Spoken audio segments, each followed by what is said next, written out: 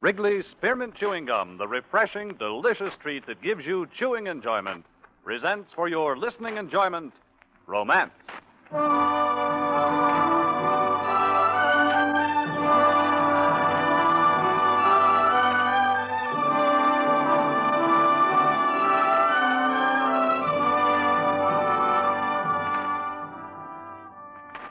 Romance, bringing you stories by the world's greatest romantic authors.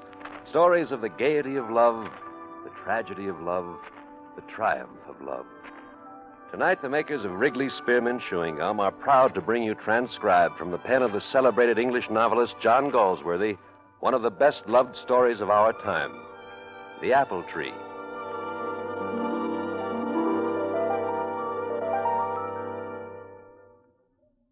To make every day more enjoyable, treat yourself often to refreshing, delicious Wrigley's Spearmint Chewing Gum.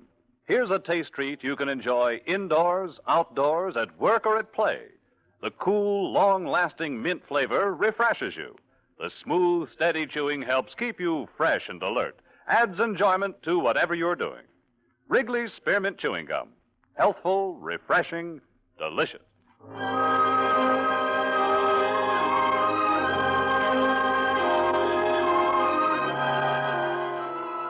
Now, with Anthony Ellis starred as Frank Ashurst, here is the first act of The Apple Tree.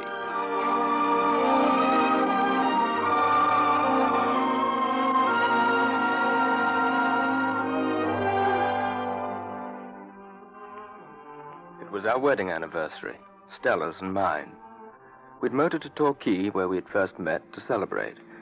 And Stella had suggested that we take a lunch and drive out on the moor. It'll be so lovely there, Frank, and quite warm in the sun.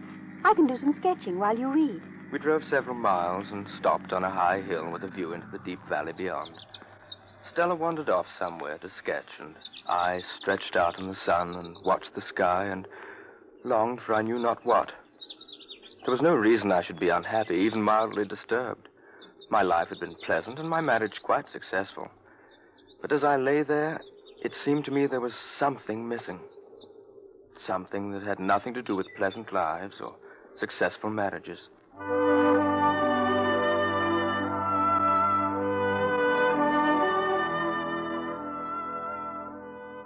The familiar words of Hippolytus echoed in my mind. The apple tree, the singing and the gold. The apple tree. And then quite suddenly I remembered. Once I had stood on this self-same hill. I knew the valley into which I looked, that ribbon of road and the old wall behind. Life has moments of sheer beauty, of unbidden, flying rapture, but they last no longer than the span of a cloud's flight over the sun. I had stumbled on just such a moment in my own life. I had stumbled on a buried memory, a wild, sweet time.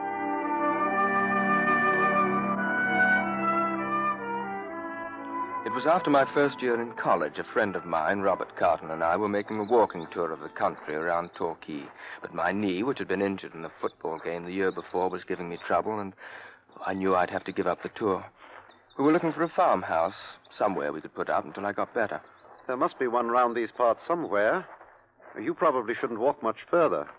Why don't I go ahead and reconnoiter? Righto. Hello. Looks as if I won't need to. It was a girl. The wind blew her crude dark skirt against her legs and lifted her battered tam o' shanter. It was clear she was a country girl, for her shoes were split and her hands were rough and brown and her dark hair waved untidily across her forehead. But her lashes were long and dark, and her gray eyes were a wonder, dewy as if opened for the first time that day. Hello. Hello. Could you tell us if there's a farm near here where we could spend the night? My friend's getting pretty lame, can't walk much further. There's our farm, sir. Oh, could you put us up? I'm sure my aunt would be glad to. If you like, I'll show you the way. Well, we'd appreciate it very much. It's not very far. Just down in the valley. Are you a Devonshire girl? No, sir. I'm from Wales. You're very young, aren't you? I'm 17, sir. Oh. What's your name? David. That's a good Welsh name. I'm Robert Carton. My friend here is Frank Ashurst. How do you do to both of you? I'm sorry about your legs, sir. It isn't far now. Right through the apple orchard, and we're there. Just through a narrow wood we came on the farm. A long, low, stone-built house with casement windows. And a farmyard where pigs and fowls and an old mare were straying about. And in front, an old orchard of apple trees just breaking into flower. A woman stood by the door watching us as we approached. This is Mrs. Narracombe, my aunt. Yes, we met your niece on the road. She said you might put us up. Well, I can if you don't mind one room. Megan, get the spare room ready and a bowl of cream.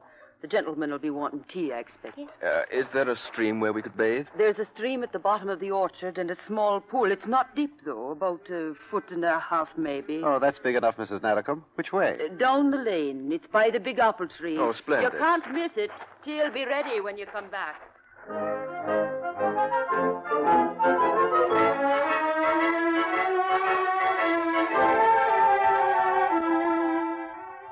Will you gentlemen care for more tea? No, thanks, Megan. Then I'll take the things away. Megan, Sir? how many of you live here? There's my aunt and her 2 young nephews. The boys you saw as you came. Nick and Rick, they're called. Then there's old Jim, the hired man, and Joe. Oh, quite a family. Oh, yes, sir. If there's anything else you want, just call. Pretty thing, isn't she? She's like a flower. A wild flower you come upon unexpectedly in the woods. She has caught your fancy. Bit poetic for me, but I see your point. Emotionally, she'd be wonderful. Just needs awakening. What do you say we go into the kitchen and see more of her? No, thanks. You go. My knee hurts. I'm going to bed.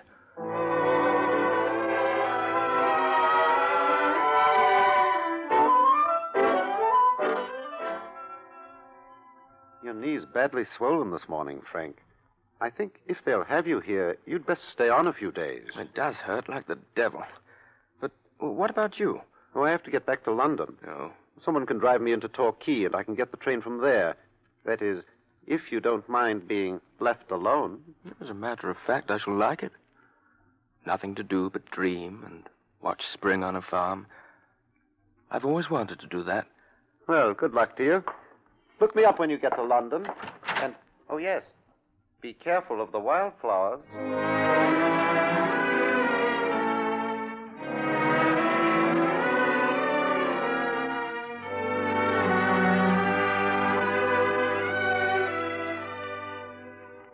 It was good to be left alone, and they were glad to have me.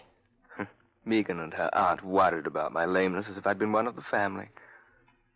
Only the boy Joe seemed to be unhappy at my presence. I would look up and suddenly find him watching me with a kind of stolid suspicion. Particularly was this so when I was with Megan. From the very first, I felt that Megan liked me. She performed little kindnesses for me that weren't part of her duties, and as the days went by, I began to expect them. When I woke in the morning, the thought of her made me anxious to be up and downstairs. Even if I didn't talk with her, I liked to be near where I could hear her singing at her work. One day, I was down by the big apple tree, and the little boy Nick was playing there by the pool. Watch out, mister. The gypsy bogey will get you. Ooh. And what do you mean by the gypsy bogey? The gypsy bogey sits on that stone there by the apple tree sometimes. Oh. What does he look like? Don't know. Never seen he. Megan says he sits there, and old Jim seed it once. He was setting there not afore our pony kicked in father's head. He plays the fiddle. Megan's afraid of he. Oh? But she's not afraid of you. She says a prayer for you. How do you know that, you little devil? When I was asleep, she said, God bless us all and Mr. Ashes. I heard her whispering. You're a little ruffian to tell what you hear when you're not meant to hear it. Nick? Here we are, Megan. Oh, and I've been looking all over for the rascal. You go into the house at once. Auntie wants you. Go on with you. I told you about the gypsy bogey. Go on now. No more nonsense out of you. Children are silly sometimes. I don't think so. They're often more sensible than grown-ups. Tell me, Megan, what's the gypsy bogey they're talking about? He brings bad things. Oh?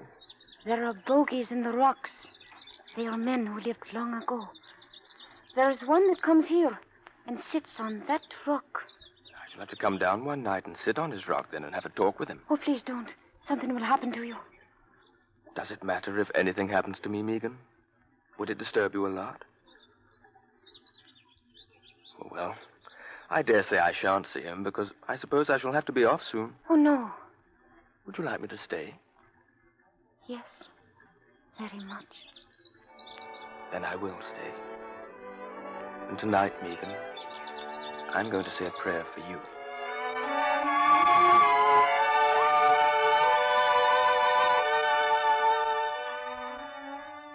It was the following Sunday after my talk with Megan that I was lying in the orchard listening to the birds sing. I heard the gate swing open and I saw Megan running through the trees with the boy, Joe, in hot pursuit. No, leave me alone, please. Leave me alone, I tell you. Megan, Don't, Joe, don't kiss me, please. What Oh. I beg your pardon. It's you. Well, he's gone anyway. I'm so ashamed that you saw. How dare he do that? Because he's in love with you, probably. You want me to punch his head for you? You're laughing at me. You're laughing at us. All of us. Oh, no. No, that's not true, Megan. You must believe me. That's not true. Oh. Wait. Your hair. It's caught in the apple blossoms. Don't move, Megan. Oh. You're beautiful with those clusters of pink blossoms in your dark hair. Megan. Megan?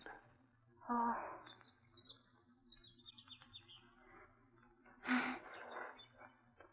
You're very, very sweet, Megan. You too? Megan, come here tonight to the big apple tree after they've gone to bed. Megan, promise? I promise.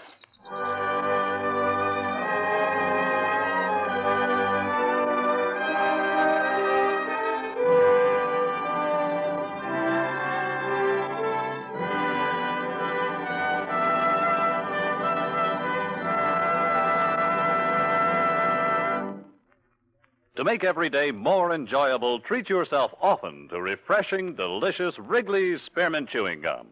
The lively, full-bodied real mint flavor cools your mouth, moistens your throat, freshens your taste. And the chewing itself gives you a little lift, helps you keep going at your best. So for real chewing enjoyment that's refreshing and long-lasting, always keep Wrigley's Spearmint Chewing Gum handy. Healthful, delicious Wrigley's Spearmint Gum will make every day more enjoyable.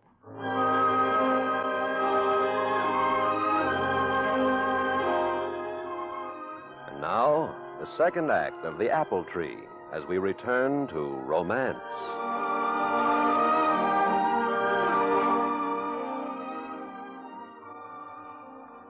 For a long time, after Megan had fled away through the trees, I stood there, alone in the orchard. This was the beginning. Of what?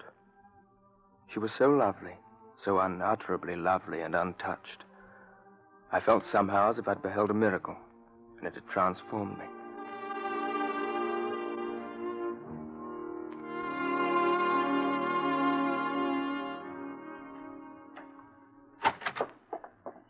Mr. Ashurst. Oh, hello, Joe.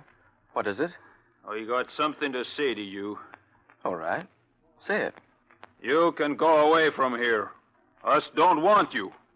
What do you stay here for? Oh, because I want to. It pleases me. It won't please you when I've bashed your head in. Indeed. And when would you like to begin that? And Megan don't want you. You can go to the devil. I went out into the garden. I was a little sick. A few words from the lips of an angry boy had suddenly tainted a thing of beauty and made it ugly. I walked on toward the wild meadow.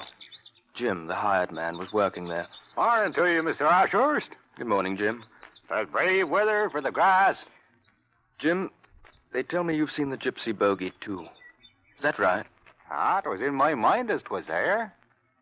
Was there a moon? Yes, very near full. But 'twas only just risen, gold-like behind them trees. Of course, Megan knows. She's seen him, sure. She's sensitive. She feels everything. Seem very loving-hearted. Loving-hearted. Yes, that was it. What was I to do about this girl that loved me so, and whom I loved? I walked for a long time. In the orchard, I broke off a spray from a crabapple tree. The buds were like Megan, shell pink, rose pink, wild and fresh. And the opening flowers white and wild and touching.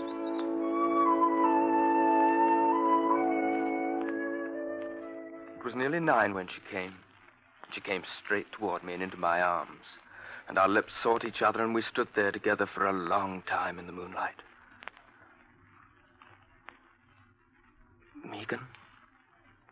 Megan, why did you come? Sir, you asked me to. Megan, dear, don't call me sir. What should I be calling you? Frank. Oh, I could not. But you love me, don't you? I could not help loving you, and I want to be with you. That's all. Oh.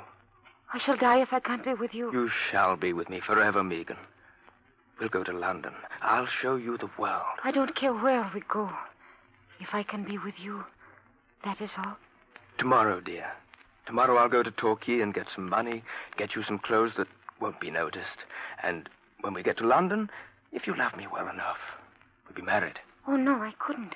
I only want to be with you. Oh, Megan, I'm not nearly good enough for you. Tell me, when did you begin to love me? When I saw you in the road and you looked at me. The first night I loved you. But I never thought you'd want me. Oh, my darling. My darling. Oh, look. The gypsy bogey. Where? There. Well, I don't see anything. There. Sitting on the stone under the tree. Oh, but Megan, there's nothing there. Only the moonlight on the rock. I saw him, and I'm afraid. It's a bad sign. I must go in. Darling Megan, there was nothing there. There's no gypsy bogey. It's only your imagination. You don't see the bogies, but I see them, and I know. Good night. Good night. Megan! I heard the gate click, and I knew she'd gone. Instead of her, only this old apple tree and the scent of the woods. A little part of her. And above me and around, the blossoms, more living, more moonlit than ever, seemed to glow and breathe.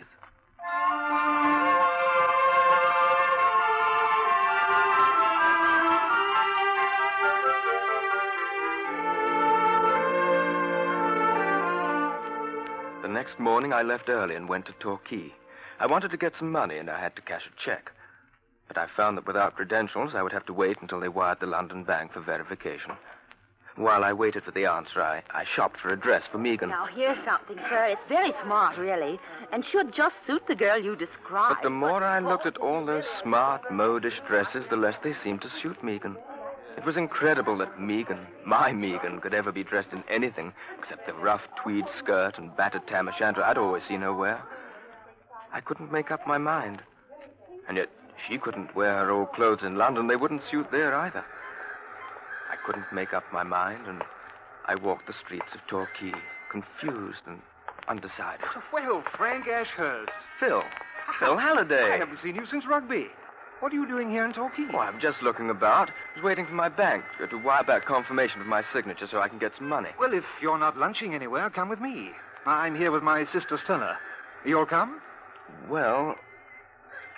Oh, all right, yes, I should love to. That's splendid. Oh, we'll have a lot to talk about. And Stella will be pleased. It's been pretty lonely for her with nobody but an older brother for company. Come along. Oh, Oh, no. Oh, great Scott, I'd completely forgotten the time. It's after 3. The bank's closed. Well, that's great. That means you'll have to stay over in Torquay. You can't get any money today. Oh, but I can't do that. Well, we should love to have you. I know Phil's getting bored to death with me, and we've had such fun. Yes, it has been fun. I've been rustic for so long I'd almost forgotten how pleasant London talk was. Why don't you come on a picnic with us tomorrow? Oh, I'm afraid I couldn't, Oh, really. please do. Well, what is there to call you back to the farm? You'll only have to come back tomorrow to cash your check. Yes, that's true. I hadn't thought of that. Very well, I'll stay. Oh, Ah, good. that's great. We'll make a day of it tomorrow.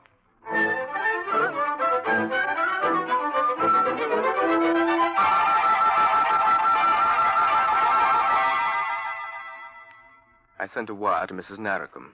I hoped that Megan would understand. Just this one day away from her wouldn't matter. It was the life that I'd always known. Gay, cheerful, normal people. Just a few more hours of their life before I left it altogether didn't seem a wrong thing to do. Stella was a pretty thing. Curious, the calm way she looked at me, as if she understood everything and would never question too deeply. Oh, hasn't this been wonderful? Wonderful, wonderful. Can I help you with the picnic things? Never mind, thanks. I'll rinse them off in a minute.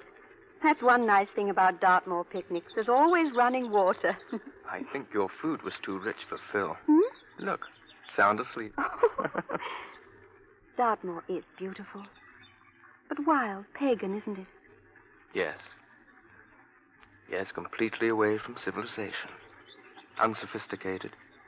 Untouched.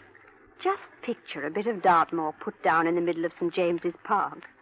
Yes. But then it wouldn't really be Dartmoor anymore, would it? No, I suppose not. Wild things don't transplant well. Well, we should get started if we want to get back to Torquay before dark.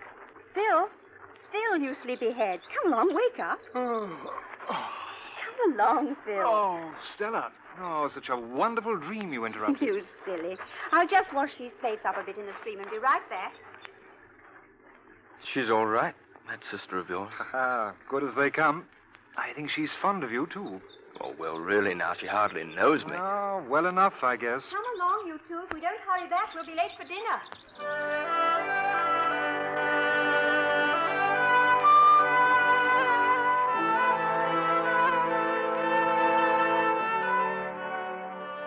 That night, I couldn't sleep. I thought of Megan. I was with her again under the living, breathing whiteness of the blossoms.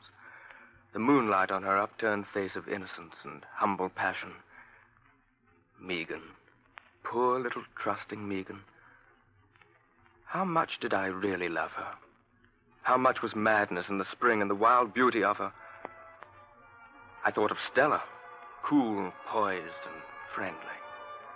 She belonged to the world I knew and understood, a world that understood me. Megan didn't understand, and she could never belong. She loved me, but was that enough for either of us? I didn't know what to do.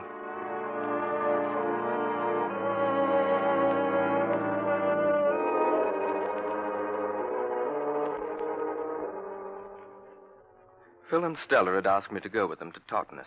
I hadn't given them a definite answer, nor had I sent any further wire to Mrs. Narracombe. Today, I had to decide. I knew that. I went out for a walk along the cliff wall. There was a high sea running. There weren't many people out. I'd walked a mile or so, I guess, before I saw her.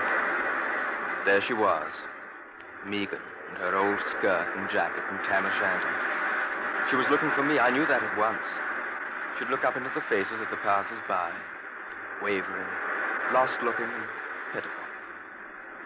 I followed her for a long, long way. Once she stopped and leaned against the seawall, and I wanted her again. I wanted her kisses, her abandonment, all her quick, warm, pagan emotion, and the wonderful feeling of that night under the moonlit apple tree.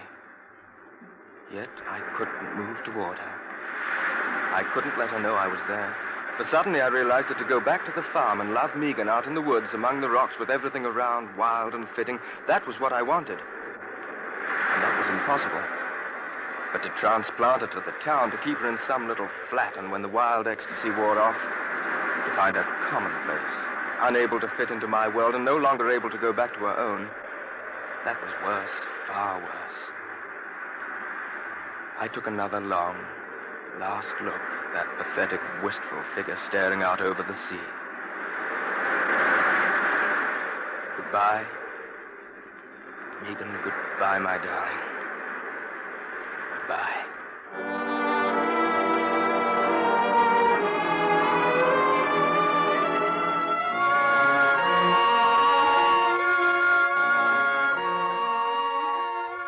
days later, I went back to London, traveling with the Hallidays. And on the last day of April in the following year, Stella and I were married. All this I remembered as I sat there on the hill in the warm sun. And as I remembered, an ache for a lost youth, a hankering, and a sense of wasted love and sweetness gripped me. And the sun was no longer warm. I got up and walked away down the road. There was a man standing by what I saw was a grave, an old man. The grave was by the crossroads, and there was a moorstone to the west, and on it someone had thrown a blackthorn spray and a handful of bluebells. Afternoon to you, sir. Nice day for a walk. Can you tell me whose grave this is? Well, no, that's quite a story. 'Twas a poor soul that killed herself. It was a long time ago. She was a pretty girl, but too loving-hearted. Too loving-hearted? I was working for Mrs. Narracombe in them days, and she was, too. There was a college gentleman staying with us. She took a fancy to him. He was a nice fella, too. And then one day he went away sudden like, and he never come back. After that, she was crying a lot, and then one day I found her. She was lying in a pool by the old apple tree, by the stone where the gypsy bogie sat. Oh. That was June then. But she'd found a little bit of apple blossom and stuck it in her hair. I walked away. I'd heard enough. On the top of the hill, I lay down and buried my face in my hands. Megan's face brushed close. Megan, with a spring of apple blossoms in her dark, wet hair.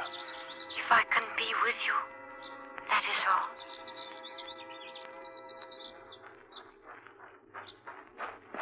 Oh, there you are, Frank. Look at my sketch. It's pretty, don't you think? Very pretty. Still, there's something wanting, isn't there? Yes. There was something wanting.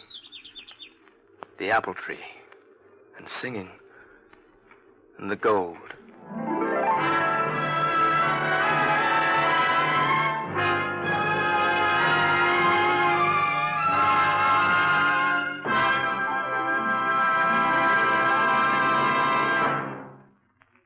Remember, friends, to make every day more enjoyable, treat yourself often to refreshing, delicious Wrigley's Spearmint Chewing Gum. There's lots of cooling, real mint flavor in every stick. And chewing Wrigley's Spearmint helps keep you feeling fresh and alert. You feel better, work better, get more fun out of doing things. So indoors, outdoors, wherever you go, keep some healthful, refreshing Wrigley's Spearmint Chewing Gum handy. To make every day more enjoyable, treat yourself often to delicious Wrigley's Spearmint Chewing Gum.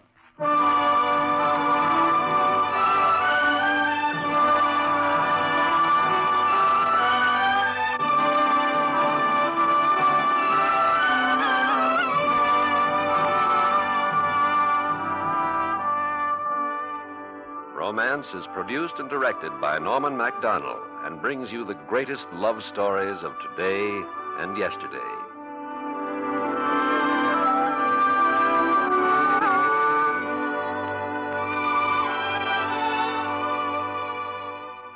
Tonight, transcribed from Hollywood, you have heard John Galsworthy's The Apple Tree, starring Anthony Ellis. Editorial supervision is by John Meston, and musical supervision by Alexander Courage.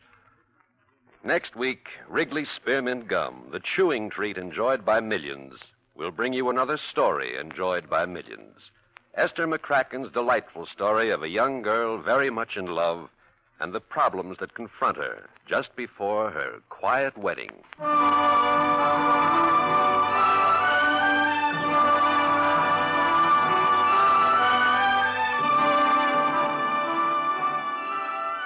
Be sure to be listening next week when the makers of Wrigley's Spearmint Chewing Gum bring you Quiet Wedding. This is Bob Stevenson speaking, and this is CBS, the Columbia Broadcasting System.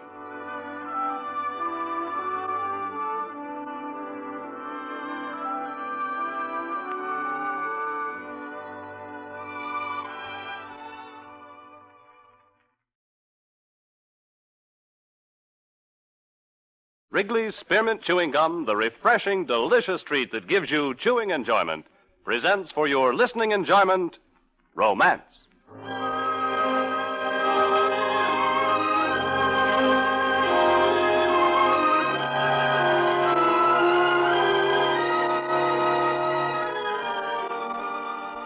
Romance, bringing you the finest stories of the world's greatest romantic authors.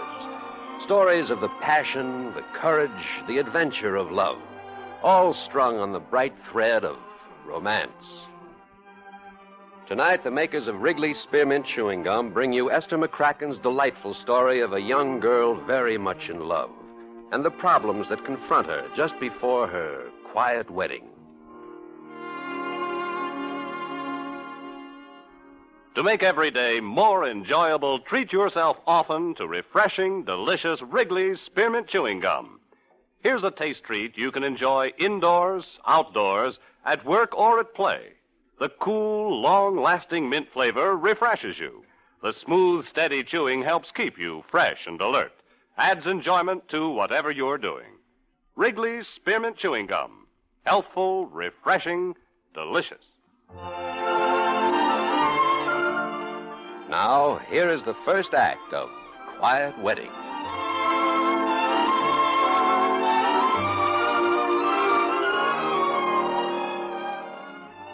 This is a story not so much of marriage itself, but of the hectic times before a marriage begins. The hours and days and weeks of feverish preparation, all leading up to the final scene. The quiet wedding in the conventional setting. The church banked with flowers. The familiar march from Lohengrin.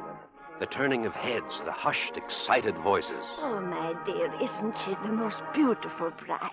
It's all so lovely. I think I'm going to cry. When you're a spectator at a quiet wedding, you forget all the trouble that led up to it. Trouble that begins in such a simple way. The trouble that hides itself under a simple, everyday remark. For instance, like this. Janet, I'd like you to meet Dallas Chater, an old friend of mine. Dallas, it's Janet Roy. Hello, Janet. Hello, Dallas. May I have this dance? I'd love it.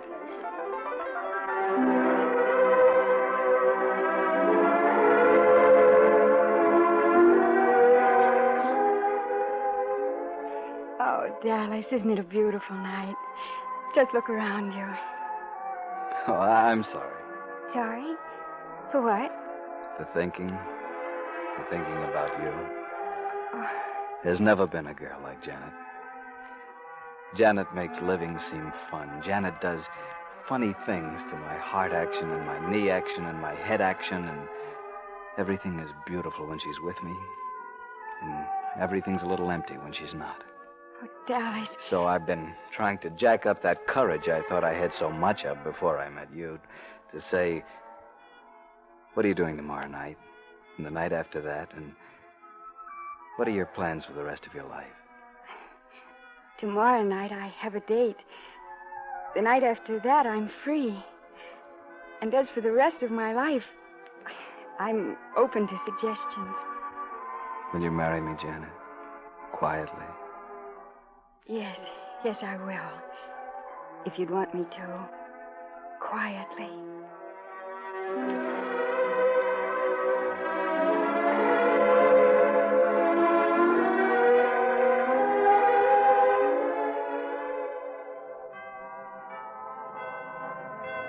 To the beholder weeping in the third row, the quiet wedding is a thing of transcendent beauty, the bride of vision in satin and lace, the bridesmaids fragile apparitions and tulle, the groom a proper background for the splendor that is marching towards him, and the whole 20 minutes something spent in heaven, where marriages are undoubtedly made. The bride thinks of it like that all during her schoolgirl years. But as her actual wedding day approaches, her attitude begins to change. At least that's the way it was with Janet Roy the day before her wedding. I wish I was in Tibet, way back in the mountains of Tibet. Janet! And the farther back the mountains, the better. I'm sorry, Mother, but that's the way I feel. Did you have lunch with the bridesmaids, Janet? Yes, Aunt Mary, I lunched with the bridesmaids. Oh, and you saw their precious little hats, or caps, or halos, or whatever they are. I certainly did, Mother. And the Barton girls are dears, but I don't think their faces were ever meant to go with flowers. Oh, Janet, this is most upsetting. Mother, darling, please, let's don't talk about But them. what's wrong with them? Are they too high or too low or too... Mother, I've seen bridesmaids' faces all afternoon. I just don't care anymore. Janet, is Dallas coming this evening? Yes, Aunt Mary, I think so. Lots more presents have arrived, dear. You haven't even looked at them. Oh, Mother, you open them. Oh. Aunt Mary, did you hate getting married as much as I do? Hate it? My dear, I reveled in it. I was the important member of the family for the first time in my life, and I had 12 pairs of stockings without a darn in one of them. Well, I suppose the stockings are something in its favor. Now, Janet, Mother is not going to listen to any more of this talk. I'm upset enough. I'm going out to the kitchen. Aunt Mary, I don't want to get married. I don't want to get married at all. I don't know whatever made me think I did. Oh, you're just tired, my dear. You bet I'm tired. I'm tired of trying on dresses and arguing about underclothes and trains and hotels. I'm even more tired of watching the family assemble. People we didn't even know we were related to. And they all act as though they were coming to a wake. In another 24 hours, they won't matter at all. But that's just it. They will. All this fuss everyone's made seems to have killed something lovely between Dallas and me. But when I'm with him now, I can't find anything to say to him. He's just the person I've got to go through this farce with. You're not the first and only person who has felt like that, Janet. This being decked out for mating. It's positively indecent. I wish we'd run away when we first found out we loved each other. If we had, we might still be in love. My dear, when this wedding's over and you're away from everybody, you'll find you're just as much in love as ever. Well, I don't see how we'll ever find out anything. We're separated by miles and miles of white satin and those bridesmaids' hats and... Hello, darling. Oh, hello, Dallas. Hello, Aunt Mary. How's the general production management? Oh, splendid, thank you. If you'll excuse me a moment, I want to find Mildred. She wandered off a few minutes ago and hasn't been heard from since. It isn't necessary to leave us alone, you know. That's right, Aunt Mary. Mix yourself a fog cutter. I'll turn on the radio. What we need is music and soft lights and good company. Dallas, that's too loud. That's a pretty piece. What's the name of it, Janet? My Romance. I've always liked that piece. They used to play it all the time at the school dance. How nice. I was going with a girl named Beverly then. It was a favorite of hers. Indeed. Was she pretty? Pretty? Oh, a tall blonde with a walk like a tiger. Really? Well, it's a shame I'm not a blonde. You'll do the way you are. Oh, don't do me any favors. Say, what's eating you lately? Nothing at all. Well, I hate to monopolize the conversation. Besides, there are a few things I really must attend to. Haven't we had just about enough of this music? Hello, darling. I suppose you called her darling, too? Who? That My Romance girl. Well, I'll be darned. You're jealous. Oh, don't flatter yourself. Oh, Jan, don't be silly. I was just kidding. You listen to some ridiculous tune on the radio and go off on a tangent about some tiger you knew in school. I didn't marry her, did I? Oh, you probably wanted to. If I had, I would have. You're pretty sure of yourself, aren't you? Oh, look, Oh, Jan. please don't touch me. Well, that's a charming attitude, I must say. What's got into you, Janet? Nothing. Now, look, we've been talking to each other like strangers all week. I don't know what's happened. Everything's different. If you're unhappy, I think we should talk it out. After all, we're getting married tomorrow. I realize that's what's expected of us.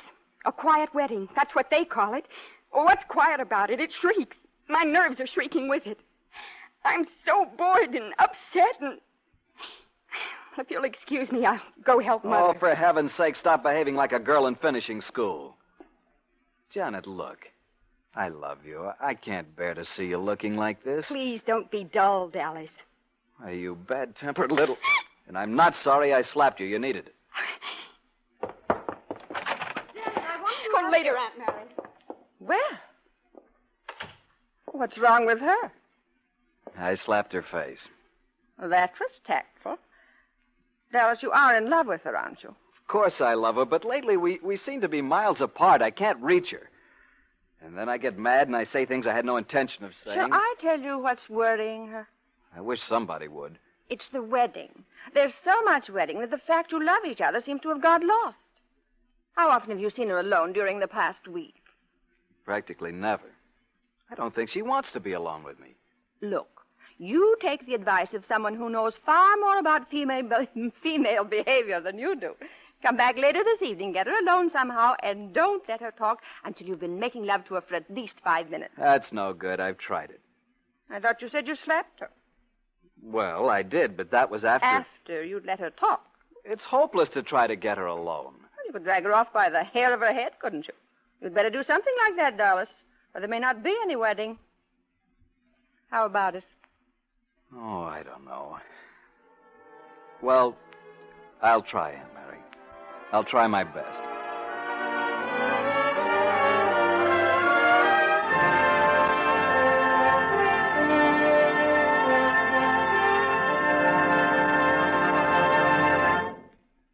To make every day more enjoyable, treat yourself often to refreshing, delicious Wrigley's Spearmint Chewing Gum.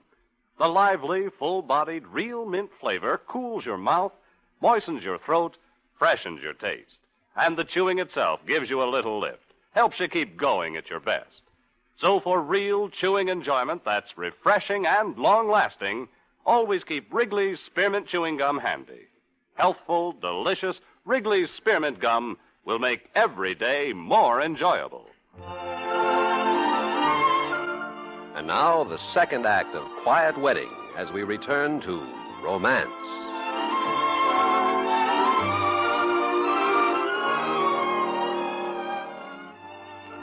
Father, Yes, Janet? there's something Father, what would you say if I told you I'd changed my mind and didn't want to get married tomorrow after all? Janet. Oh, Mother, please. I'd say, then don't. Do you mean that, Father? Oh, now, she's tired and nervous, Arthur. She doesn't realize what she's saying. For heaven's sake, don't encourage her. Well, the idea has its appealing side. At least I wouldn't have Cousin Bob wheezing down my neck tomorrow. Oh, look, Father, I'm very serious, so please don't say anything you don't mean. All right, my dear, I won't. I'll just say this. Once the guests arrive at the church tomorrow, you must go through with it. But you can change your mind any time up to then. Oh, Arthur, dear, don't. You're making me perfectly miserable, and you know it's all nonsense. I don't know any such thing. Oh. I mean every word I'm saying. Oh, Father, you're a darling. Yes, you're right. Of course, I might run away and get married. Oh, no, you don't, young woman. A romantic refusal at the last moment is one thing, but sneaking off and leaving everything flat after all the money I've paid out is another. No. No, if you marry Dallas at all, you marry him tomorrow morning at 11 o'clock, wearing your full regalia. A dress costing $162.50, complete with slippers, veil, and so forth. Standing afterwards under a marquee that cost $50. Eating a handsome lunch at $3 a copy. Drinking domestic champagne at $5 a bottle. With the exception of 3 bottles at $9 each for the bride's father and his special friends. No, I've paid plenty for this quiet wedding, and if there's any marrying to be done, I'm entitled to my money's worth. Oh, my Arthur, you're wonderful. Yes, you're right. Well, what do you say, Janet? I'll have to think about it, Father. I'll have to let you know.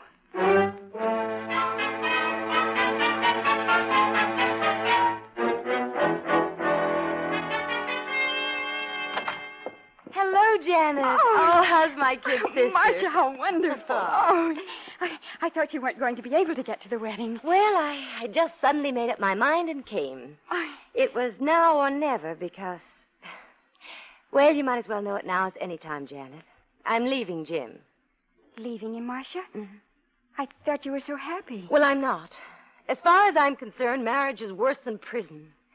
Did you ever stop to think what it's like to be married to one man, the same man, day in, day out, the same voice, the same mannerisms? Oh, after a while, you'd commit anything from murder to suicide to get away. You were certainly in love with him when you married him. No, I wasn't. I knew on my wedding day that I was making a mistake, but I was too much of a coward to call the whole thing off. All he talked about the day before we were married was some other girl he used to know. Can you imagine? I certainly can. But why did you just decide to leave him now, after all this time? I'll tell you why. I'll give you an example. Every night after dinner, we have coffee. Nothing unusual in that. But every night when it comes in, Jim says, coffee, as if we never had it before. Night after night after night. And that isn't all. Dinner's at 7:30 every night. Every single night, 7:30. And yet when the gong sounds, he always looks at his watch and says, "Dinner so soon?" Well, if that's marriage, they can keep it. It doesn't sound very attractive. Jan, I've been worried about you. Are you sure? I'd hate to have you make the same mistake I did. Are you absolutely positive? Yes. No. I don't think... Oh, Marcia. Well, if you have any doubt at all, you sit down this instant and write Dallas a note. Tell him there isn't going to be any wedding until you are sure. After all, honey, this is for the rest of your life. Yes. Yes, it is. For the rest of my life. Marcia, I think I will write a note. It's the only thing to do.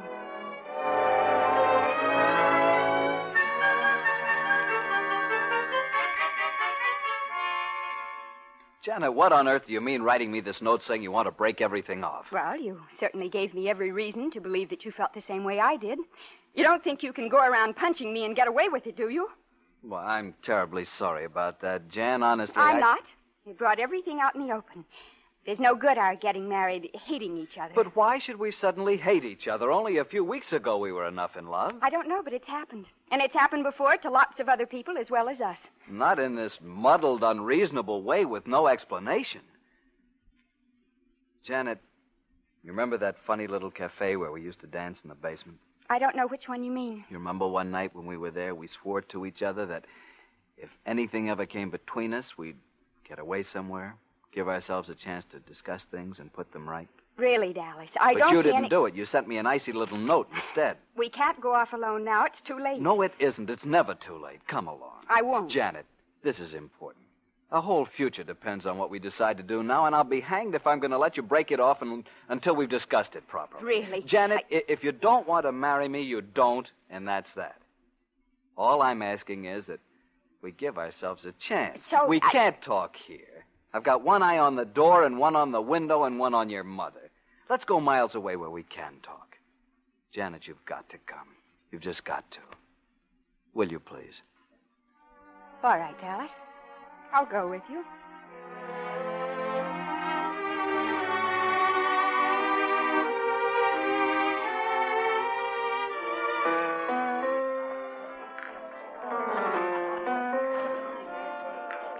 You're still the best dancer I ever knew.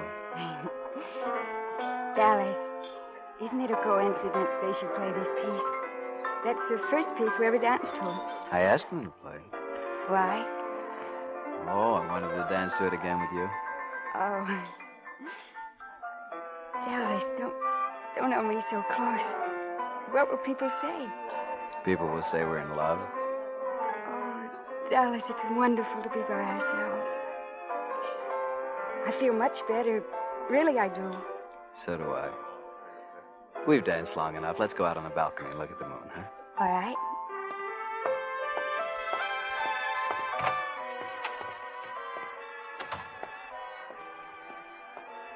Dallas. Hmm?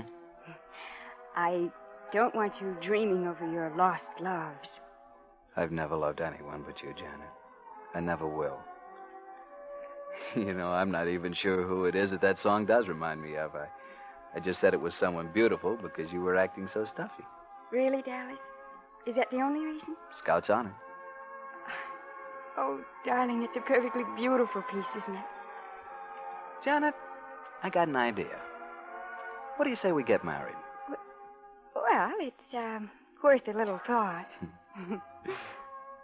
Just look at that moon and those stars and, well, look at all those lights.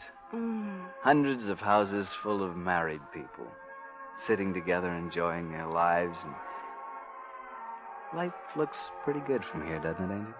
From where I sit, it looks wonderful. Dallas, let's go and look at our house, the one we plan to live in. All right, let's go.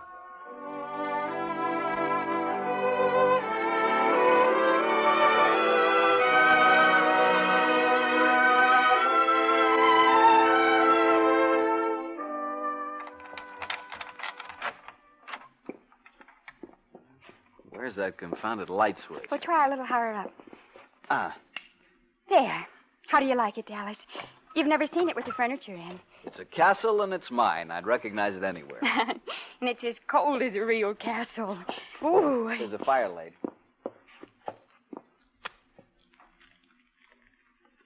There.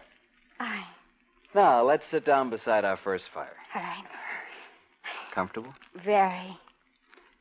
Let's pretend. Pretend what?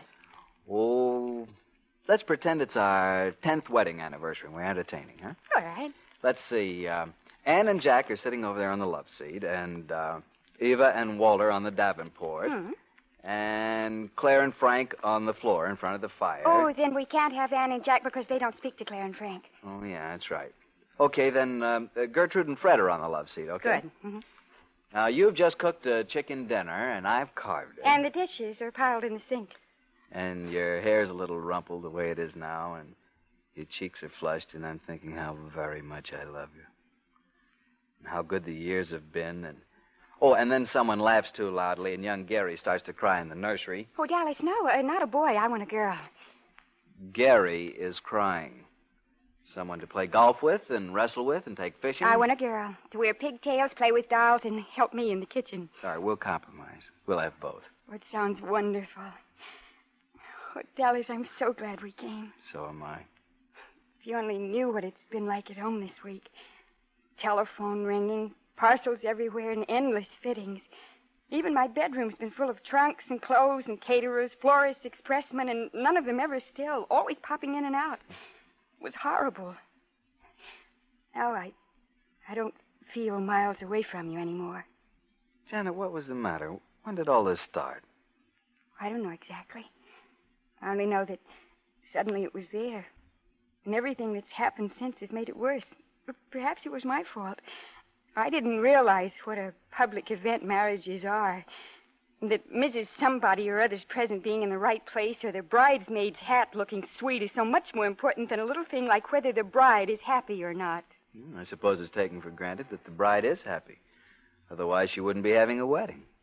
Look, don't you suppose this whole thing's been getting on my nerves, too? Your nerves? Didn't it ever occur to you that I might be having the same sort of problems? Well, of course not. You're so matter-of-fact. Well, just because I happen to be able to exercise more control than some people. Oh, thank you. Yeah, see, there's something wrong with anyone who goes around crying all the time and about such silly things as whether the grain in a table is right and because Mrs. Tisdale's vase got broken. Well, if that's the way you feel about me, it's a good thing we found it out before we got married. I am merely trying to point out that I at least knew something was wrong. You were too wrapped up in your own feelings to care how I was feeling. That's not true, Dallas.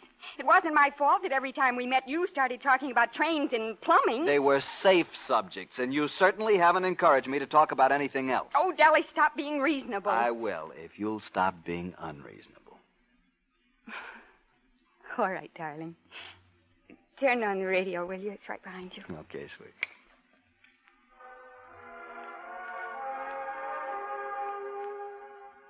There's that song again. It's all you hear on the radio now. Oh, Dallas. Dallas, I knew all along I was being silly and unreasonable, but I couldn't tell you what was the matter. You were so far away. I wasn't really far away. I was just scared to death. I realized suddenly that I was taking on a rather large responsibility. And then it was a busy week at the office. Oh, I'd forgotten all about your office. Oh, you mustn't ever do that. The office is very important. I shall expect you to minister to my comforts when I come home tired from the office. All the husbands in stories come home very tired from the office, so don't you dare forget about it ever in the future. I won't, Dallas. Then I take it there is going to be a future? I take it there is. Dallas, do you know you haven't kissed me yet? Well, that's easily fixed. Dallas, do you really love me? Madly. And will you love me forever? Until the end of time. Darling, I'm so glad. Isn't it funny how you can be so utterly happy when you've been so utterly miserable? Very funny. Dallas, I don't want to go home tonight. What? I want to stay here. I'm afraid to go back there. Well? We're all right now, but our nerves are still a little raw, and people keep twanging on them at home. We can go back tomorrow and let them have their quiet wedding. We're sure now, aren't we? Oh, darling, I never was so sure of anything in my life. But don't make me go back, Dallas. Not until morning. I'll be fine in the morning. You can have the bedroom, and I'll stay here on the couch. I'm almost asleep already. All right? All right, darling. Whatever will make you happy.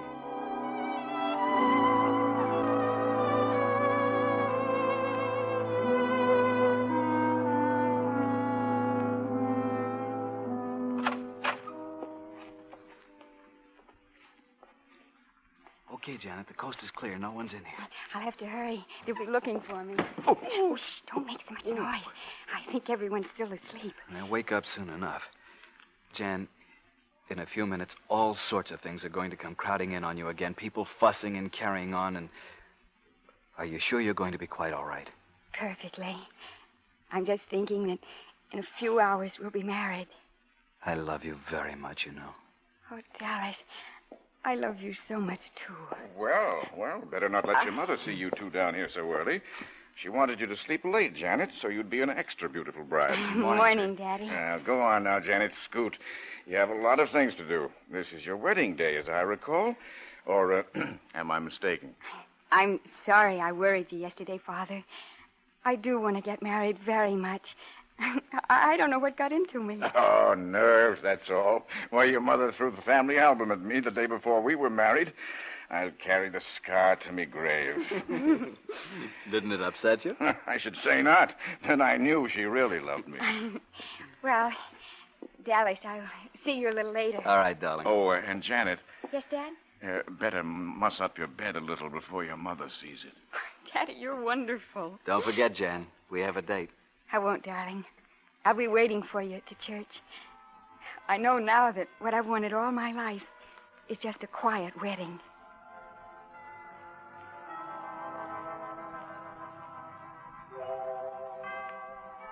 A few words between a boy and a girl. That's how the trouble always starts. And here's how the trouble ends.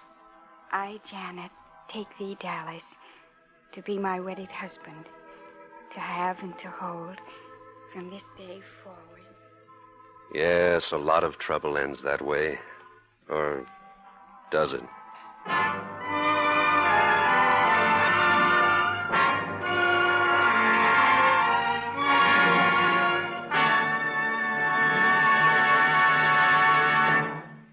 Remember, friends, to make every day more enjoyable, treat yourself often to refreshing, delicious Wrigley's Spearmint Chewing Gum.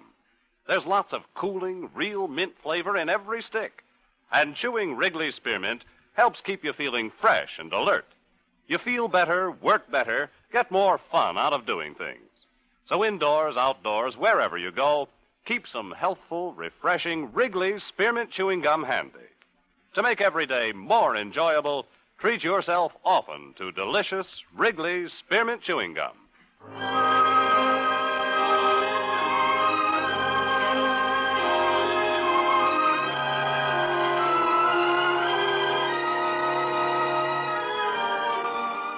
Romance is produced and directed by Norman MacDonald and brings you the greatest love stories of today and yesterday. Tonight you have heard Esther McCracken's Quiet Wedding, written for radio by Gene Holloway and starring Harry Bartell and Sammy Hill. Editorial supervision is by John Meston and musical supervision by Alexander Courage. Next week, Wrigley's Spearmint Gum, the chewing treat enjoyed by millions, will bring you another story enjoyed by millions. It is one of the best known of all fanciful romances, the tale of Germelshausen.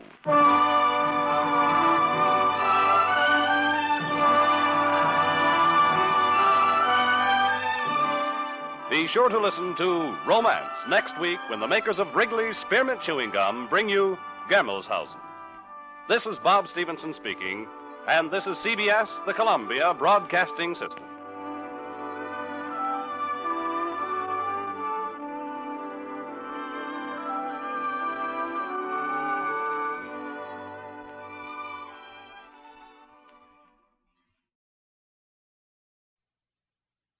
Wrigley's Spearmint Chewing Gum, the refreshing, delicious treat that gives you chewing enjoyment presents for your listening enjoyment Romance.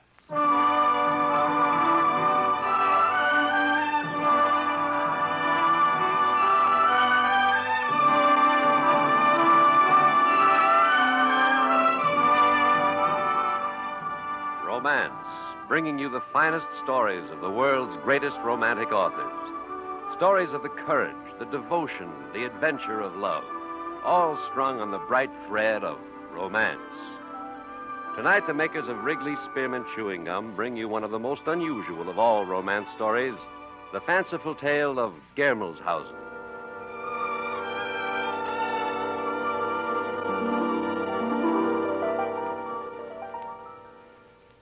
To make every day more enjoyable, treat yourself often to refreshing, delicious Wrigley Spearmint Chewing Gum. Here's a taste treat you can enjoy indoors, outdoors, at work, or at play. The cool, long-lasting mint flavor refreshes you. The smooth, steady chewing helps keep you fresh and alert. Adds enjoyment to whatever you're doing. Wrigley's Spearmint Chewing Gum. Healthful, refreshing, delicious. Now, here is the first act of Germelshausen.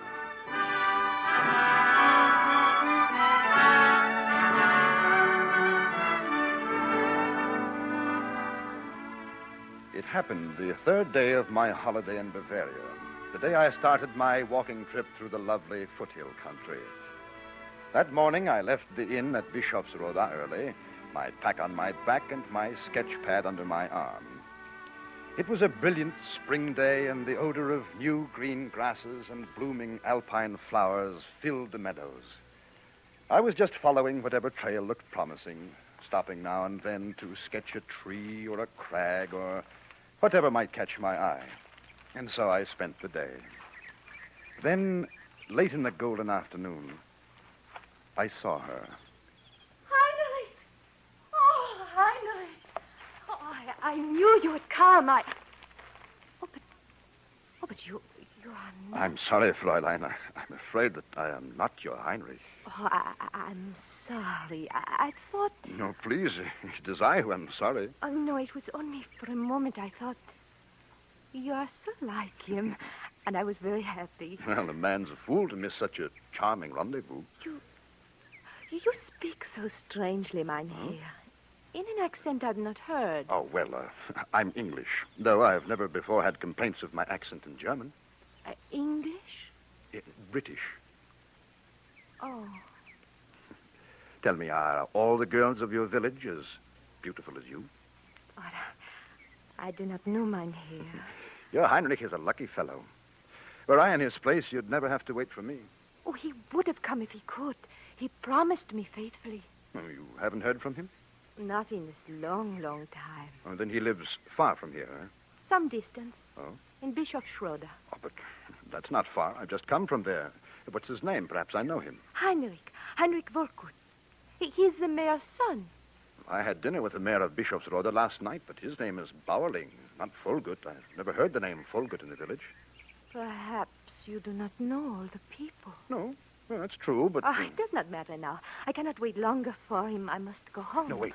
Just one moment. Here, please.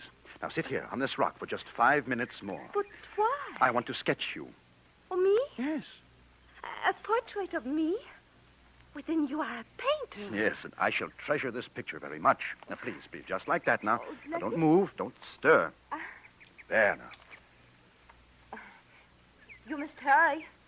Soon the bell will ring in the village church. It will be time for dinner. What is your name? Gertrude. Well, mine is Richard. What is the name of your village? Germelshausen. Germelshausen. Strange, I don't remember that name. It mustn't have been on my map. Move your head just a little more to the... There? Yes, that's right. Okay. Can I get to Wichtelhausen from there? Oh, yes, easily. By the footpath. It takes only half an hour, perhaps less. Good. Then I shall go through your village, and perhaps I'll have dinner at your inn. But you need not go to the inn. You must come home for dinner with my father and I. There is plenty. Oh, well, thank you. But, no, hold still there. Huh?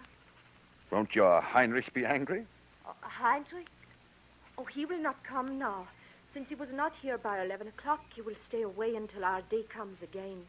Your day? What do you mean by that? Would I... Oh, there's the bell. We must go now. Yes, but... Oh, Father will be angry if I'm late. Don't you want to see your picture? Oh, my... Oh, yes. Of course, and here. See? Oh, but is that me? Of course. Oh, but she's so beautiful.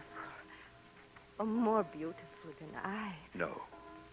No, not half so beautiful, little Gertrude. Richard, do you think that you could love me very much? Well, Oh, have I offended you? No, not offended, but... you're not serious. I am. Very serious. Oh, then you deserve a serious answer. An hour ago, I should have laughed. Rudely, I'm afraid. But somehow now, in this moment, in this place, I think perhaps I could love you, Gertrude. Very much. Oh, then, it is worth the risk. Come with me to Gelmershausen.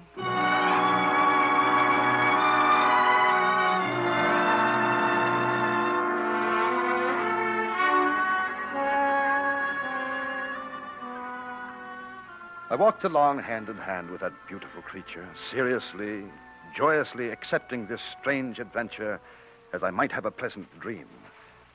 And then, as we approached the village of Germelshausen, the dream began to take on other colorations. This way. Through here. It's odd. I should have sworn that there was nothing here but a dense thicket of brambles. Instead, there are fruit trees. The village is just beyond. But there's no fruit growing. Please, Richard. We are late. Huh? Yes, I'm coming. Say, it's getting dark suddenly. There's a cloud. No, it's fog, isn't it? Lying low, just over the trees. Richard? It's extraordinary, isn't it, for this time of day and this time of year? Oh, but then that explains why I couldn't see the village. It's hidden completely. And then I... Oh, that's amazing. This is Germelshausen? Yes. Why, it's like something right out of the Middle Ages. This is extraordinary. It looks as if there were nothing here past the 12th or 13th centuries. Oh, please, Richard. You can see it all later. Now we must hurry. Father is expecting us. Us? Oh, yes, you and Heinrich. Now, I am to take his place. Huh? If you wish it. Why not? Is this some special day? Are people dressed for a festival? No, it is Sunday, but here that does not mean much. Mein Herr. Well, it's not very friendly in this town, are they? Everybody looks so glum and silent. There is my house. Hello, Gertrude. Hello, Father. It's been a long time today. And look what a smart young fellow she has brought back with her. His name is Richard, Father. How do you do, sir? Oh, please. No ceremony on the steps. The dumplings are getting cold. Come along. No Heinrich, huh? But this one will do just as well, nein? A hearty welcome to Germelshausen, young men. A hearty welcome.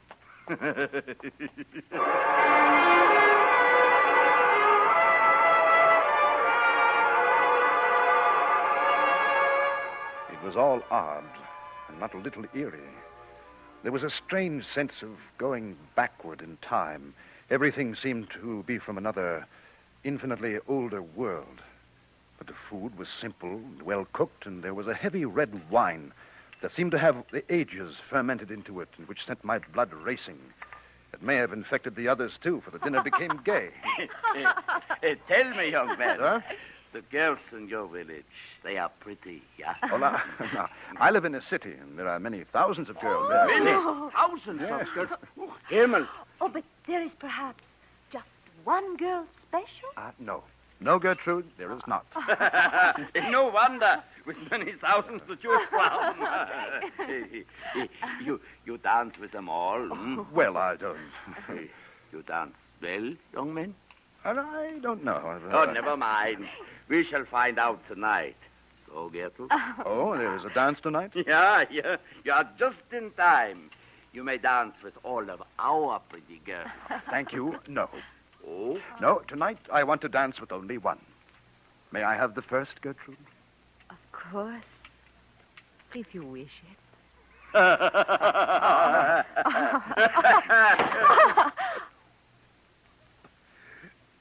Bram. Come in.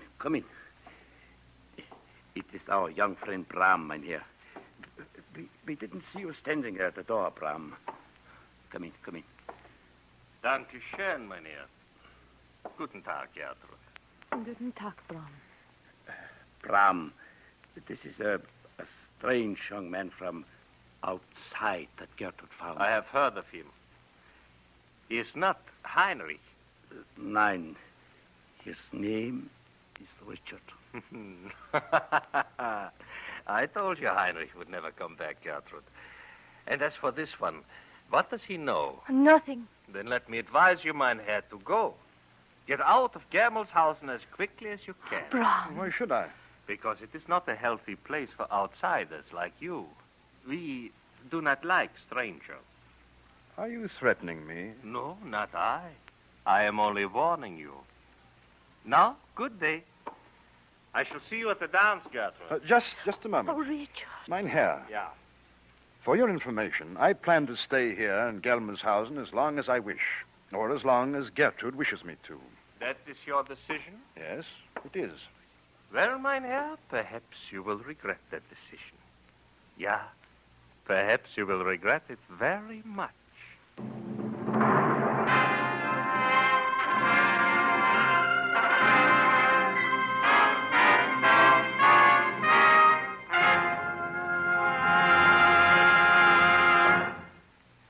To make every day more enjoyable, treat yourself often to refreshing, delicious Wrigley's Spearmint Chewing Gum. The lively, full-bodied, real mint flavor cools your mouth, moistens your throat, freshens your taste. And the chewing itself gives you a little lift, helps you keep going at your best. So for real chewing enjoyment that's refreshing and long-lasting, always keep Wrigley's Spearmint Chewing Gum handy. Healthful, delicious Wrigley's Spearmint Gum will make every day more enjoyable. And now, the second act of Germelshausen as we return to romance.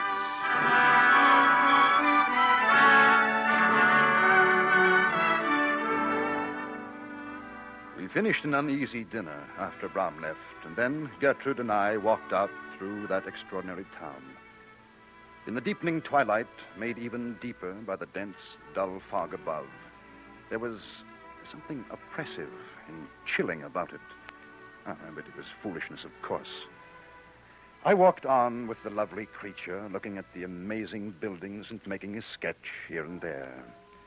At the old church, for instance.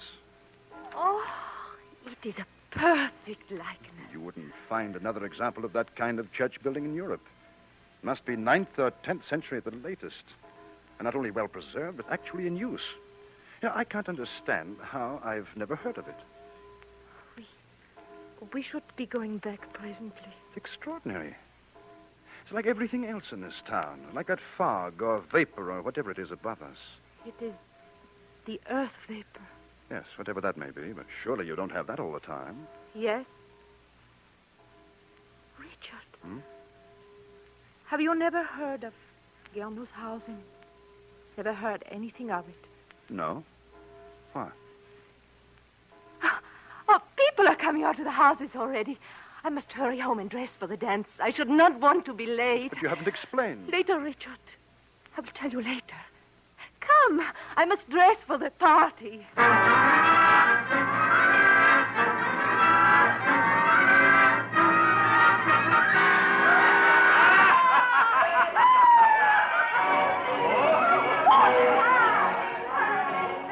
The party was all laughter and music, although music of a kind I had never heard and never expect to hear again. Strange, ancient, and eerie. But the villagers, far from being gloomy now, were dancing to it gaily. They seemed frantically, drunkenly anxious to have fun. and the party was getting noisy and raucous until suddenly...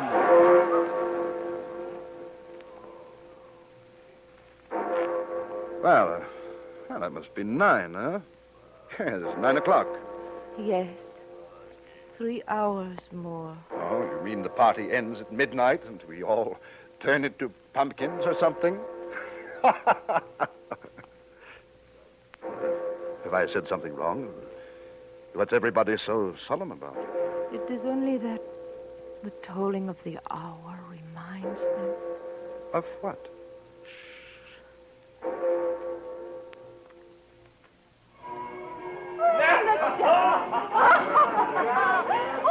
Gertrude, you have to admit it is a little strange, and I'd like to know what... Oh. What? My compliments, mistress. What is it you want, Brom? What else but your hand in the dance? The next dance is asked for and promised. To whom? The stranger? You have danced with no one else all evening. That is not your affair. I dance with whom I choose. You will excuse us? You need not be superior, stranger. The night is long. And then she is mine. What do you mean? Oh, Richard, stop, please. I warned you to go, stranger. Now I will send you away. I shouldn't try it. Not by force, no. Simply by telling you your fate if you stay, mynheer. Or allowing the lovely Gertrude to do so. But, you see? She is afraid to. She is afraid you will run away. She is afraid you will not love her enough to stay. And of course she is right. For how could any man love any woman enough to stay here in Germelshausen tonight? What are you talking about? I am talking about your life, mynheer. Not this one. Your eternal life. Gertrude, what... He is right, Richard. I should have told you before. Because of blasphemies committed here long ago, this village was condemned to eternal damnation. For you to stay on here, to love me, means that you too must risk eternal damnation. What is this? Some grisly game you play here in Germelshausen? Oh, Richard. It is no game, stranger. Unfortunately for you. This girl, in the vain hope that she might save herself from damnation, has brought you here. If you stay, at the stroke of midnight when the long night begins, you will face judgment. If your love is true, then she and you are saved. If it is not, then you too will go down to eternal damnation. If my love could save Gertrude from you, then I should be most happy to take whatever risk necessary. Oh, Richard. Oh, Richard. Very noble. But is it true? Will he sing the same tune on the stroke of 12? We shall see. We shall see.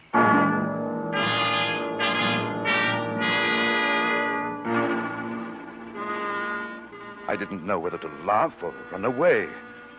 But the party was all gaiety once again, and the beautiful girl beside me seemed more lovely and radiant than ever. Oh, Richard. Oh, Richard, my love. Gertrude, I don't know what this is all about. All I know is that you're lovely. And I think I do love you.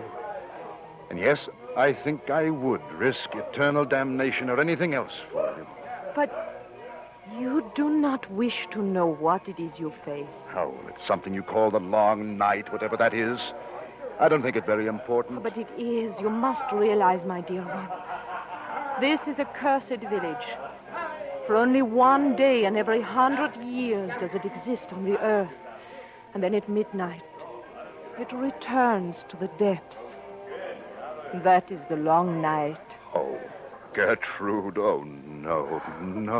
Oh, surely you don't expect me to believe that, oh, my darling. What a fantastic imagination you have.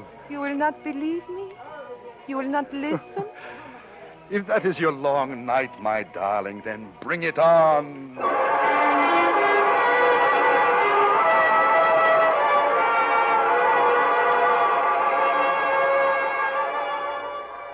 Perhaps it was the wine, perhaps it was Gertrude's beauty, whatever it was. I abandoned myself to the gaiety and the dream.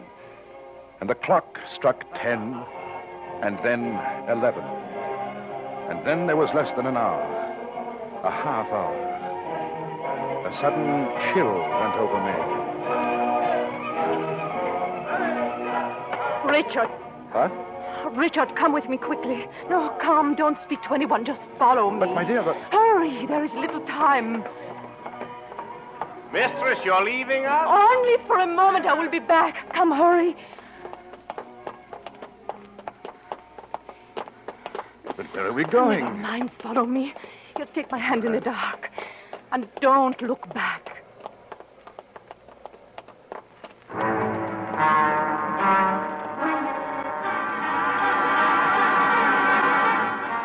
We rushed through the deserted town. We stopped only once at her house, where she got my pack and sketchbook and gave them to me.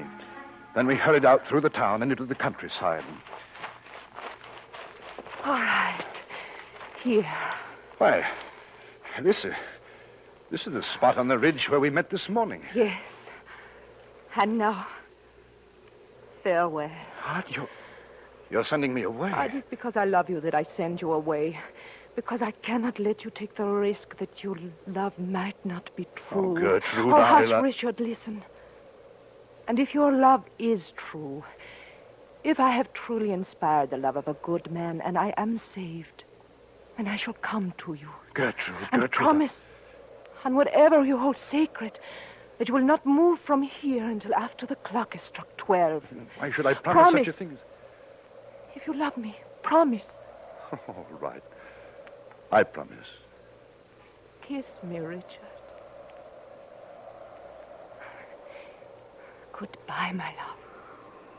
Gertrude. Wait, Gertrude. Bye, Richard. Goodbye. Gertrude.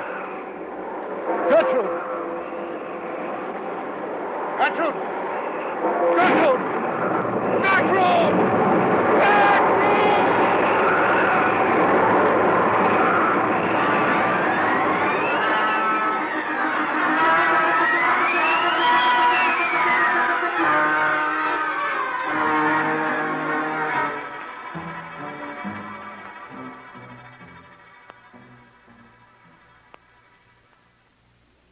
Can a storm gather, expend its fury, and dissipate itself all in 60 seconds?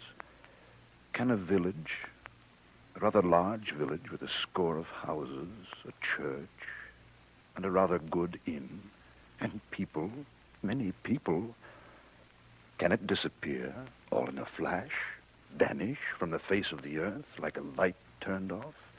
Can it? Then is when I discovered the reality of my love for Gertrude. It was deep and strong and desperate. All that night I wandered aimlessly in empty darkness to fall sinking into deadly swampland where an inn had stood, to be caught writhing in a tangle of brambles where a church should have been, to climb the ridge and try again and again and again, until cruel, unblinking daylight came, and with it the certain knowledge that it was useless to pretend. The village of Germelshausen no longer existed. Perhaps it had never existed, except in my dream. Huh? Who's there? Guten Morgen. It is only I, the forester of this district. What are you doing here, young man? I'm waiting for someone. I promised to wait here for... Him? You have been here all night? And your cut and your clothes. Yeah, it has been a bad night. Huh? Yeah, bad night. Yeah, that is too bad. And the inn at Dillstedt with good food and a warm bed not 15 minutes walk from here. Where? Just over in the next valley. You can see it from the top of the ridge. And how far is it to Germelshausen? To where? Germelshausen. Well, if such a place exists, or ever existed, I should not want to meet the man who could direct me there. I've seen it. I was there yesterday. I was in it, eating, drinking. Either you are a very imaginative liar, or you have been drinking too freely. I'm neither a liar nor a drunkard. But then, you have been dreaming. Yes, perhaps I have. Yet wait, no. Perhaps I can prove it was not a dream. Here, my sketchbook. Yes, now look. Yeah? It was not a dream. It was not here. See this sketch? Have you ever seen houses like that, streets like that, in any village around here? Why, no. Have you seen a church like that? No. And have you ever seen a costume like this girl is wearing? I have not seen the costume, but the girl is a different matter, mein Herr. What do you mean? I mean that girl whose picture you have is my daughter. Your daughter? Jawohl. And I should like an explanation from you, mein Herr, of the circumstances of your meeting and of how you came to draw her picture in this costume. Oh, but no, you're mistaken. Why, this girl I met here on this very spot yesterday. And she took me to her home in Germelshausen. Germelshausen? Yes. Please. I am not mistaken. This is my daughter. And you could not have met her here because she never walks alone this far into the forest. And furthermore... What? It's my daughter. She is coming here now, you see, walking up the path. Yoo-hoo, Father! Gertrude. Huh? And you know also her name is Gertrude? Of course. It had to be. Oh, Father, how lucky meeting you here. What brings you here, Gertrude? Why, I really don't know, Father. But I only went for a little walk and then something... It's strange. Something seemed to be urging me this way. I don't know. I felt that I must meet someone here. And now, of course, it turns out to be you. Yeah. Or this young man, whom, of course, you know. Oh, why, no, I do not, Father. I've not had that pleasure. Although there is something familiar about him. My name is Richard, Fräulein. Richard Arnold. Richard. Oh, I'm happy to meet you. And are you sure you have not met him before? Here, at this spot, perhaps? Yesterday, perhaps? Oh, no, Father, not yesterday or ever, I'm sure. Unless... Unless what, Gertrude? Unless it was in a dream. Yes. In a dream. Which has now become reality. Oh, Father, he is hurt and tired and hungry. Oh, we must take him home and refresh him. Well, Please come, mein Herr. You are welcome. Of course, Gertrude. Let's go.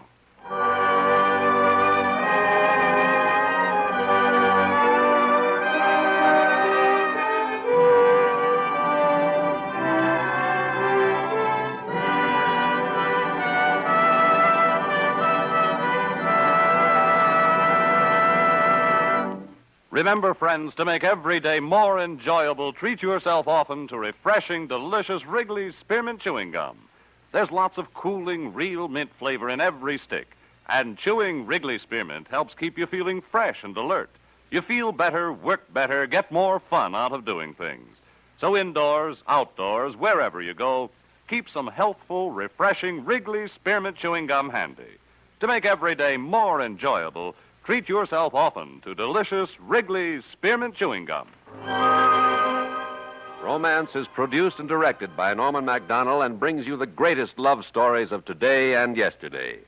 Tonight you have heard Germelshausen by Friedrich Gerstacker, adapted for radio by John Dunkel and starring John Daner with Gene Bates. Editorial supervision is by John Meston and musical supervision by Alexander Courage.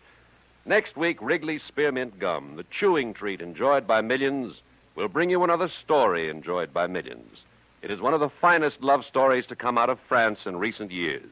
It is Kay Boyle's inspiring romance, Let There Be Honor. Be sure to listen to Romance next week when the makers of Wrigley's Spearmint Chewing Gum bring you Let There Be Honor. Bob Stevenson speaking. This is CBS, the Columbia Broadcasting System.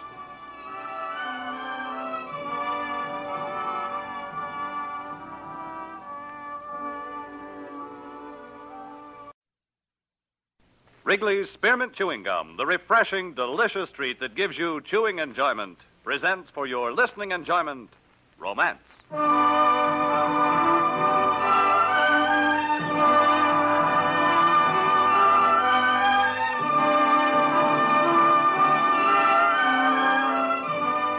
Romance, bringing you the finest stories of the world's greatest romantic authors. Stories of the courage, the devotion, the adventure of love, all strung on the bright thread of romance. Tonight, the makers of Wrigley's Spearmint Chewing Gum bring you one of the finest love stories to come out of France in recent years. Kay Boyle's inspiring romance, Let There Be Honor.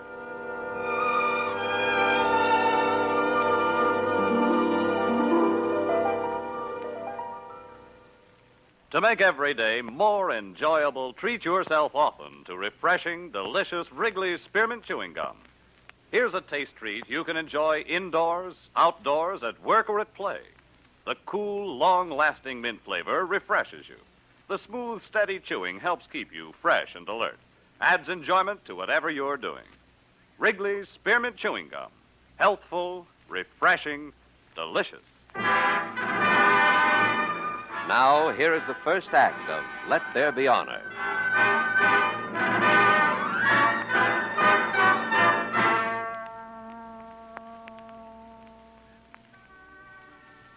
It all began in the early part of 1941, about 6 months after Dunkirk and the fall of France.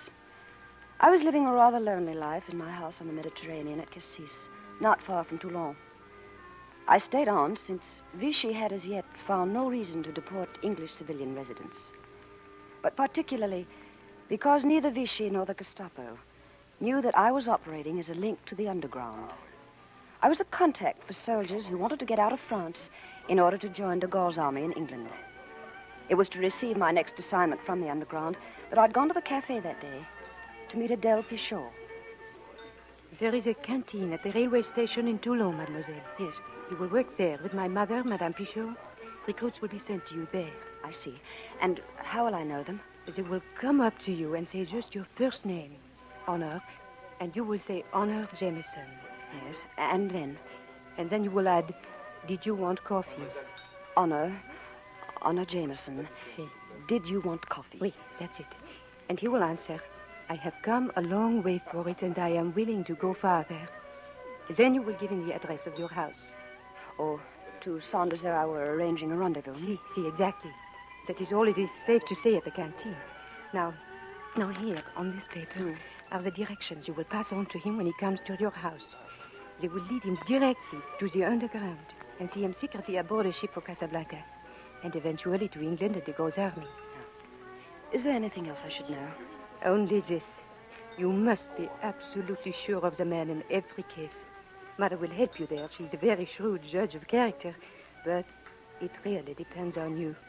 And one mistake might expose the whole underground. Then I shall have to be very sure not to make any mistakes. And for your own sake, too, Mademoiselle Jameson. Sometimes, if it is the Gestapo, one just disappears without a trace.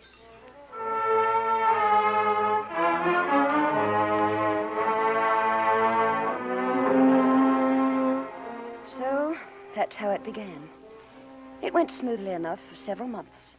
And through me, over 100 recruits slipped out of France, away from Vichy and the Germans, to join de Gaulle's army in England.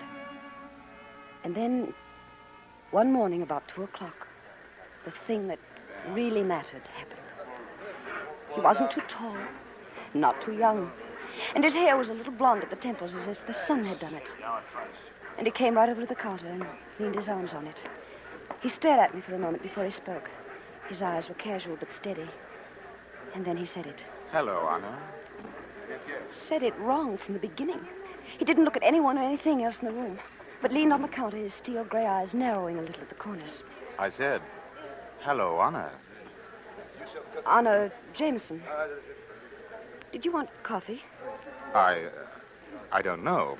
It's pretty foul stuff these days. I'm not quite sure why, but I'd been holding my breath praying he'd at least get the second part right, and now he'd missed it completely. He just leaned there looking at me intently. You know, they didn't really tell me how beautiful you are. They seem to have neglected to tell you a number of things. Perhaps. But enough. I'm here, looking at you. That's a good thing. You're English. Yes. Oh, but I am not a civilian, in spite of these clothes. You're the first Englishman we've seen come through. Did they give you a bad time getting down? I forget. I was left behind at Dunkirk. You know, rear guard sort of thing. I ran into a few prisons since then. I've been 6 months on the way. You know, I would like some coffee. Oh, you'll have to show your papers to Madame Pichot at the cash desk, over there in the corner, before I can serve you. I'm sorry. It's regulations. Oh, good old regulations. It's the only way we can have any sort of organization here. Like good old organization. That's what makes life so easy in a German prison camp. You know just exactly where you stand. Here. Drink your coffee. Now that's what I mean about organization. 1 minute you've got to have your papers okayed. The next minute there's your coffee without it. That's French. You must have lived here a long time. Yes, I have. Oh, dear, she's caught us. What? Oh, be a good chap. Now take your papers over to her. I'll keep your coffee for you. He's coming, madame. Right. I'll be right back. I watched him go. Watched the part casual, part arrogant English gentleman walk as he crossed over to the cash desk. I liked the way he walked.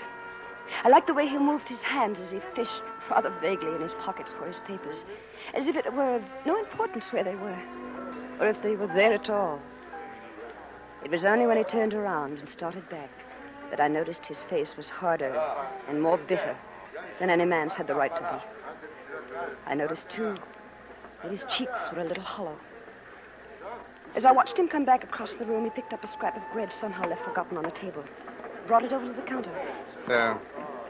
Jerry bread. Yes. Now, how do I get out of France? Back to England. He asked it. Right out, no passwords, nothing. Well? What part of England? Well, now, that wouldn't matter, would it? No, I mean, where are you from? Oh, sorry. I have a little place in the country. It's only an hour from London. Well, where are those soldiers headed for? That's the train for the north. They're going home. That's where I want to go. Home. Look, will you go someplace with me where we could sit down for 5 minutes together? I can't leave. There are more trains due in about dawn. Excuse me now, please. I must go over to the cash desk for more sugar.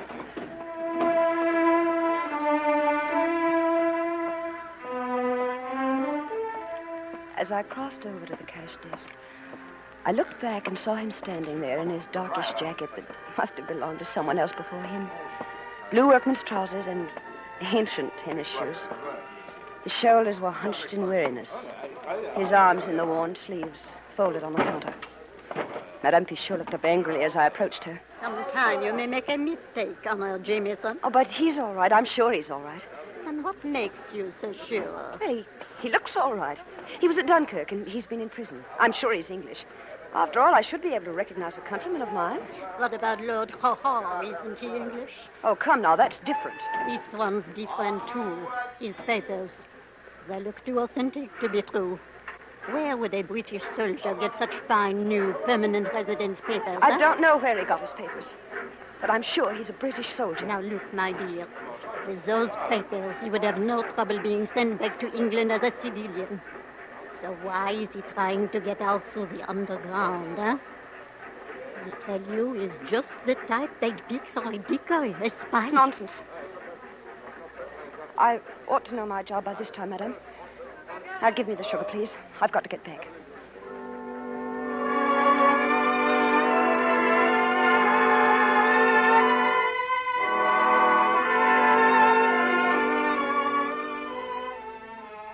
At 6 in the morning, there were 3 more trains, and I served the men who walked sleepily into the canteen. At 6:30, they began to file out to board their trains again. And he was still standing there. Do you always work this late? I'm leaving right now. Oh. Well, may I walk along with you? Well, all right then, come along. Good girl.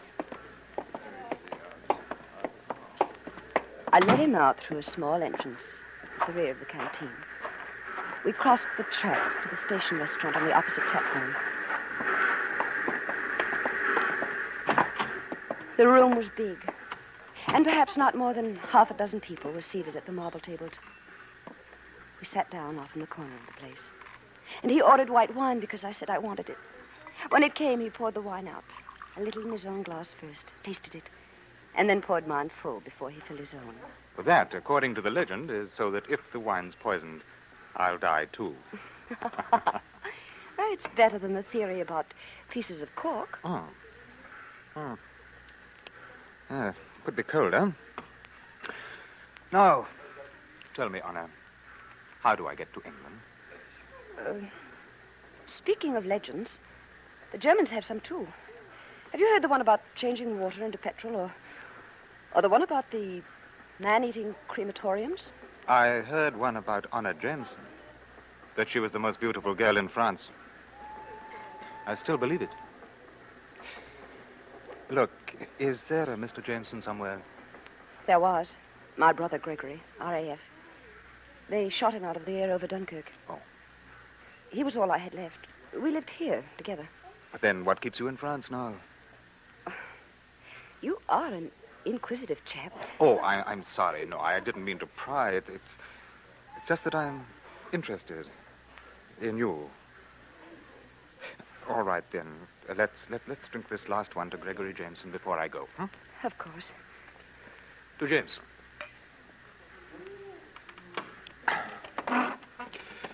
Goodbye, Anna, my dear. How do you expect to get out? Oh, I know how the country lies pretty well. Oh, by the way, my name's Dorset. Chris Dorset. I'll send you a postcard if I get through.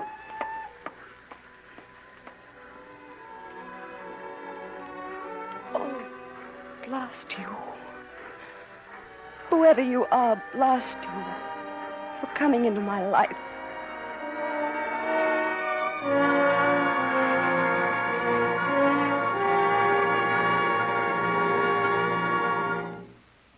To make every day more enjoyable, treat yourself often to refreshing, delicious Wrigley's Spearmint Chewing Gum.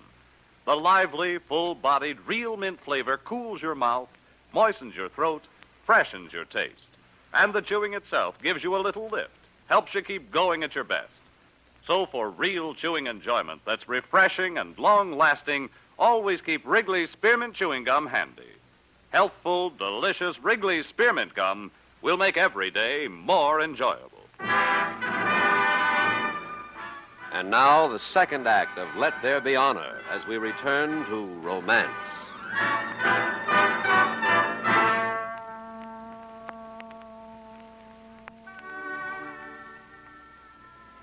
After he had gone, I sat there at the table for what must have been a long, long time. I didn't know what sense there could be in sitting there looking at his empty glass, an empty chair. And yet I couldn't bring myself to get up and go. It must have been the wine, I thought. The wine. Or else the very face and features and the remembered voice of this man. And then I remembered what Madame Pichot had said about his papers not being right. That was in April. It was summer before I heard of him again. Two men stopped in at the canteen for coffee. Secret police from Vichy. Ça pue, this vile coffee.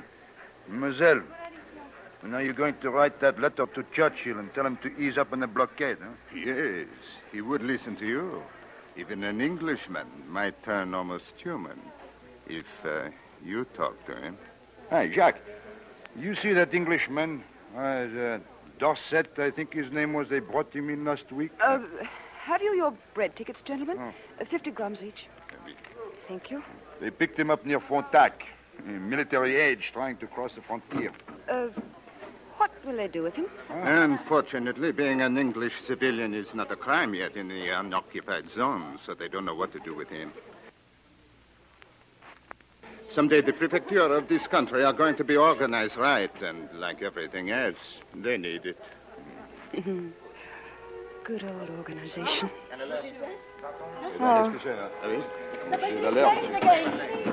All right, lights out! Lights out! Hé, allons, Jacques. Un whisky d'avion.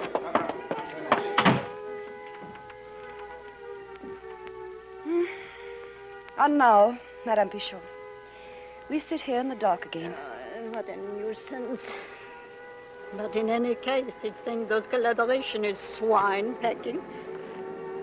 They picked up my Englishman at Fontac last week.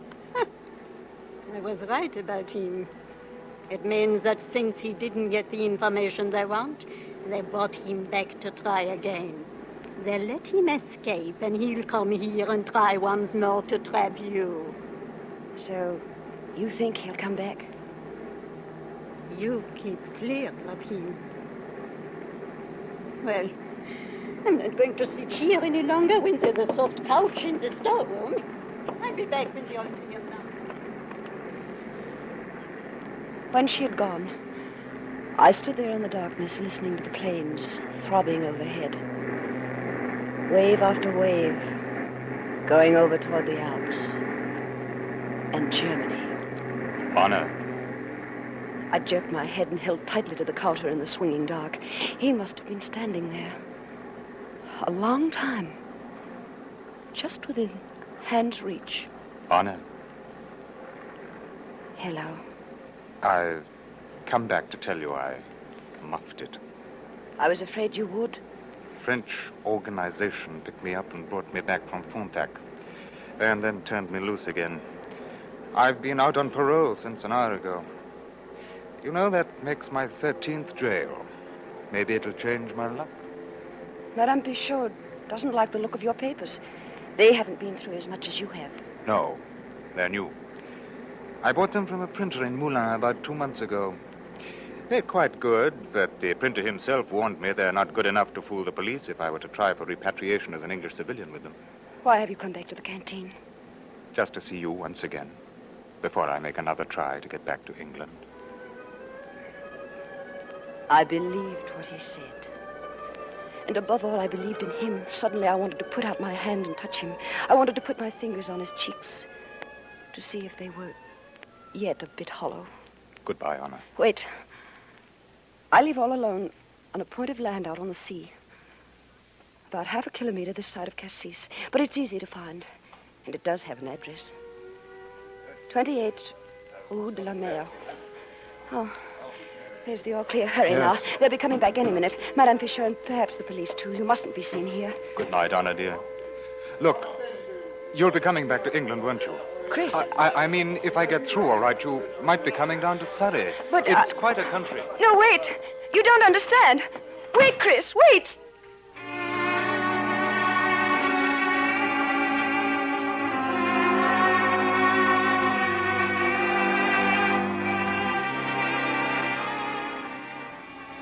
All that night, I held myself in blame and bitterness and fury. And when I went home in the morning to sleep, I kept saying to myself, perhaps it isn't too late. Perhaps he did understand, and he'll come to me for help after all. Toward evening, I went out. I was walking down the sloping lane that led to Cassis. Frogs were calling up deeply and sorrowfully in the orchard reservoirs. It was past dusk. The lights was going fast. When Chris came walking casually down between the cypress and the olive trees. Hello. It's the first time I've seen you without a veil over your hair. Whatever I might have thought would be his first words, whether he came to me out of love or in malice, there never, ever were words like that. And I didn't answer in any way I might have imagined. I just stood there without saying anything until he took me in his arms. Oh, Honor. Oh, my darling. My beloved. Chris, you came back to me. Yes, Honor. It's madness for you to go about like this. We could be seen from the main road. Here, come. Let's go up to the house. Perhaps it's too late to escape. I heard it in a cafe after I left the canteen. They say that Vichy is going to hand any British soldiers they catch over to the Germans in exchange for potatoes. Then you'll have to get out tonight. We can have a few hours together. But then you'll have to get out. I'll go. This time, I really will go. Ahead of us was the line of the cliff, purely and wondrously defined against the fading sky. And as we walked unhurriedly up the lane, I knew I would soon tell him how to cross that cliff, how to leave me, how to go back to England and the war. Later, I'll come back. And I'll find you here. Yes. Yes, I'll show you the house now. We'll have a little fire, even though it is summer. And we'll make some tea. And I think I might even have a bottle of Johnny Walker left somewhere about. Oh, Anna, it's charming. So quiet and cozy and far away. Shall I fix the fire while you dig up the other things? No. First, I must tell you how to escape. Then, if the police should just happen to come here suddenly, you can get away. So you do know. You knew all along, and you didn't tell me. You cross that cliff out there. There's a good path at the end of the orchard wall. The stars are out. You won't have any trouble. Yes, I see. There's a town on the coast about 10 kilometers after you've passed the cliff. It's called Sanary. Sanary. There you go up the Rue Principale to the Bar de la Marine. Yes. Go to the man who plays the guitar there and say my name, Honor Jameson. He'll have the papers for you, and he'll give you the name of the ship, and he'll see you through. You must be there by dawn. The ship goes out soon after. And you must do exactly what he tells you. Yes. You can trust him. He'll get you across to Casablanca. And from there to Lisbon. Oh, my darling. I should have told you all this weeks ago. I don't know why I had to have so many proofs from you. Perhaps because I couldn't really believe I'd ever meet anyone who was everything I wanted him to be. Honor. I always thought all this was just legend. Legend? Yes. Yes. That you were English, and that you were there at the canteen, and that you were so beautiful that men went there just to look at your face. And you thought it was nothing more than that? Yes. Oh, of course, I also heard that you were the link to the underground, but I never believed it. And then when I asked you for the directions, I thought I only embarrassed you. I thought it was pretty rotten of me to go on insisting for information from you that you yourself didn't have. Oh, my darling. Darling. Oh, no. I stood there in his arms while he kissed my hair and my eyes and my lips. But the vision of the war, of brothers, friends, the dead and the living, the soldiers' faces, and whatever country is, stood grimly between us and our newborn love. Later, much later, as we sat together before the fire, I watched its light move on his face, laying quick, defining shadows there, and it came to me with thrilling conviction that we would see it through, and one day be together. If I reach England all right, will you join me there? You would have no difficulty leaving France, would you? Chris, darling, the underground needs me here. I'm valuable to them, and I need them. I want to go on fighting, too. Oh, of course, Honor. Yes, I understand. And I love you for it. But what if you are caught? Come. You must go now. There are only 3 hours of the night left. Just enough to get you to Sanary. You will send me that postcard? Of course. Oh, Honor. My beloved Honor. We'll be together. I know we will be together. Yes, darling. I think I know it, too. You know something else? I'm glad that you didn't give me the directions right off. I'm glad of that. Now, come, walk me to the path. We went quickly, now that it was time. Out of the house, across the orchard, down the sandy path, under the olive trees and cypress toward the cliff.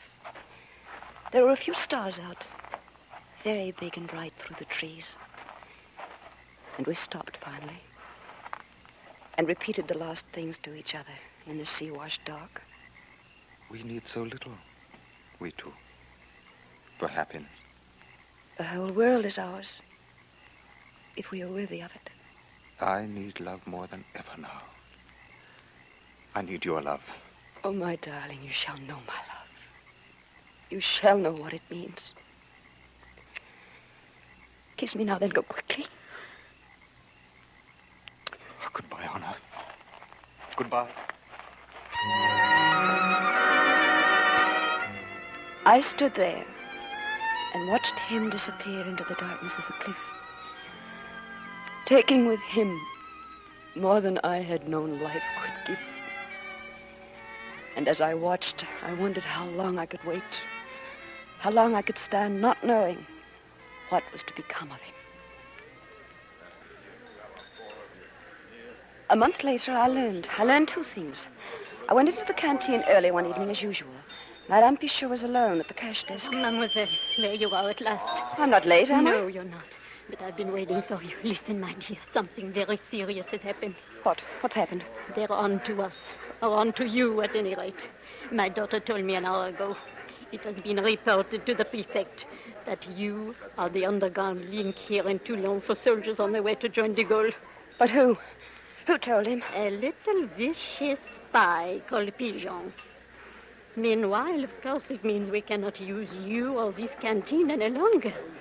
We'll have to set up a whole new system. But I can work somewhere else. Marseille, perhaps. No, mademoiselle. To help us now, you must have no part of it. In fact, it would be best if you went at once to England, where they could never reach. To England? You mean I must go to England? I do, mademoiselle. It is best for all of us that you do. Oh, by the way, you were right all along about your Englishman. A postcard came for you today. And I have an idea, mademoiselle, that you'll not find it too difficult, huh? Going back to England. As she handed me the postcard, she shrugged and smiled and watched me. Rather proudly, I thought. I looked at the London postmark through misty eyes and read what was written there. It said, without any attempt to take the grandiloquence away, let there be honor.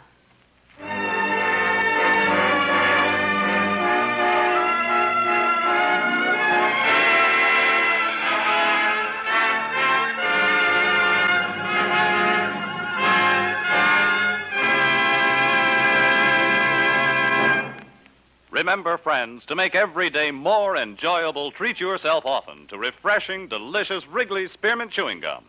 There's lots of cooling, real mint flavor in every stick, and chewing Wrigley's Spearmint helps keep you feeling fresh and alert. You feel better, work better, get more fun out of doing things. So indoors, outdoors, wherever you go, keep some healthful, refreshing Wrigley's Spearmint Chewing Gum handy. To make every day more enjoyable, treat yourself often to delicious Wrigley's Spearmint Chewing Gum. Romance is produced and directed by Norman MacDonald and brings you the greatest love stories of today and yesterday. Tonight you have heard Kay Boyle's Let There Be Honor, adapted for radio by John Meston and starring Joan Banks with Ben Wright. Musical supervision is by Alexander Courage. Next week, Wrigley's Spearmint Gum, the chewing treat enjoyed by millions, will bring you another story enjoyed by millions. It is an unusual dramatization of the original story upon which Bizet based his opera, Prosper Mérimée fiery and impassioned Carmen. This is CBS, the Columbia Broadcasting System.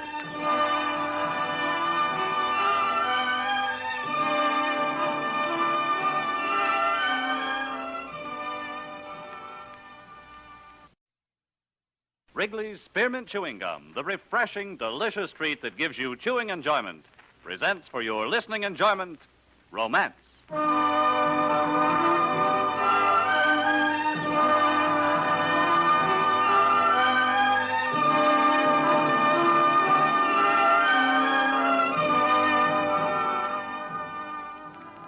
Romance, bringing you the finest stories of the world's greatest romantic authors. Stories of the courage, the devotion, the adventure of love, all strung on the bright thread of romance. 100 years ago, Prosper Mérimée wrote the impassioned and tragic story of Carmen. Tonight we are presenting a dramatization of this original story with the authentic folk music of Spain. So now the makers of Wrigley's Spearmint Chewing Gum bring you Carmen.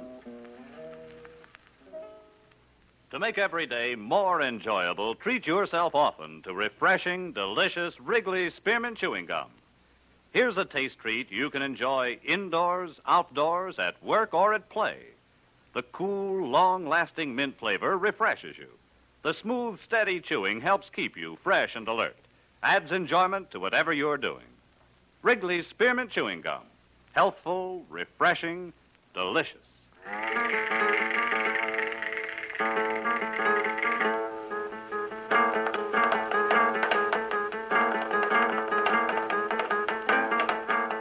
Now, here is the first act of Carmen.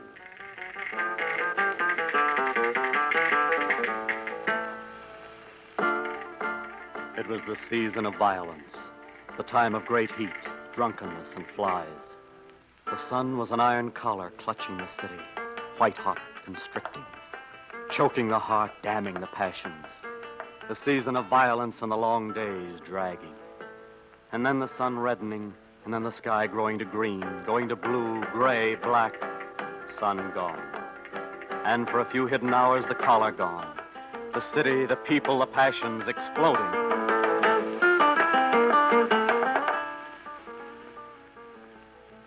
I was new to this city, this heat and these people. I come from the Basque Country, from a quiet village high in the mountains where the air is cool, and the water sweet and the people gentle and good. I'd left my home for service in the cavalry, and they'd sent me to this place, Seville. Through the winter and the spring, I attended my duties, obeyed the lieutenant, and kept to myself. I was made a corporal. My career was in order, my future assured. And then came the summer, the sun, the season of violence, the time of my undoing. It started in the area while I was off duty.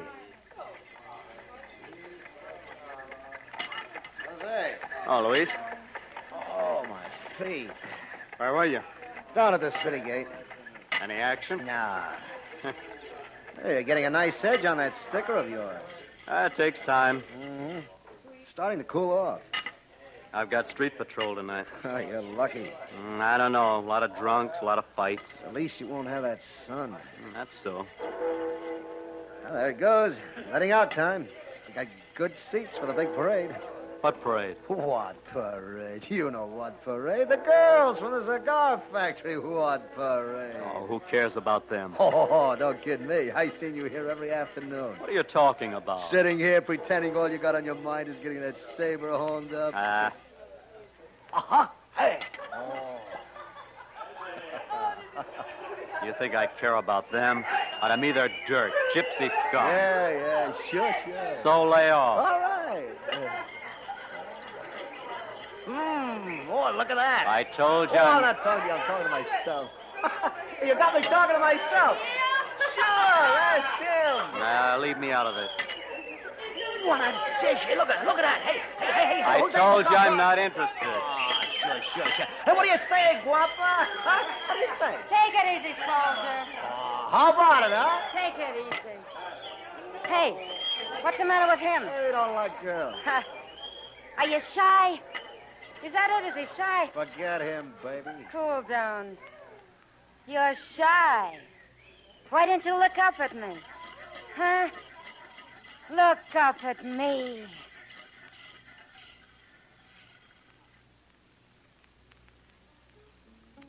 I looked up. I knew what she looked like. Luis was right about me. I had been watching.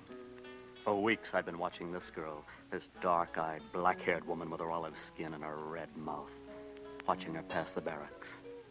She was very young, younger than I. But there were things in her eyes and in her voice. Bad things. Oh, he's not shy.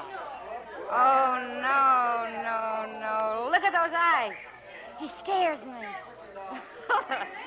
Here, handsome, a rose, eh? So's you'll remember me. So's you'll remember Carmen. I dropped the rose on the sidewalk. It meant nothing to me. I watched her walk away with the other women. She meant nothing to me.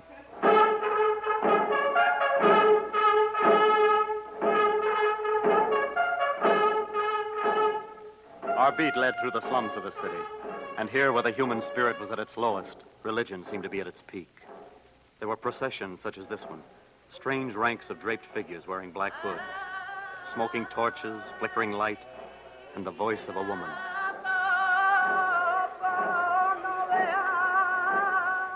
Kind of spooky, huh? Yeah. Hey, listen, Pablo, we're not supposed to stand around watching processions. Hey, look at those drummers. Look. Come on. All right. Hey, soldiers! What is it? Come quick. The crazy woman with a knife. Right. Where? What happened? A man or something, I don't know. She pulls out a little knife and lets the other woman have it right across the face. Oh, crazy women. You said it. And in my tavern.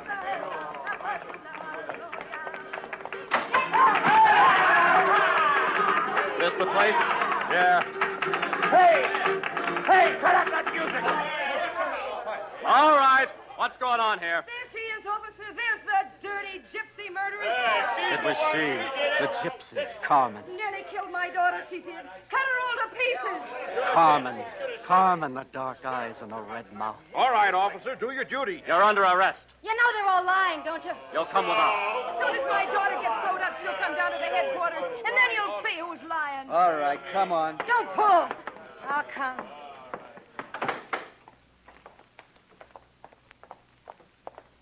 Are you going to put me in jail? You'll get a trial. Your voice. It's familiar. No, don't try that. Keep quiet, Gypsy. You're from the Basque Country. How did you know that? How did I know? How would I know? If I were not from there myself. The procession's still going on. Yeah. I'd give anything to be back there. Sweet, cool air. The little villages. The cork trees. How are we going to get across the boulevard? They got it blocked. The cork trees. You're not supposed to talk to the prisoner. My money. They kept my purse in the tavern. You'll get it tomorrow. No, they'll keep it. They'll lie. How about it, Jose? Go back and get it. I'll hold the prisoner here. Okay, but look out for her. I'll die if they lock me up. Should have thought of that before. I couldn't help it. She called me a bumpkin. Told me that people from the Basque Country were cowards, fools. Maybe they'll let you off easy. I couldn't help myself. I really did cut her. You'd have done the same. I suppose. Let me go. No. Let me go. Please. I'll leave the city. I'll go home. Back to the hills. To the cork trees.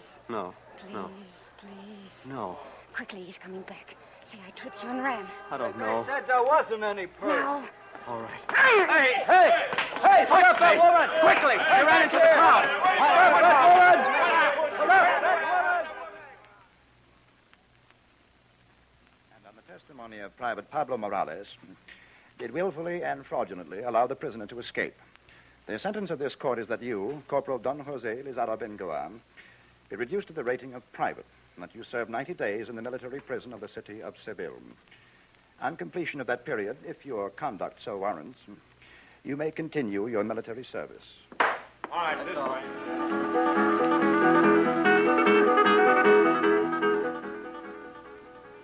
Being in jail was bad. Losing my rating was worse.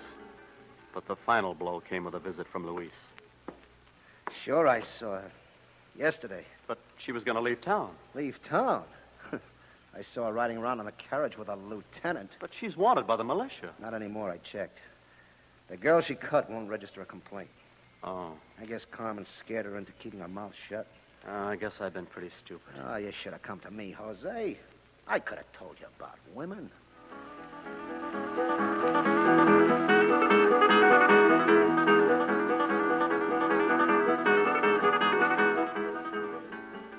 The day I was released, they told me I didn't have to report to the barracks until dark.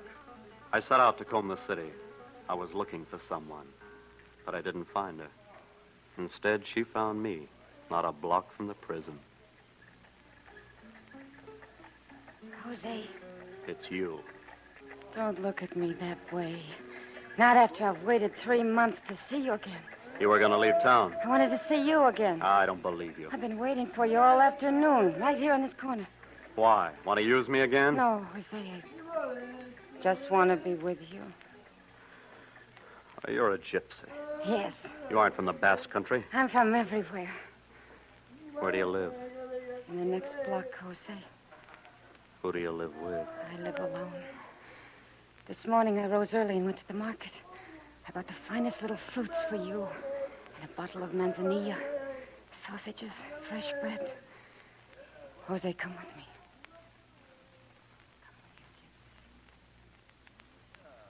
Lieutenant's in there waiting for you.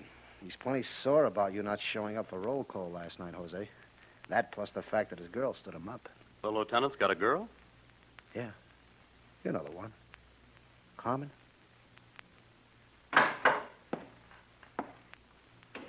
Through there, Private. He was a fat little man, the lieutenant. And all the time he talked, I kept looking at him and thinking, Lieutenant, I've got your girl. And when it was over, he assigned me to guard duty on the south gate of the city. And that was that.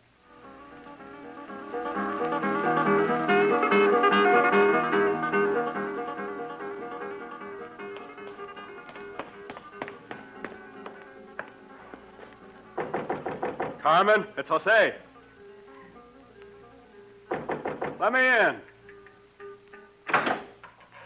Well, what is it? What do you want? I want to come in. Jose, I'm sorry, but I'm expecting somebody. You have a date? That's right. Well, break it. Break it. Look, Jose, I owed you a debt. And now, as far as I'm concerned, we're even. So if you don't mind, please leave. I don't understand. I want you out of here. I got a date. Now go. But, Carmen, last night you said that That was last night. Get out.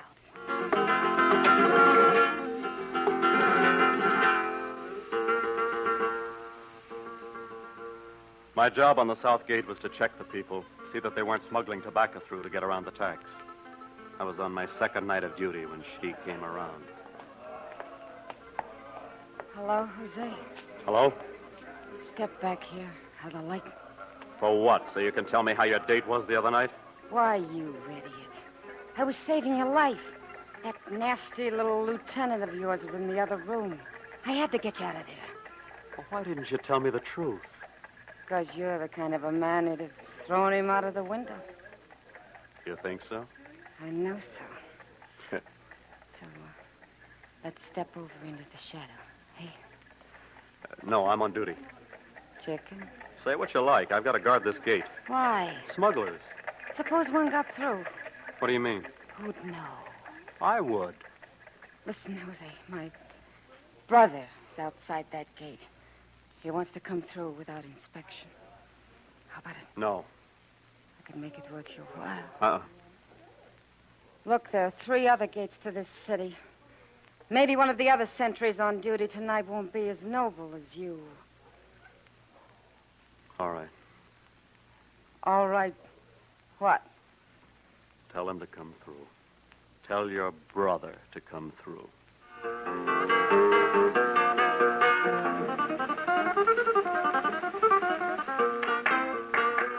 Uniform pressed, boots gleaming, brass bright, and a shave with toilet water, a bunch of flowers, and Liberty Night.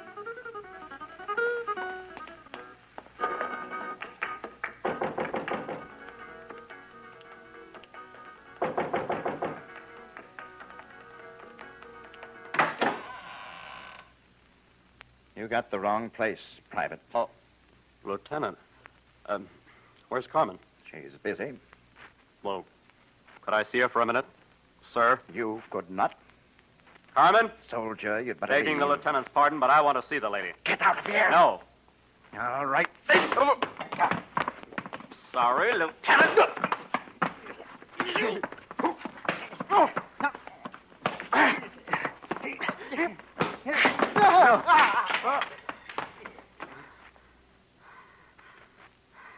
You'll kill him. You fool. Now you're really in trouble. Yeah, I'm a fool. They'll catch you. What does it matter? They'll hang you. I've already lost my rank because of you. I've deserted my post and assisted the smugglers because of you. And now I've murdered my superior officer because of you. Don't just stand here, Jose. Go, quickly. Go where? Go to Harry's. to Pastia, the anisette dealer. Tell him I sent you. Understand? Tell him you sent me, and then what? Wait for me there, Jose. I'll come to you. You're my man, Jose. Always. Believe me. Believe you? Oh, I'd give my soul to believe you. You have.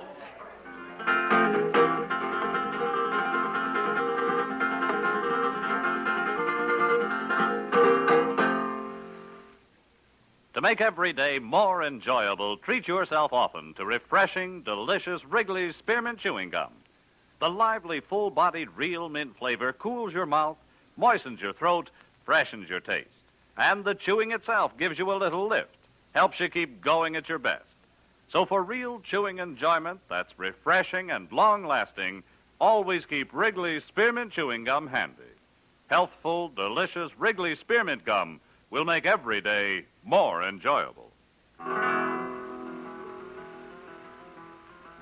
And now, the second act of Carmen, starring Georgia Ellis and Jack Edwards, as we return to Romance. I went to Jerez. On the way, I burned my uniform, put on rags, let my beard grow. I lived like a dog. I kept away from the main roads. I became a part of that great army of men who spend their lives running away. And when I got to Jerez, I went to Pastia, the anisette dealer. So you're the one, hey? That's right. Went to jail for her, wasn't it? Yeah. Our Carmen hasn't changed a bit. Well, I suppose you know what we're up to here. I can guess. Ever done any smuggling?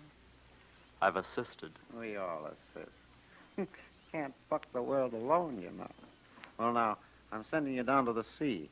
You'll meet a man named Dunker at the camp. He'll work with you. Now, come out back. We'll see about a horse. Old cavalryman, eh? Always like a rogue, I do. Always like a rogue.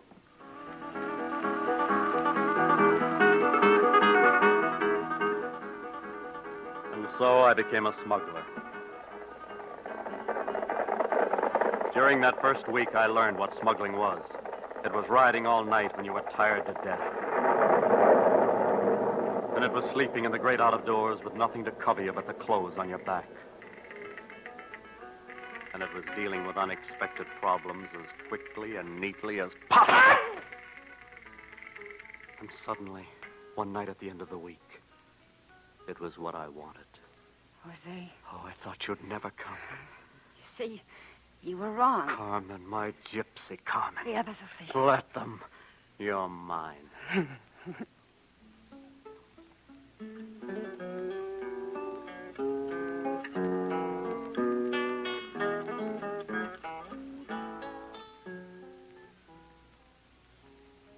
The next morning, Carmen was gone. Where is she? She's arranging for Garcia to get out of jail. Who? Garcia. Used to be our chief. Got caught last winter. He's been in jail ever since. Carmen came down here to get the money for the bribes it'll take to get him released. Oh. If it goes right, they ought to be back in a couple of days. There's no danger to her, is there? Carmen? Carmen always lands on her feet. Don't worry.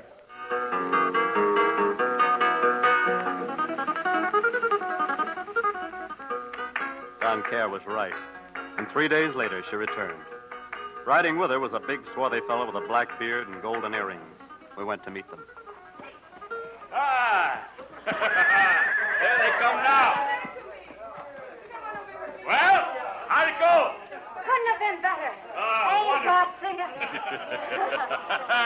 Give Carmen gold to work with and she could raise the dead. Carmen? Jose, how are you? Are you all right, Carmen? Sure, Jose. Sure, I'm fine. Who's that? Who's the new one? That's Jose. Used to be in the army. Yeah? Oh, yeah. I heard about you. You better introduce us, Carmen. Get us acquainted, huh? Garcia, Jose. Jose, this is Garcia. My husband. I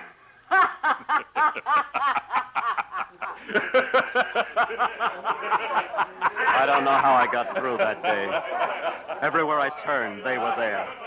She would smile, yes, as though I was some passing fellow she'd met. And Garcia. Garcia would show his big white teeth and wink. A great joke. He knew about me. I thought of pulling out, but you can't do that with the smugglers. They track you down and you die unpleasantly. When night came, we sat about the fire. Garcia played and Carmen sang. Watching her in the firelight, I knew I could never leave. I was chained to her like a monkey or a parrot. Garcia knew that. No wonder he laughed. My stupid little friend, his eyes said. He was right. I could never leave her.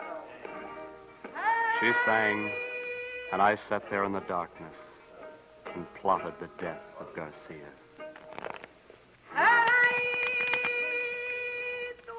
Who's in this hand? I am. How about you, Jose? Here's my money, but mind how you shuffle.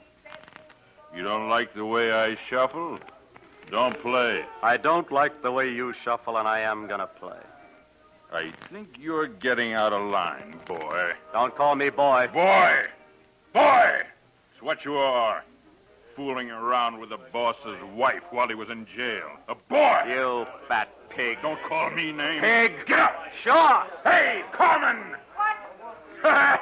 Come watch your little friend die. You going to fight? Give me your knife. Here you are. He came at me, and before I had my knife out, he slashed me across the cheek, just missing my eye. I ducked back, got the knife free, and took my guard. The others stood back, watching silently. Blood! I saw Carmen out of the corner of my eye. She had that terrible fascination that one sees on the faces of women at a bullfight. Garcia came at me again, and I leaped to one side, swung, slashed, and opened his knife onto the bone. And then Garcia was on top of me. I felt his good hand around my throat, strangling me. I brought my knife around to his belly.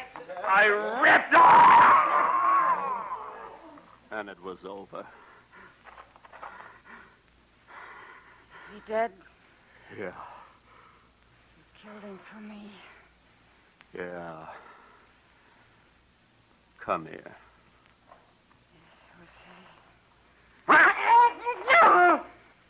Yes, I killed him for you, gypsy. And now you're mine. And you stay mine, or I'll cut your heart out. Ever have a gypsy woman for your own? Oh, you live like a prince. It was a regular honeymoon. We left the others and went up into the hills. She cooked for me, stole for me, would have killed for me. And I took it all like a gypsy. Never a thank you. Never a sign that she meant anything to me. Oh, it works. It works. Unless you want something else. I did. Yeah. And one morning I saw her chopping wood for us, and I came out and took the axe away from her. What is it, Jose? This is no good. What's no good? Living like this. You want to go back to the smugglers? No, I don't mean that. A man and woman ought to love each other. Ought to treat each other decently and with respect. You really love me. Yes, I do. You love me. Listen, Carmen, we've got money in Seville. Let's use it for our passage to America. We'll start a new life there. We'll raise a family and live like decent people. A new life? Yes, a life such as you've never known. A wonderful life of peace and happiness. All this behind us. You're very sentimental. Yes, I am. All right. I'll go to Seville. You wait for me in Jerez. Oh, Carmen, my darling. Oh, you're going to be happy, very happy. Yes. She left, and I went to Jerez, and I waited. And I waited, and she didn't return, and I got scared. Something must have happened to her. I didn't know what. There was no word. And so one day I rode through the gate of the city. I had a beard now, but there was still a chance I'd be recognized, caught, but I didn't care. I went to her room, the one where I'd killed the lieutenant. A woman was scrubbing the floor. There were flowers in the window. Her guitar was on the bed. Where is she? Who? Carmen. Where would she be? At the bullfight. At the bullfight? Of course. He fights today. I went to the bull ring. I saw her. Oh, she was radiant. Her eyes were flashing and her lips were drawn back, teeth glistening. whole being fixed on the slender scarlet figure in the ring. I saw her, and I knew. The fight was over, and the crowds were leaving, and I couldn't find her. I returned to the room. The cleaning woman was gone. I sat and looked at the guitar and waited for her. Waited for my gypsy. And it became twilight and no sign of her. I waited and thought of our lives, old and new. America. And I waited.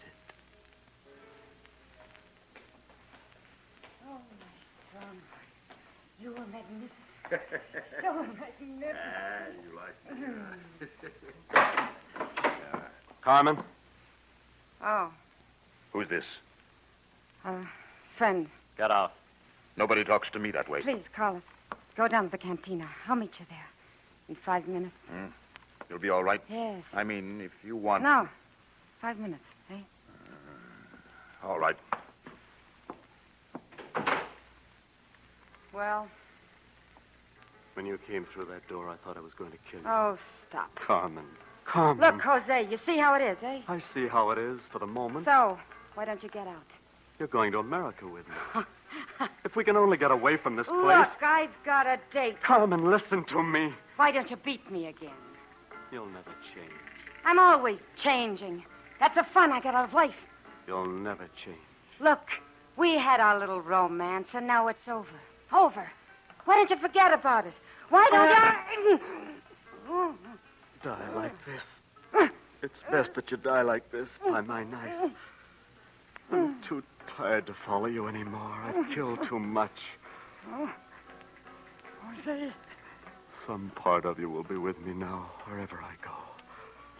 To the new world, wherever I am. Carmen? I left that place. At first, I meant to go on out of the city and down to the sea. But there was a procession. Smoking torches, flickering light, black hoods. And the voice of a woman.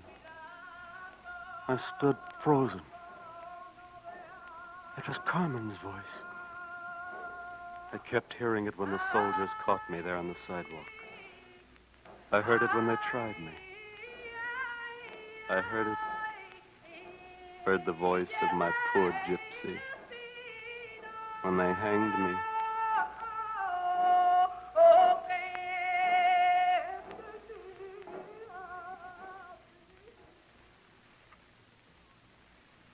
Remember, friends, to make every day more enjoyable, treat yourself often to refreshing, delicious Wrigley Spearmint Chewing Gum. There's lots of cooling, real mint flavor in every stick. And chewing Wrigley Spearmint helps keep you feeling fresh and alert. You feel better, work better, get more fun out of doing things. So indoors, outdoors, wherever you go, keep some healthful, refreshing Wrigley Spearmint Chewing Gum handy. To make every day more enjoyable, treat yourself often to delicious Wrigley's Spearmint Chewing Gum.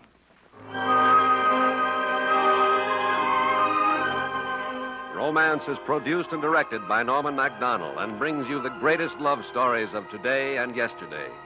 Tonight you have heard Prosper Mérimée' Carmen, adapted for radio by James Poe and starring Georgia Ellis and Jack Edwards. Editorial supervision is by John Meston and musical supervision by Alexander Courage. Next week, Wrigley's Spearmint Gum, the chewing treat enjoyed by millions, will bring you another story enjoyed by millions. Joseph Hergesheimer's famous romance, Wild Oranges. Be sure to listen to Romance next week when the makers of Wrigley Spearmint Chewing Gum bring you Wild Oranges. This is Bob Stevenson speaking, and this is CBS, the Columbia Broadcasting System.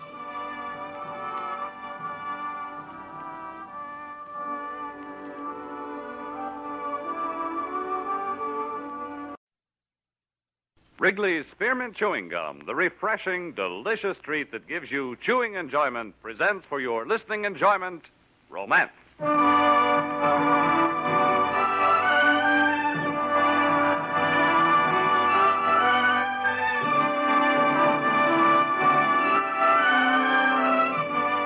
Romance, bringing you the finest stories of the world's greatest romantic authors. Stories of the courage, the devotion, the adventure of love, all strung on the bright thread of romance. Tonight, the makers of Wrigley's Spearmint Chewing Gum bring you Joseph Hergesheimer's famous tale, Wild Oranges.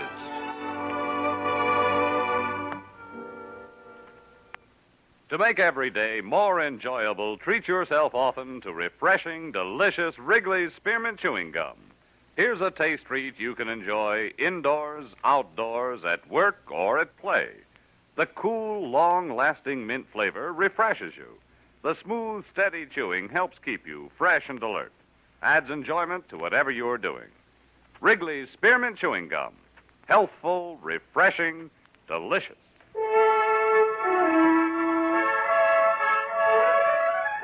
Now, with William Conrad as John Wolford, here is the first act of Wild Oranges.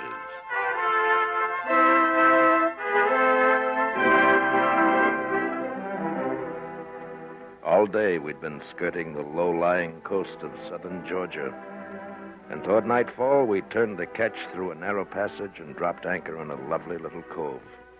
It was well sheltered, tranquil, and the setting sun bathed it in a wild amber beauty. A grove of wild orange trees in late bloom grew defiantly amid the tangled undergrowth of the shore. The scent from them was strong and exotic and heady. Halvard, who comprised my crew, and I went to work furling the sails and getting the ketch dressed down. And then the mirror of the cove was shattered by a movement. Someone was swimming, coming around the spit of land separating the inner bay. Oh, that's queer. I would have bet there was nobody within miles of here. Yes. What's a girl? Well, she'll be surprised when she discovers us, no doubt. And embarrassed. She swims well, doesn't she? She's seen us. Ah, that's too bad, too. She's going back. Tell me, what's a girl doing down here? Perhaps she lives over there. Where? Through the trees. There's a house. You can hardly see it. I spotted it a minute ago. Oh, yes, so there is. What's a ruin? It's rotting away. No one could live there. Well, maybe other houses back there. Oh, but this is a deserted coast marked as a swamp on the chart. I know. That's strange. Very strange. You know, Halvard, after supper, I think I'll go ashore and find out about that house. And that girl.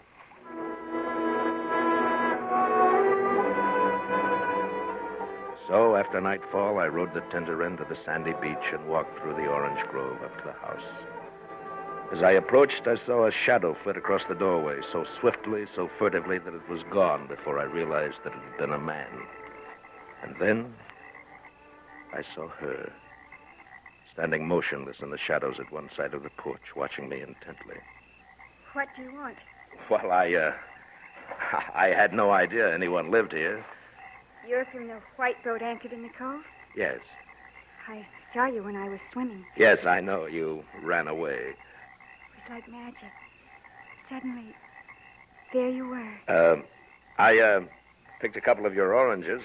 You won't like them. They've run wild. We can't sell them. I could use some on the boat. Take all you want. Oh, thank you.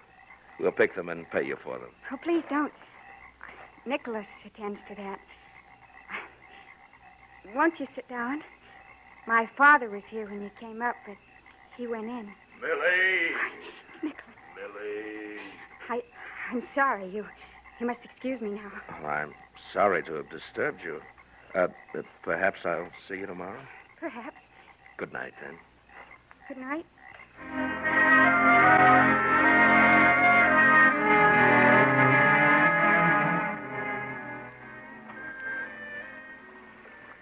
Find anything ashore? Yes, I found the girl. She lives there with her father, I guess. She's a beautiful thing. She seemed a little afraid of me. Well, there'll be water then.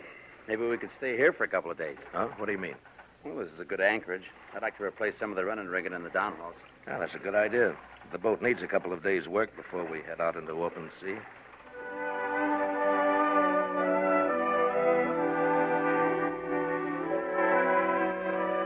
And so we stayed. In the light of the morning, I took the dinghy and went ashore. As I rowed in, I noticed a little pier that I'd missed the night before.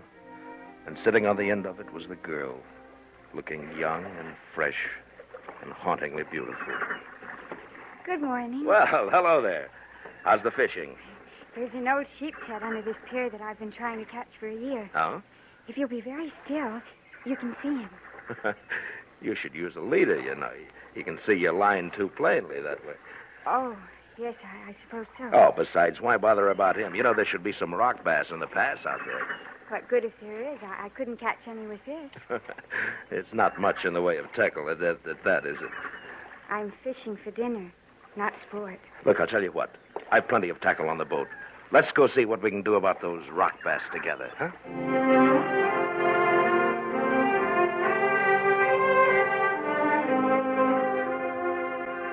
During the day, we managed to land several big rock bass, and with each one, she seemed to relax a little more, to lose her shyness. She even laughed a little. And finally, we rowed back to shore and carried the fish up to the house. A pale, thin ghost of a man was sitting on the portico. When he saw us, he got to his feet quickly and started inside. Oh, Father, wait. No, This is my father, Litchfield Stowe. I'm not... How do you do, sir? Millie, you know, strangers... Oh, Father, you know I wouldn't bring anyone to the house who would harm us. But Look what we caught. Oh, yes, just so. We are alone here, sir. The man is away. My daughter and I, we don't... the fish, yes, acceptable. Yes, very... Father. Come along, John. Carry them into the kitchen for me. Nicholas would do it, but he's away. This way. All right. We don't have any ice. I must put them in water. In here. Right there. Here? Thank you. You've been very nice. I suppose you'll be sailing soon? No, not right away. We're making some repairs here. When you do leave, where are you going? South America. South America. Mm-hmm. I've traveled, but only on maps. I was born here in this house. I've never been anywhere. Well, you must have been at school somewhere. No. My father educated me right here. Millie, tell me about your father. He's afraid of something, and so are you. What is it? Nothing. What should I be afraid of? Well, I don't know. I want you to tell me. You're imagining things. Well, okay. Look, Millie, I'll be at the pier tonight after supper. Will you meet me there? Perhaps, if I can.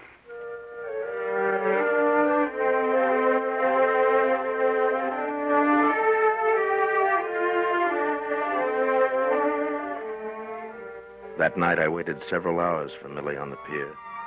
And while I waited, I thought about her, about her father, about this man they called Nicholas. And it suddenly occurred to me that perhaps I was the third man who had ever seen this strange, shy, beautiful creature. John. I turned and watched her as she walked out into the pier. Her tawny hair, touched lightly by the moon, fell to her brown shoulders, making her appear even more lovely than ever. But as she approached, I could see that fear had come back into her eyes. Nicholas is back. Nicholas? What about him? He might find me here with you, and I shouldn't be down here. Well, what has Nicholas to do with you? Why shouldn't you be here? John, I lied to you today about fear. I am afraid. I suppose my father passed some of his fear on to me. And why is your father afraid? It goes back to the first war. He was a young man then, and he didn't go to war. It wasn't that he was a coward. He just couldn't adjust to it emotionally. People laughed at him. They even threatened him. That's when a sort of perpetual fear started. Finally, he ran away. Met my mother and married her, and they came here.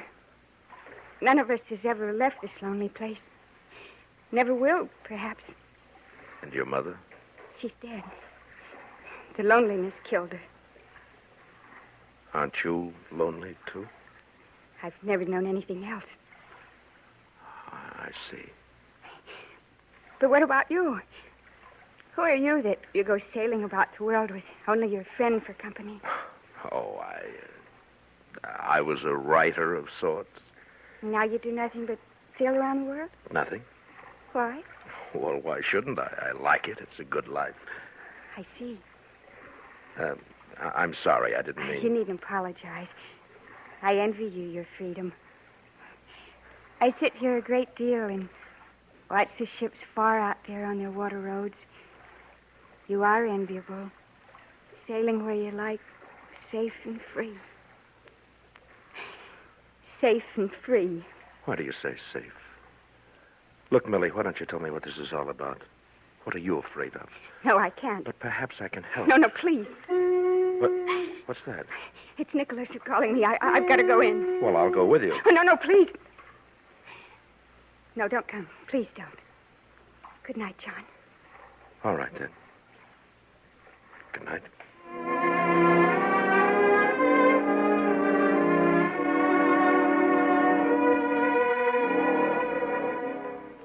Next morning, Halvard went in to fill a cask of water. He came back aboard without the cask and livid with rage. There's a half-wit in that house. Next time I'll take the pistol. What do you mean? Where's the cask? Broken. Broken? Well, what happened? Well, I was filling it at the pump, and this half-wit, a big brute of a man, came out of the house. Told me to get away. I tried to explain that we had permission, but he stood there with a knife in his hand, gibbering. Then he put his foot on the cask and smashed it. I'm going ashore, Halvard. Be careful. The man's dangerous. Plenty dangerous.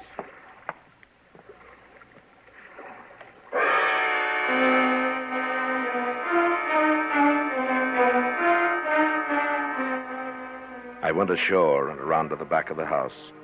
Millie wasn't in sight, so I knocked at the door.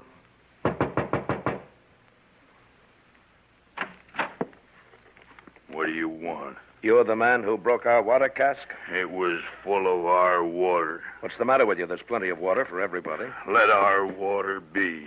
Look, Millie gave me permission to take that water, so next time you keep your hands off. Don't get me started. What do you mean, started? I don't care. Don't get me started. Now, mind, I warned you. Don't get me started. Put down that knife. Go away. Don't get me started. Now, go away. I said put down that Don't knife. get me started. Oh, Nicholas. Nicholas, stop. What's the matter? Hey, tell this man, Millie. Tell him to go. Don't get me started. Oh, Nicholas, put down that knife. Oh, John, please go. No, not until we get this settled. Please, I'll be quite all right. You must understand I'll be all right. Only please go now. Well, if you insist. Only... promise me you'll meet me later this afternoon. All right. Yes, I promise. Only go now, please, John.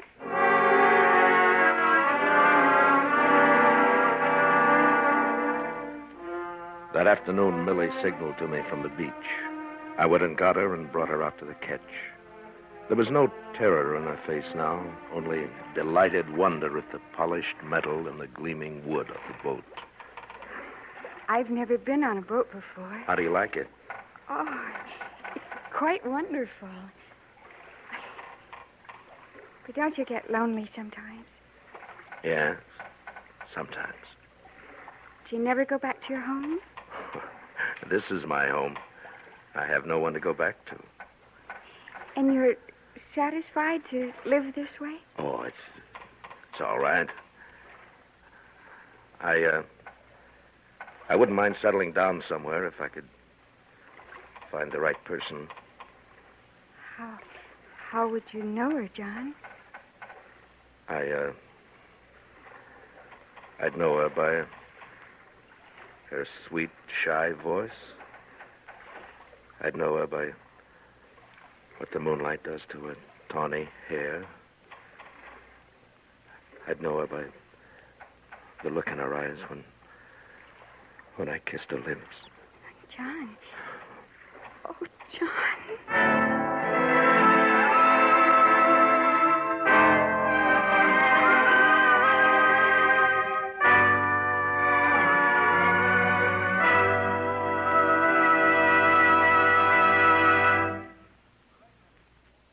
To make every day more enjoyable, treat yourself often to refreshing, delicious Wrigley Spearmint Chewing Gum.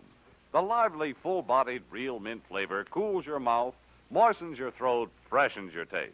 And the chewing itself gives you a little lift, helps you keep going at your best. So for real chewing enjoyment that's refreshing and long-lasting, always keep Wrigley Spearmint Chewing Gum handy. Healthful, delicious Wrigley Spearmint Gum will make every day more enjoyable. And now for the second act of Wild Oranges as we return to romance.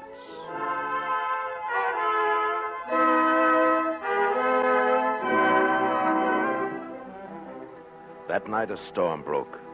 And as I lay awake in my bunk below decks, I knew that I was in love with Millie. I knew also that I would somehow have to spirit her out of this place, away from her father and away from that brute Nicholas. I decided to do it at once. In the morning, I rowed the dinghy ashore in the drizzling rain, walked through the orange grove, stopped in the bushes by the house as Millie suddenly came out. Oh, John, it's you. I've come to take you away with me. What are you saying? That's madness. Millie, I've got to talk to you. All right, but not here. Now come this way, into the little shed. And here. But be careful, the wood is rotten. There. We're out of sight. Now. Millie, I'm in love with you. You mustn't say that. Why not?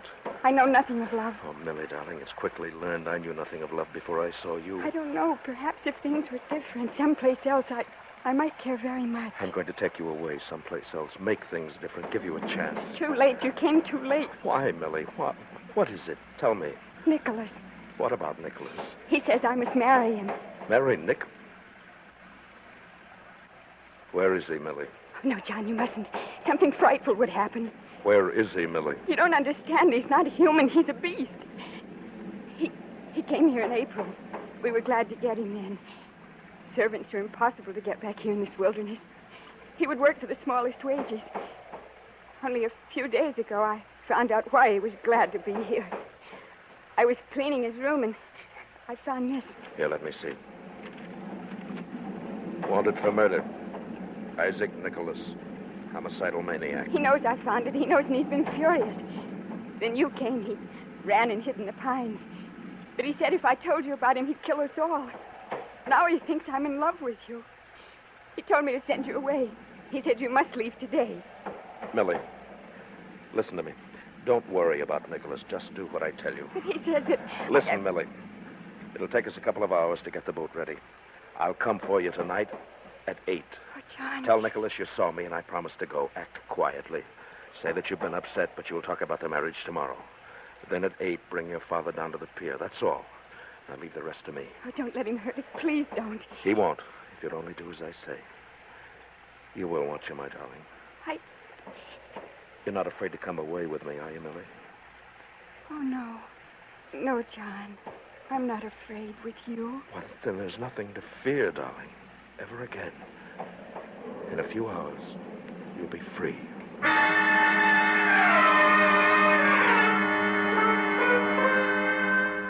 Halvard and I got the ketch ready for sailing, and at 8 o'clock we rode into the little pier. The storm had let up somewhat, but it was still raining. I got up on the pier and waited for Millie. 10 minutes passed, and then 20. Oh, something was wrong. I told Halvard to wait there with the dinghy. I walked carefully up to the house. It was dark. I went up to the side portico to the heavy door. A tiny crack of light showed under it. I pushed it open. The light came from the parlor. On the floor lay a body. It was her father. He was dead, crushed, his arm twisted grotesquely under him. But there was not a sound in the house. I groped slowly up the stairs. I didn't dare use my flashlight. It would have made me a target for his knife. The upstairs hall was pitch black. Still, there was no sound. I inched my way along the wall, slowly, until... A knife sang past my ear and thudded into the wall, and then Nicholas smashed against me. I'm gonna kill you. I fought desperately to avoid being caught and crushed by the massive arms of this maniacal killer. Suddenly, he slammed me aside. Get away. As I groped to my feet again, the breath aching in my throat, I heard him feeling his way along the wall, searching for his knife. I threw myself at him, but his great hands reached out through the dark, and he had me by the throat. I got you. I could feel my strength ebbing away as his fingers tightened. With one last effort, I tried to throw him.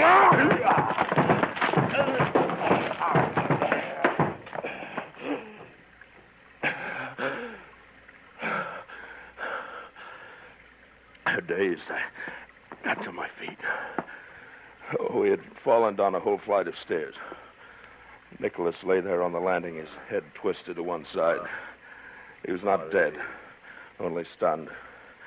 I leaned heavily against the wall, watching him. Then I heard someone coming down the stairs. I walked right past him. There's no other way. Right past his head. Millie, it's all right, darling. Now, come here. I must tell you about my father. You know, in Virginia, the women tied an apron on the door because he would not go to war, and that preyed on his mind. And he was afraid of the slightest thing. Millie, it doesn't matter now, darling. Come on, let's get out of here. Things upset him so. He had no strength. Millie. The least little thing upset him. Millie, But get hold of yourself. I was to meet a man. We were going away someplace where it would be peaceful. But Nicholas suspected, you see. He asked why Father had put on his heavy winter clothes. Then when I tried to go out, he pushed me. Millie, we've got to go. Nicholas is coming, too. Do you know what Father did then? He came up and said, "Don't do that. Take your hands off my daughter." Nobody but me. His lips shook a little, but he said it. That's the important thing. Millie. Father said, "Take your hands off my daughter." Go away. Nicholas killed him, of course, but it was a brave thing to do. Yes, of course, darling. Now, come on. Kill him. Oh. There was no time to reason with Millie. Nicholas was on his feet, blinking at us. I picked her up and carried her out into the night, down the path to the little pier. What happened? You all right? Yes, I'm all right. I'm about done in, but I'm all right.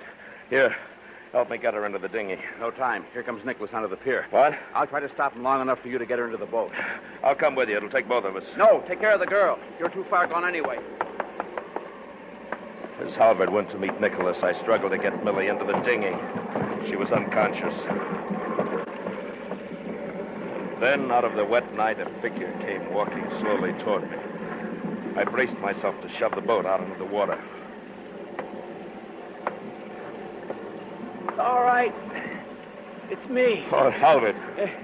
I stopped him. I managed to trip him and he went into the water. Let's get out of here. All right. Come on. What? Are you bleeding? Are you hurt badly? Just a scratch. I missed his knife hand at first. In the dark. Good. Let's get out of here, then. I held Millie in my arms as Halvard rowed to the ketch, slowly and erratically, I suppose, because of the storm. We were ready to get underway in 2 minutes. We had to leave the cove because our anchor wouldn't hold much longer in this weather. Besides, Nicholas was still alive back there somewhere. The last obstacle was the narrow passage out of the cove. In this storm, it would be dangerous. As I started to take Millie down, she opened her eyes and looked at me wildly and in horror.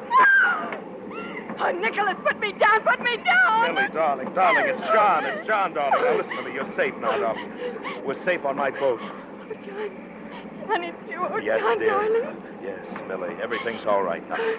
But you'd better go below. Oh, no, John, I'm fine now. I'd rather stay up here. All right, darling, but be careful. Here, sit here beside Halvard. I'm going forward. In this wind, you won't be able to hear me if I call. No, but you can hear me. We're heading straight into the wind. It's too dark for you to see anything back aft here, so I'll talk us through. Okay, I can manage. Halvard, are you sure? You sure he didn't get that knife into you? I'm fine. I've taken knives before. Just a cut across the ribs. Okay. Turn over the engine. We'll patch you up as soon as we get outside. I'll get the anchor. The ketch headed into the tearing wind of the storm, straight toward the narrow inlet. A foot too far on either side, and we'd grind to pieces on the rocks. I stood far up forward, searching through the night, feeling out the passage. The tearing wind carried the call back to Halbert. Take her to starboard! Starboard! Starboard, Halbert! Slowly, the boat came around. Too slowly. And I realized Halbert must be weaker than I thought. He must have lost an awful lot of blood. Halbert! Steady her! Steady her! Let her fall off, Halbert! Now steady as she goes! Steady! Steady! Port! Take her to port! Steady!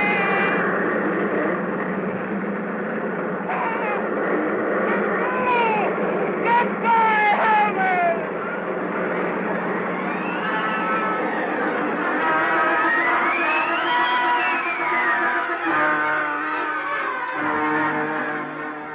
I went back aft, but Halvard wasn't at the wheel.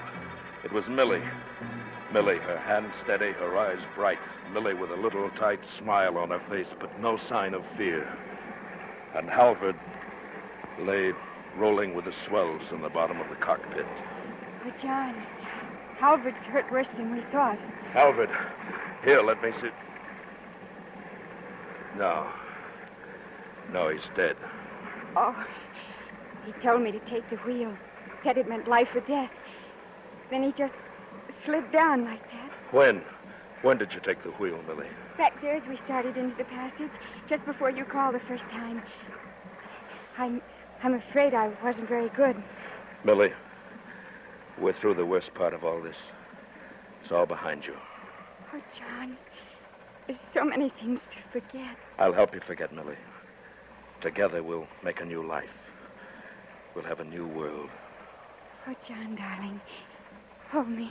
Please hold me. Yes, dear. Look, darling. Up ahead, it's lighter. The storm is breaking. Yes, John. I can see it.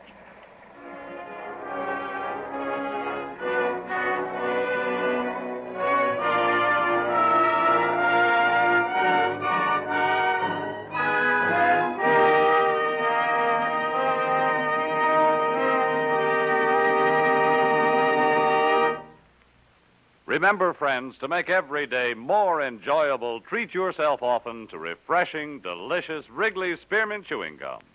There's lots of cooling, real mint flavor in every stick. And chewing Wrigley Spearmint helps keep you feeling fresh and alert. You feel better, work better, get more fun out of doing things. So indoors, outdoors, wherever you go, keep some healthful, refreshing Wrigley's Spearmint Chewing Gum handy. To make every day more enjoyable, treat yourself often to delicious Wrigley's Spearmint Chewing Gum.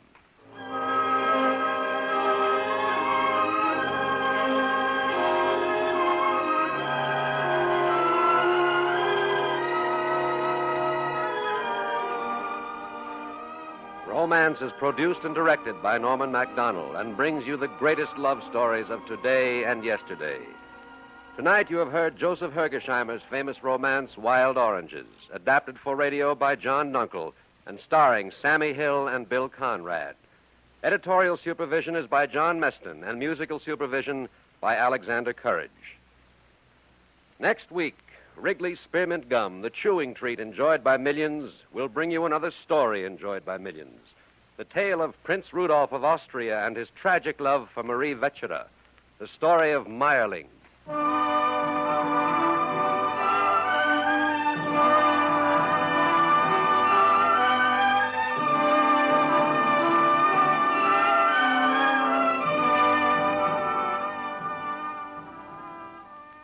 Be sure to listen to Romance next week when the makers of Wrigley's Spearmint Chewing Gum bring you Meyerling.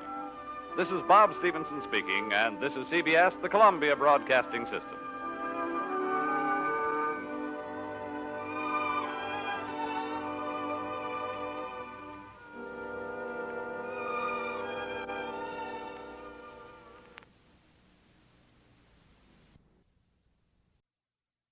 Wrigley's Spearmint Chewing Gum, the refreshing, delicious treat that gives you chewing enjoyment, presents for your listening enjoyment, Romance.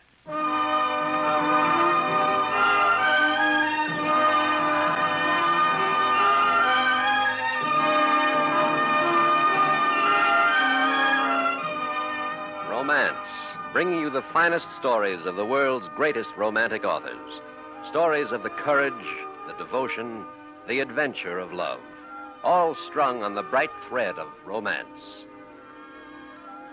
Tonight, the makers of Wrigley's Spearmint Chewing Gum bring you the story of Prince Rudolph of Austria and his tragic love for Maria Vetzera, the story of Meierling.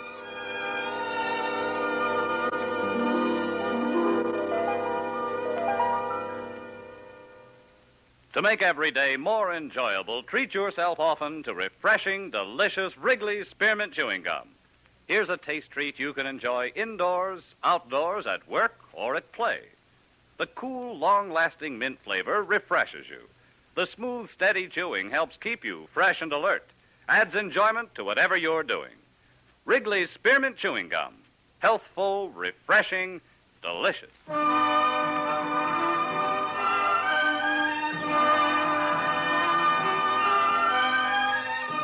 Now, here is the first act of The Story of Meierling.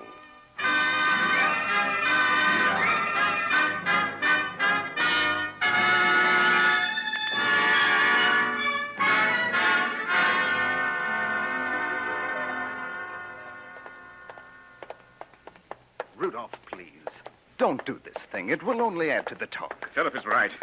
It will make matters worse. Why won't you listen to reason? The Emperor will be bound to hear of it. The man's a member of Parliament. If it must be done, let us do it. I've had enough.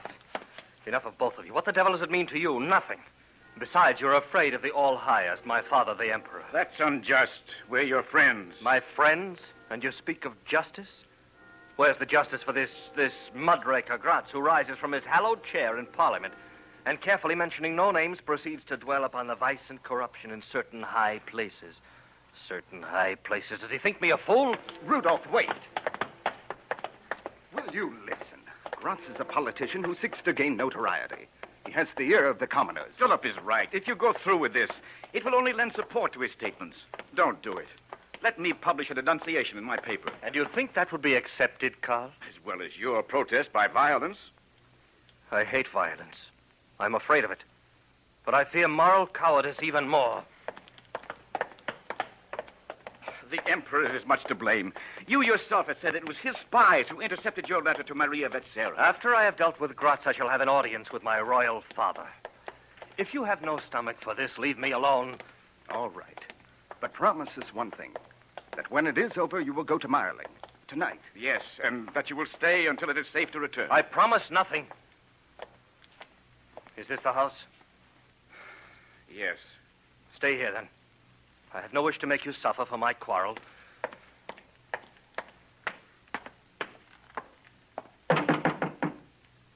Rudolph, be careful. If you need us, call. Yes? Just a moment. Who? You are Gratz. Yes, Your Highness. You are also a dirty swine. Do you know why I'm here? Why, I haven't the I'm going to whip slightest- you. Your Highness, I am in delicate health. When I am finished, you will be in more delicate health. It would be very unwise. Why do you single me out for your scandal mongering? Oh, you speak of my words in Parliament. But, Your Highness, I mentioned no name. There was no need to, was there? You had a letter which left no doubt as to the identity of your target. Well, these are your words, Your Highness. If the cap fits... Oh, I... Thank you, Your Highness. I shall want satisfaction for that. If I thought that killing you could serve any purpose, I should have done it now. You are like a mongrel who yaps once too often. And, Gratz, I swear that if there is to be a next time, I shall beat you until you howl. Your Highness, Yes? will you present my condolences to your wife, the Princess Stephanie, and my congratulations to Maria Vetzera, your mistress?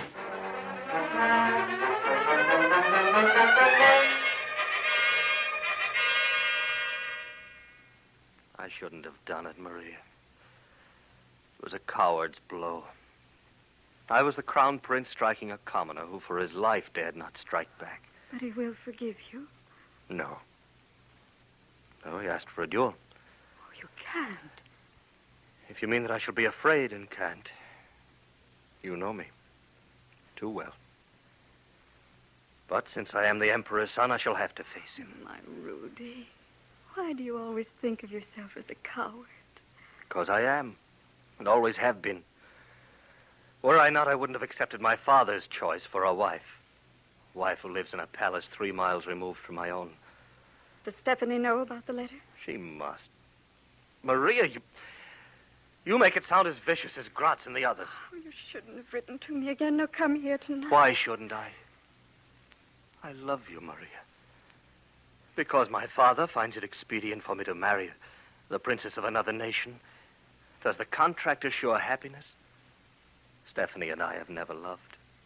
I am not a nation. I'm a man. Rudy, what did you say in the letter? It wasn't a long letter. I said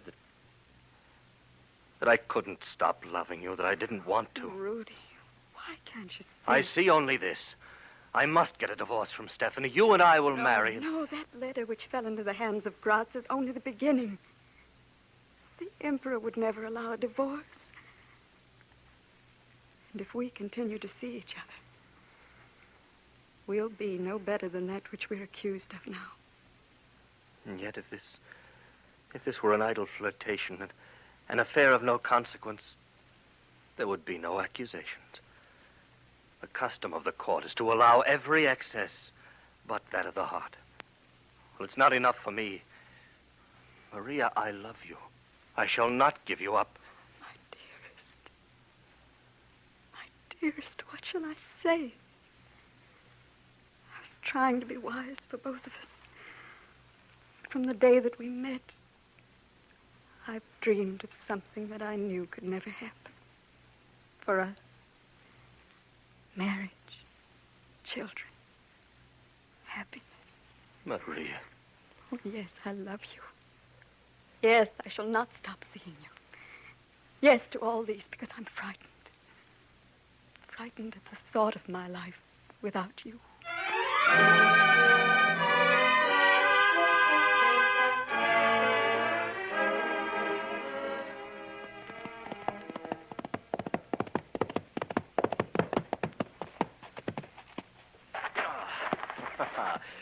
Good boy. Rudolph, I thought you would never return. What, from an early morning ride? Nonsense. Here, groom, take the horse. Well, what is it, Philip? You troubled? Your man Loshek has been looking for you. Oh? The Emperor requests an audience. The Emperor requests? Come now. He knows about last night. I doubted that it would be kept a secret. And this note was delivered to me an hour ago. From Gratz. He looks upon me as your second. A duel? Yes. And if I know the man, he has sent a copy to the Emperor. Oh, Rudolph, don't you see you have played into his hand? Perhaps. And it doesn't really matter. Gratz is of no importance now. Nor the Emperor, not even Austria. Rudolph. I own to the heart of a commoner. And as such have made my choice. I'm going to marry Maria Vetsera.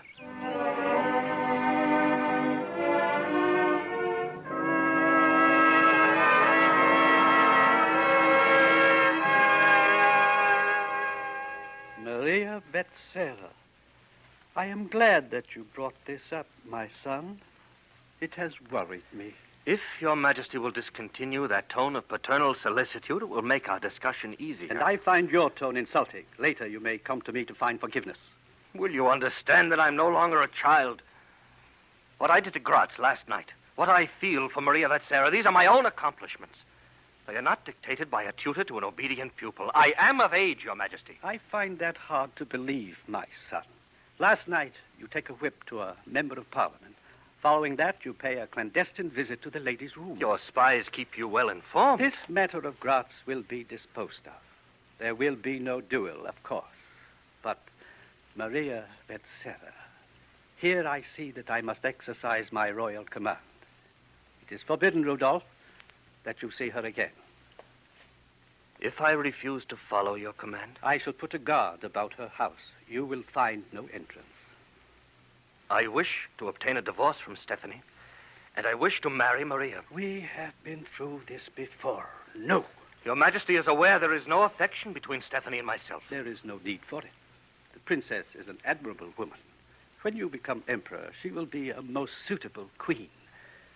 Which brings me to another point.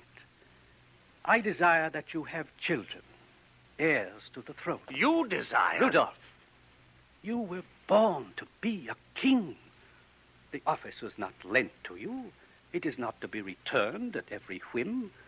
If you must adore this Maria Vetzera, then do so. But be circumspect.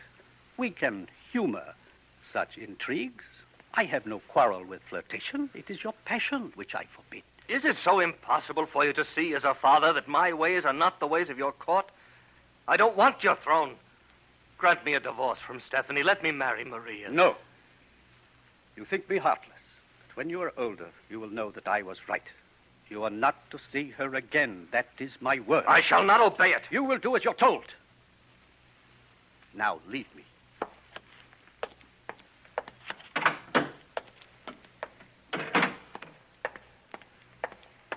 Rudolph. Was it very bad? No. No, Philip. It was very good. The Emperor has taught me what it is to rule with a firm hand. I'm no longer afraid of his dictates. At what time does Graz require the duel? At 7 this evening, but you won't... It is against the Emperor's wishes, therefore I shall. Will you act as my second? Of course. Few enough that I can trust. It's good to know you stand beside me. Philip, I want you to go to Maria Vetzera. Tell her to be ready to leave Vienna tonight. Leave?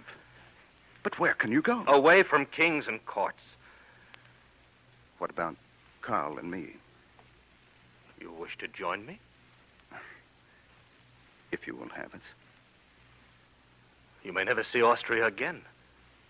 Without you here, there would be little enough that I should care to see of it. Very well. I rely upon you to take my message to Maria.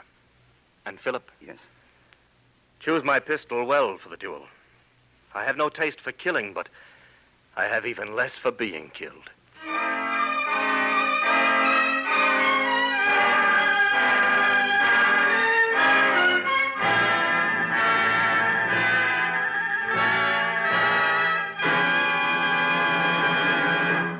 To make every day more enjoyable, treat yourself often to refreshing, delicious Wrigley's Spearmint Chewing Gum. The lively, full-bodied real mint flavor cools your mouth, moistens your throat, freshens your taste. And the chewing itself gives you a little lift, helps you keep going at your best. So for real chewing enjoyment that's refreshing and long-lasting, always keep Wrigley's Spearmint Chewing Gum handy. Healthful, delicious Wrigley's Spearmint Gum will make every day more enjoyable.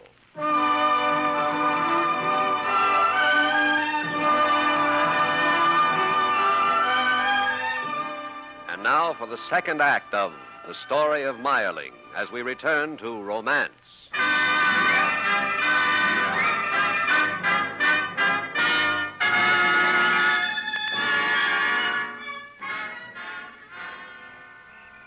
Well, Your Highness, it is apparent that your seconds have no inclination to witness the duel. For reasons of their own, they are delayed. However, I see no reason to postpone the affair longer. Your Highness, if you desire, and if Herr Graz permits, I should be honored to stand for you. Thank you, no. I require no second. Very well. Your choice of pistols, gentlemen.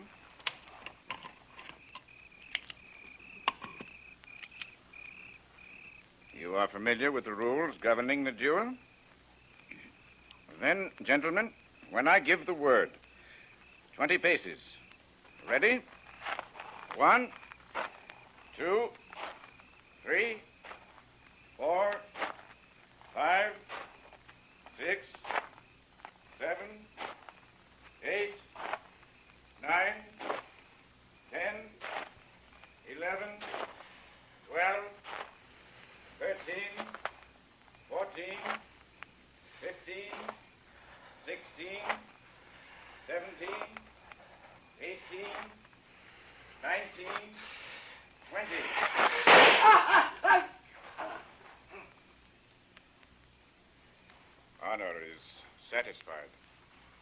honor. To whom I have killed a man. Rudolph! Huh? You must leave here immediately. Our carriage was stopped by the Emperor's guards. His Majesty learned that you had set out for the duel.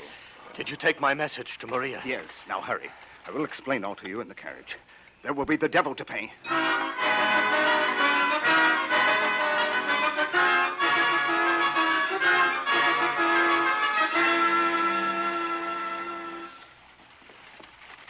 Have you told Carl of our plans? Yes, he is with us. Good. Where do we meet? At Meyerling. You and Maria Becerra will journey there in this carriage. It has been arranged. I shall travel with you. Carl will meet us there. For my part, I have no desire to stop until we cross the border. There's no alternative. You must have money and clothing. Carl will see to that. Now that His Majesty has been apprised of the duel, which was contrary to his command, you dare not return to the palace. How well he knows my every move and action. Is it in the divinity of kings to pluck the thoughts from our brain? There is nothing mystic in this, Rudolph. His Majesty trusts no one. His spies are behind every pillar and every chamber of the palace. Though how he learned of our complicity in the duel, I swear I cannot tell. Where is Carl? Concluding his affairs at home and the business of the newspaper. These are heavy sacrifices that you make for me, you and Carl. I can offer you nothing but exile. And we would have it no other way. Perhaps Spain, England. Loshek, stop the carriage. What? Rudolph, what is it? There. In front of Maria's house. Guards. The Emperor's guards. He said that. I shall put a guard about her house. You will find no entrance. I swear they were not there when I saw her 2 hours ago. Have you a pistol? Yes. Loshek, remain here. If we do not return in 10 minutes, leave this place. Forget that you ever drove us here. Very well, Your Highness. But if you need my help... Thanks, but you're the means of escape. Stay. There are 3 of them in front of the house. We shall scale the wall and attack from the rear. Now, give me a hand. All right. All right. Here. Now jump down quietly.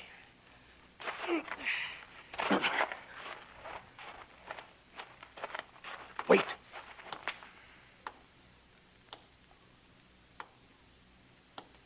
There is only the one. Keep in the shadow. He will pass us.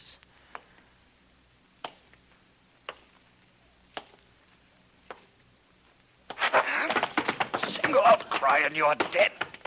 I have killed once tonight, and I'm yet infected. Philip? Yes? Bind and gag him well. Then await me here. Yes. Be careful.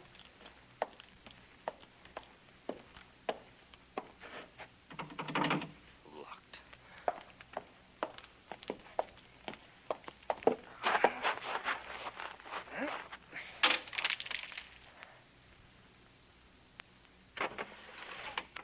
Maria.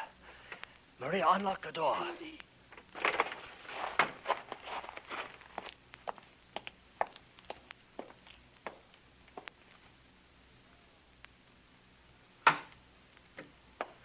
Maria. Oh, Maria. Oh, the night is warm again in your arms. Come away with me, Maria. Quickly, quickly. I'd lost hope, yet not the faith that you'd come. See, I wear my cloak. Goodbye, then, to this house in Vienna. For we shall not see either again.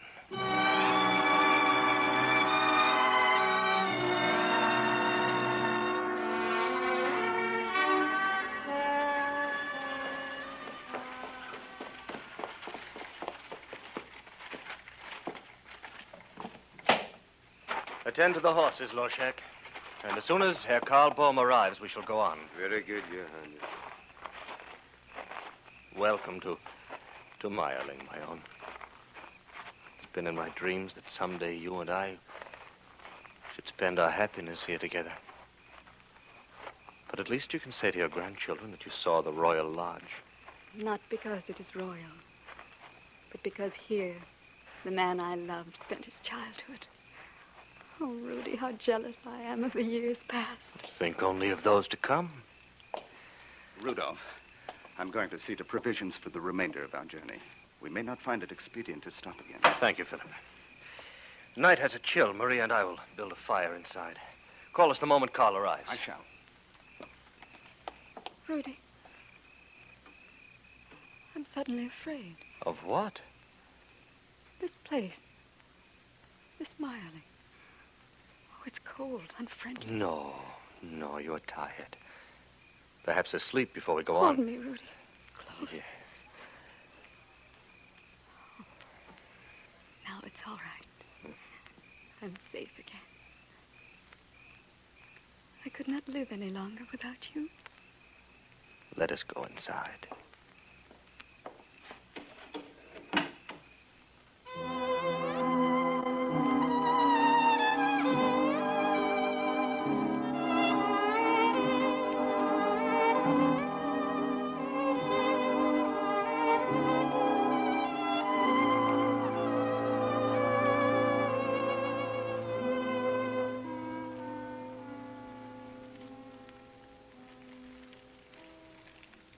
Rudy, are you awake? Yes, The fire's going down. I know. I've been watching you. Carl should be here soon. Yes. Perhaps he'll not come. And we'll wait for him forever. Here by the fire. Quiet shadows flickering. Close together. Would you mind that very much? No. Rudy, Darling? are people in love always like this? Everywhere.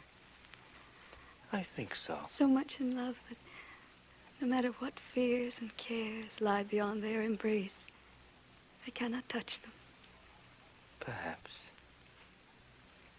And when the embrace is ended, and the lovers are apart, is it still the same? We shall never know that. Because we shall never be parted. Oh. Rudy, you have a beautiful face. My face? Beautiful? I'm unshaven since this morning. But if you will continue to think me beautiful, why, I shall never shave. And we must always remain in this light. I would kiss that face. I would have you do so. I love you. Rudy. What color are your eyes? You do not know when you speak of love. They're so changeable. One moment green, then gray. Do they indeed change? Always? Now, you must be serious. This is a serious matter. Why? Because I'm finding something to talk about now. So that I can enjoy the pain of waiting. Waiting until I kiss you once more. You talked and waited too long.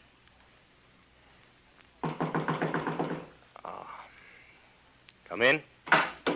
Rudolph, they're here. They are? The Emperor, his guards. Oh, you lie. They couldn't be. They didn't know. What dare I tell you? Tell me what? What have you to tell me? Carl Bohm brought them. Carl? He's in the employ of His Majesty. It was he who divulged all of our plans. Carl. Oh, no, I can't believe He's that. outside with the Emperor. They took me by surprise. Escape? No. The guards are all about the place. Oh, Carl. He was my friend. Carl. Rudolph, the Emperor awaits you. Oh, I shall come in a moment. Wait for me outside, Philip.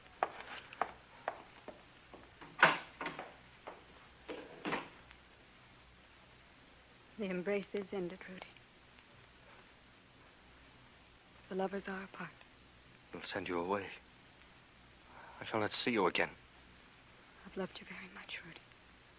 And now? I shall not want to live without you. Your eyes are gray.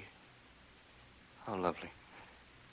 Maria, if we could stay here by the dying fire, the shadows, in each other's arms forever. Yes, Rudy. We would tell each other of our love, our childhood, live each day we have spent together and those that lie before us.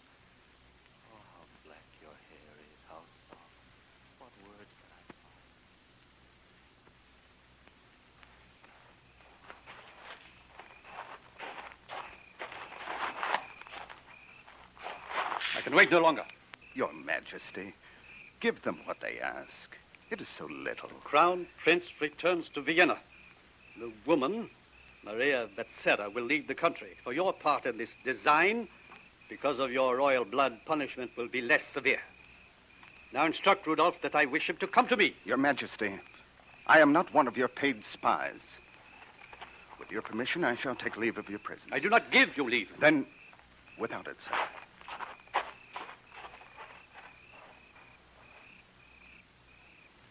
Now, as his father, I must bring him out myself.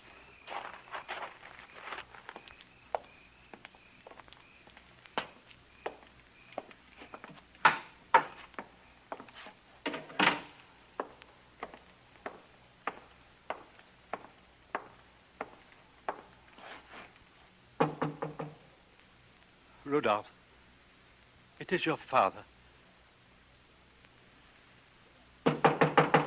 Rudolph, it is the Emperor. I command that you open the door.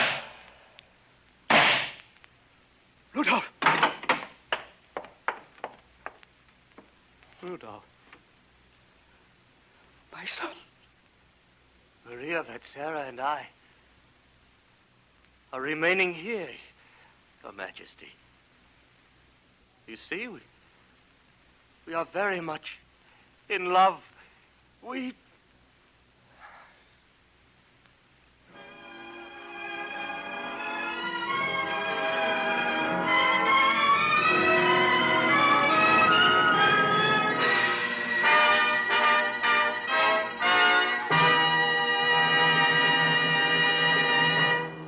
Remember, friends, to make every day more enjoyable, treat yourself often to refreshing, delicious Wrigley Spearmint Chewing Gum.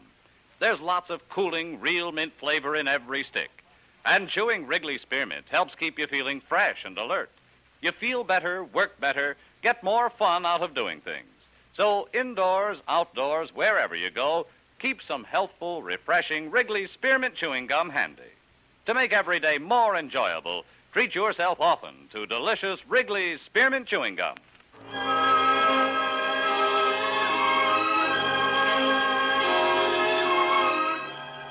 Romance is produced and directed by Norman MacDonald and brings you the greatest love stories of today and yesterday.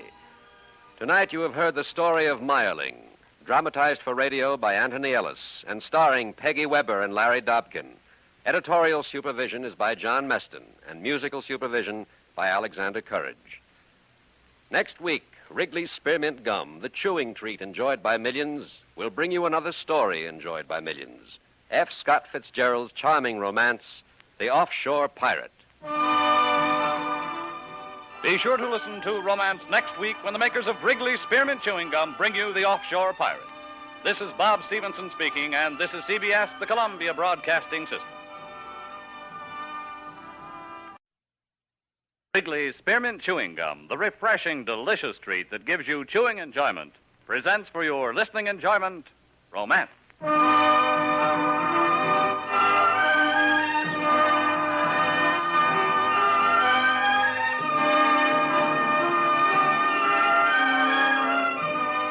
Romance, bringing you the finest stories of the world's greatest romantic authors. Stories of the courage, the devotion, the adventures of love, all strung on the bright thread of romance. Tonight, the makers of Wrigley Spearmint Chewing Gum bring you F. Scott Fitzgerald's charming romance, The Offshore Pirate.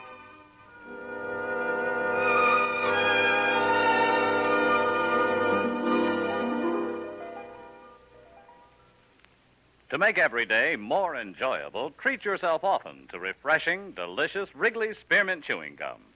Here's a taste treat you can enjoy indoors, outdoors, at work, or at play. The cool, long-lasting mint flavor refreshes you. The smooth, steady chewing helps keep you fresh and alert. Adds enjoyment to whatever you're doing. Wrigley Spearmint Chewing Gum. Healthful, refreshing, delicious.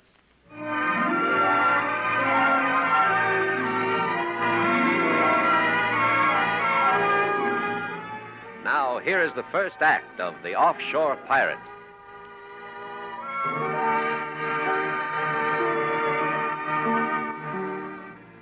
Larry, shut up a minute and listen to me. And get this straight. We'll be anchored off Palm Beach in 4 more days, and you'd better be there. Dita, darling, how can I leave Boston now? Why not? Afraid you'll miss Beth's coming out party, or is it that some girl richer than I might be there? Dita, don't say things like that. You know I love you. And I'd leave here tonight if I possibly could. But, darling, you're just asking the impossible. With the money I've got, nothing's impossible, you hammerhead. Dita, how can you talk like that? Have you no respect for me? Oh, you jerk. I can't hear you, Dita. I've got to hang up now, my sweet, and get back to the boat before my uncle misses me. I'll wire you enough money to fly down right away. Well, all right then, darling. I'll meet you in Palm Beach. You do that. Goodbye. Poor Larry. He has all the requirements, except brains and manhood. Anyway, it'll amuse me. And it'll make Uncle, oh, so mad.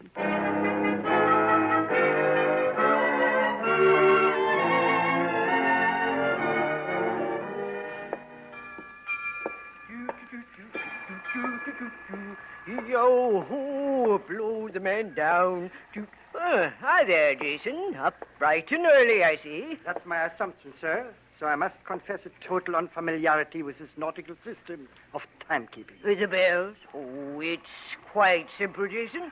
4 bells always mean that it's, except, of course, there's, look at that shoreline. Just breathe that salt air. You forgive me, Mr. Farnham, but I do feel a certain queasiness this morning at the thought of deep breathing. Haven't got your sea legs yet. Come along. We'll take a few turns around the quarterdeck. Very good, sir. I'm almost convinced, sir, that a butler should never leave his pantry. Yeah, but you're not a butler while you're on board the yacht, Jason. You're a steward. Quite so, but there's a remarkable similarity of duty. Yeah, I suppose.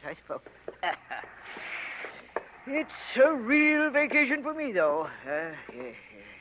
And to think I might not have done this for years if it hadn't been for, Jason. Is she up yet? Since 8 o'clock, Mr. Farnham. She's on the portion of the boat which I believe is called the afterdeck, reading a book. Ardita never reads a book. It's called Revolt of the Angels, sir. Must have been the word revolt that attracted her. She certainly has nothing in common with the angels. One might mention her appearance. That's a good point. She is ravishingly beautiful. Yes, that's one of the reasons why that Larry, whatever his name is, wants to marry her. Oh, Jason, there's going to be trouble when I tell her I've found out he's meeting her in Palm Beach. I dare say there will be, sir. Take my advice, Jason. Never make the mistake of becoming the legal guardian of a lovely young niece with a great deal of money. I shall endeavor to avoid that pitfall, Mr. Farnham. Well, no point in putting it off, I suppose. I've prepared for the eventuality, Mr. Farnham, if I'm not being too presumptuous. Oh, Johnny Walker, eh? Good. Just a spot, Jason. Straight. Yes, sir. Revolt of the Angels, eh? Sounds almost subversive. Oh, thanks, Jason, thanks. Skål.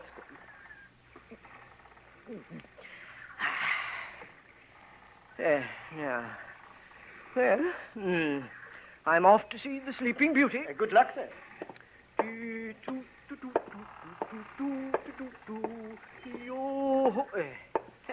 Good morning, Ardita. Hi.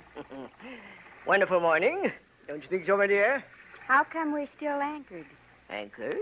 Why aren't we headed for Palm Beach? Ardita, my dear, you'll never guess who I ran into ashore last night. An old friend named Colonel Morland, who happens to be vacationing here. Why aren't we going to Palm Beach? Why? Oh, I thought we'd run on down to Cuba. Say, my dear, the Colonel's son, Toby, is dying to meet you, and I thought let him die, and I don't care what you thought. Ardita. I want to go to Palm Beach. Oh, no, I'm afraid that's out of the question. Definitely. Oh, what a low-down trick. Now, Ardita, I know what is best for you. That Larry is a... He is not. That's only what the newspapers say. And furthermore, he's in love with me. My dear, he's in love with every woman who has money in her own name.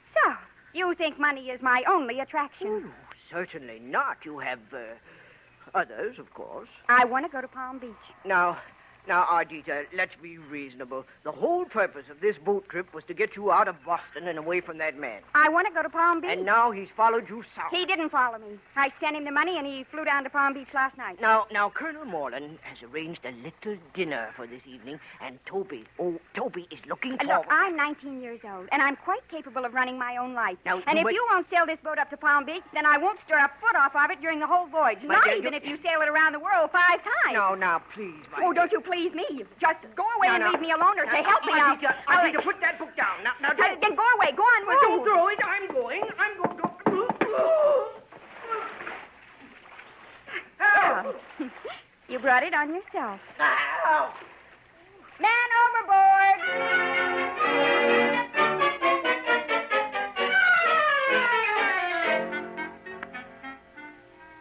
Shall I serve your tea here on deck, Miss Farnham? It's 5 o'clock.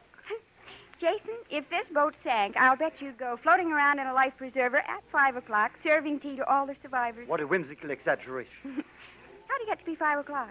Oh, I must have dozed off. But where is everybody? They're all on shore, Miss Farnham. Your uncle asked me to tell you he's planning to dine there Oh, with... never mind. I know all about it. Hey, look. It seems to be a small boat being rowed by a white man and 4 natives. Oh, yes, but listen. Local residents, I presume, enjoying their simple pleasures. Ahoy, the yacht! Ahoy, yourself! Miss Farnham, don't you Oh, think... stop being an old poop. Perhaps it's better that I simply withdraw. Mind if we come aboard? Well, of course I mind. This is a private boat. Go away and... Hey, look, what's the big idea? I'm your jewel tea man, honey. Need any kitchen supplies? Oh, now look here. Come on up, boys. Tie the boat to the ladder and get those sacks on board. Hey, boys, let's get going. You alone? Certainly not. The butler just went downstairs. Butler just went downstairs. Get that, babe? Yes, boss. He sure don't know nothing about boats. Anybody else below deck? No. Now look here. You the owner? I'm the owner's niece. And whatever this gag is... Gag. That's a good idea. Better find that butler, babe. Tie him up and gag him. Okay, boss. Time up there. Think the 5 of us can handle a bait? What? Oh, sure. She's a diesel job. Nothing to it, boss. Then let's get moving. Oh, now look here, Mr. Whatever your name is. Go on, boys. Get that butler. How about an explanation for all this? Well, it just happens that we're fugitives from justice. And it also happens that your yacht was the closest to shore. There's nothing personal, of course. Oh, you're out of your mind. Just stay out of the way and you won't get hurt. What are you going to do? Escape, we hope. Oh, look, he's pulling up the anchors. Naturally. Oh, but this is crazy. Why, the Coast Guard will pick you up before you get out of the bay. Want a bet? But you steal a boat. It's piracy. That's right. It's Oh, you're kidding. The whole thing's a joke. What's that? They've started the motors. Full speed ahead. Oh, but I... Still think it's a joke? Why don't you laugh?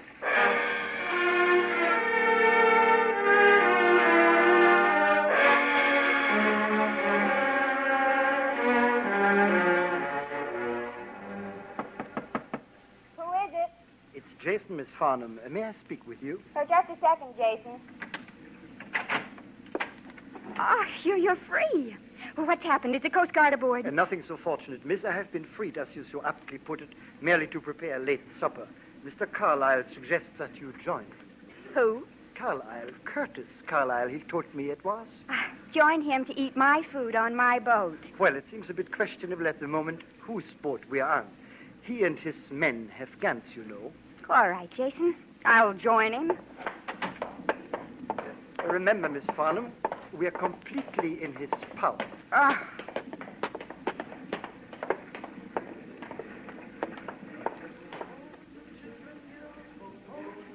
Over here, Ardita. Ardita. You've got a nerve. Of course I have. Won't you sit down? I trust you found everything without any trouble? Oh, yes.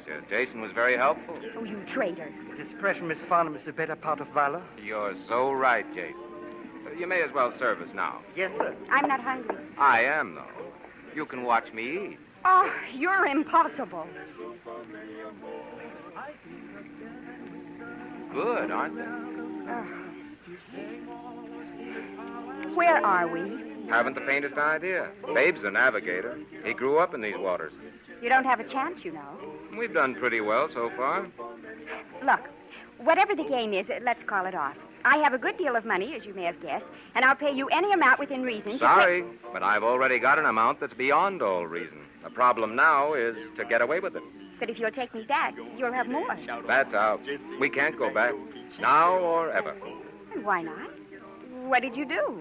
Committed a crime. I thought I told you. But if I gave you a lot of money, you could go back unless you've killed someone. Quite true. As you say.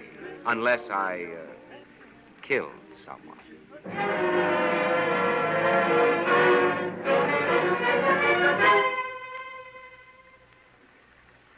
Oh. What's that? Wake up, Miss Farnham. Oh, what for? 7 bells at 7:30 a.m. How do you know? Mr. Babe was kind enough to instruct me in some of the intricacies of seamanship. Oh. When in Rome, Miss Farnham. Hey, the engines are stopped. That's why I woke you. It seems we reached a destination of some sort. Mr. Carlyle and his associates are engaged in a process called warping in, I believe. Jason, I'm going on deck. Hand me my robe, please. Here you are, miss. Thank you. Come on. After you, Miss Farnham. Did you ever hear of anything so utterly fantastic in your whole life? No, miss. I can safely say that in all my years in your uncle's house in Grosvenor Square, nothing remotely resembling this ever happened. Here we are. I'm holding her steady as she goes, babe. Stand by on the motors. Yes, sir, boss. Keep throwing that lead, Johnny. Why, look, it's an island, and we're drifting right into the cliff. No, we're not. There's a hidden inlet. Babe knows all about it. Oh, indeed. You seem to have made very definite plans. We did. Oh, babe, we're losing way. Start the motors. Half speed ahead. Okay, boss. Come up here and take the wheel. You know the passage. Yes, sir.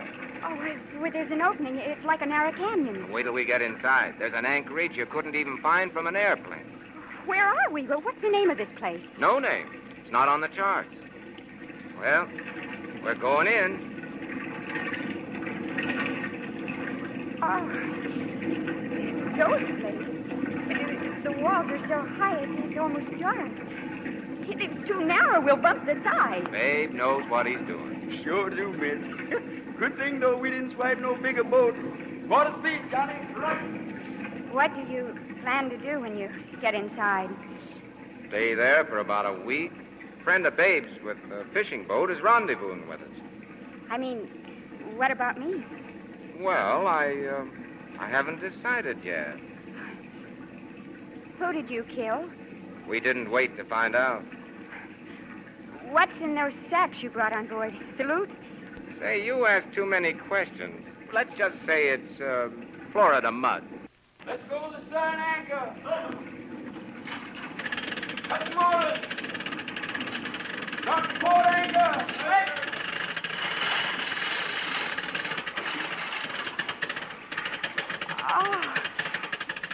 Right. It's beautiful. And well hidden. Nobody could find us in 100 years. Do you follow me? Yes. Well, I'd better help the boys pull her in under the overhang of the cliff. Steward, serve coffee to all hands. Aye, Captain. Aye, Captain. Jason. Well, I must confess, Miss Farnham, I'm getting a bit of a thrill out of this. Oh, but don't you understand that But what can we do? You know, I've never met a man before that I couldn't wind around my finger. But... Not this one, miss, if you'll pardon my saying so. Yes, I know. You know something else, Jason? I'm scared.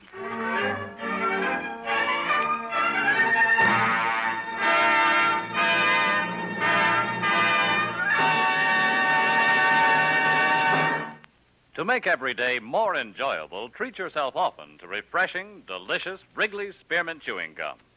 The lively, full-bodied real mint flavor cools your mouth, moistens your throat, freshens your taste. And the chewing itself gives you a little lift, helps you keep going at your best. So for real chewing enjoyment that's refreshing and long-lasting, always keep Wrigley's Spearmint Chewing Gum handy. Healthful, delicious Wrigley's Spearmint Gum will make every day more enjoyable.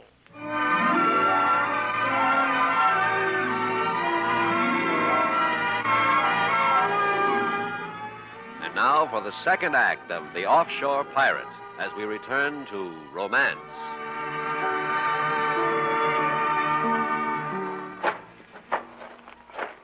Watch your step, Ardita. This ledge is narrow. It ends right ahead of us. What do we do then? It doesn't end. It swings around the edge of the cliff and drops down to a small beach. Wait till you see it. Oh, look down below us there. I never saw water so clear. I've named it Crystal Pool. Very original. Oh, a white sand beach. Like it? Oh, it's beautiful. Come on. Oh, well, you know, you'd never suspect it. I name it Lost Cove. Accepted. Cigarette? Oh, no, thanks. Why did you do it? Do what? Whatever crime it is that you're running away from. What was it? A holdup? Look, if you throw a rock across the water just right, it skips. See? You're strange. I've never known a man like you before. No, I don't imagine. They've all been from Yale or Harvard and wore medium blue suits and dark blue ties and talked to people about bonds and things. Sounds dull. They've always told me how beautiful I was. You are. Watch. Ah, that one slipped. I met an older man. He's waiting for me in Palm Beach now. Oh? Only it doesn't mean anything. I just wanted to shock the family. Well, this ought to shock 'em. I suppose. What are you planning to do if you get away? Enjoy myself the rest of my life. But you don't mean if. You mean when. All right. When? Let's go swimming. Okay. Only you'll have to go back to the boat and bring me my suit. I'll have to go back? Yes. Honey, aren't you a little mixed up? Miss Farnham, I took the liberty of bringing your suit myself. Well, Jason, where did you come from? The faithful watchdog, huh? Not at all, sir. Merely pursuing my duties as steward. Miss Farnham, there's an excellent dressing room a few yards away. I took the liberty of hanging up some towels. Oh, thank you, Jason. I'll see that you get a raise in salary when we get out of this. You don't mean when, Miss Farnham. You mean if. This way, please.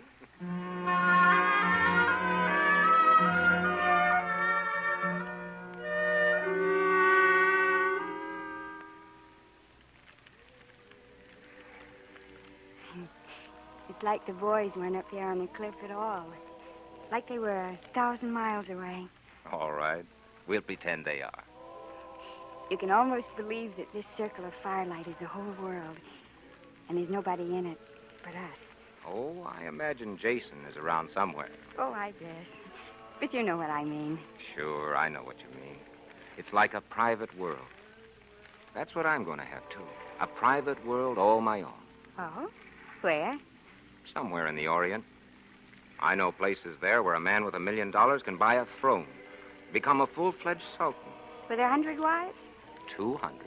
Oh. And what happens to me? You've had 4 days to think about it. What have you decided? Well, I think we'll leave you and Jason here on the island and tip off the authorities as soon as we get in the clear. You'll have your boat, food and water. You'll be all right. Kurt, take me with you. What? I said, take me with you when you go. You're out of your mind. Oh, maybe, but you are too, so we ought to get along. Wealthy Boston debutante and a fugitive from justice. Sure, we'd make a great team. But you're different. You're not like most criminals. You've never known any criminals before. I've never known anybody like you. I don't care what you've done or anything. Say, what's up with the boys? What do you mean? Well, something's wrong. Babe's coming down the cliff. Babe, what is it? Boss, there's a boat coming. A boat? Yes, it ain't one we're waiting for either. It's too big. Oh, somebody's found us. Here, Babe, take that bucket and douse the fire. All right, sir. Come on, Ardita. Let's get up to the top of the cliff.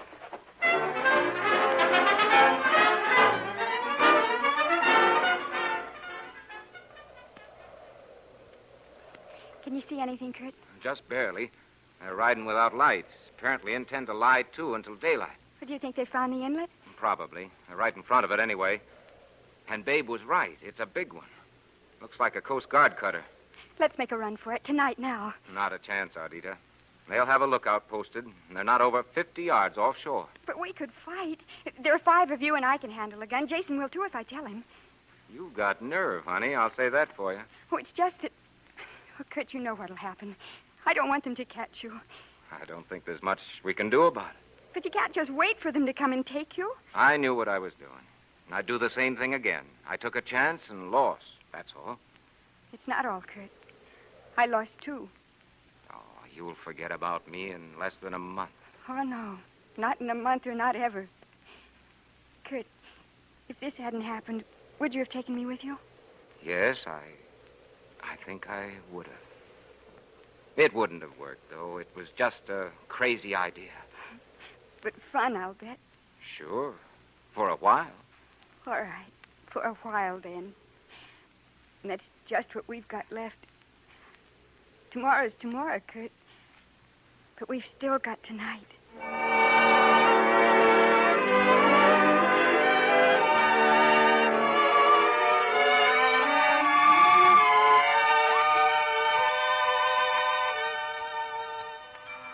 Oh, does he have to strike the time even today? Oh, Johnny's very meticulous about his seamanship.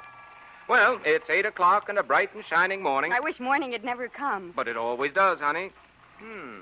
Babe's coming from the cliff. Something must be up. Pardon me. Would anyone care for some breakfast? Oh, Jason, at a time like this? I'd like some coffee, Jason. Yes, sir, right away.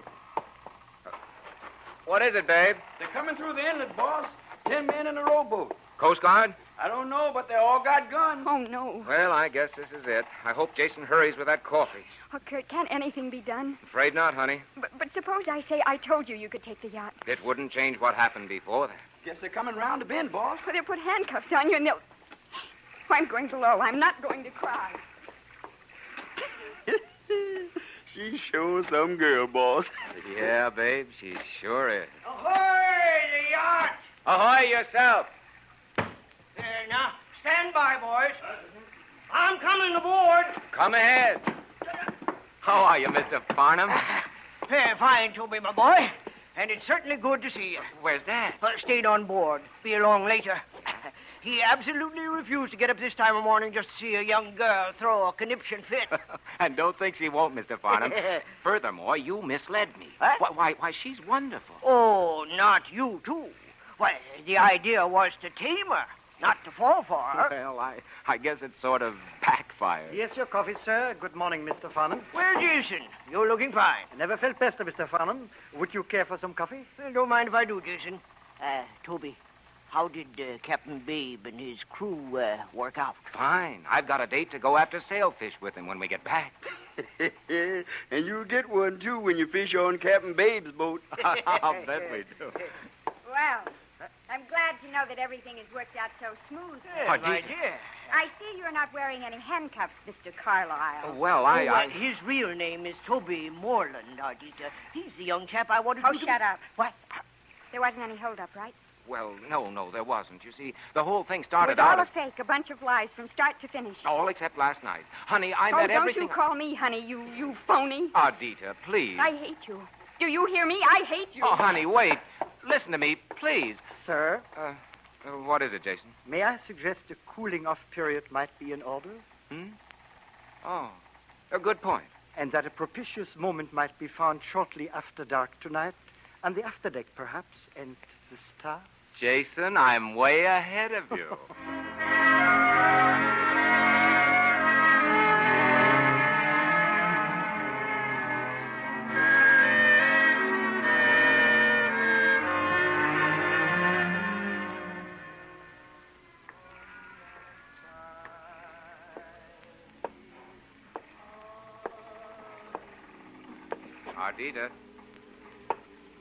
Ardita? Oh, go away. Oh, there you are. I'd like to talk to you. I said go away. You won't even listen to my side of it? No.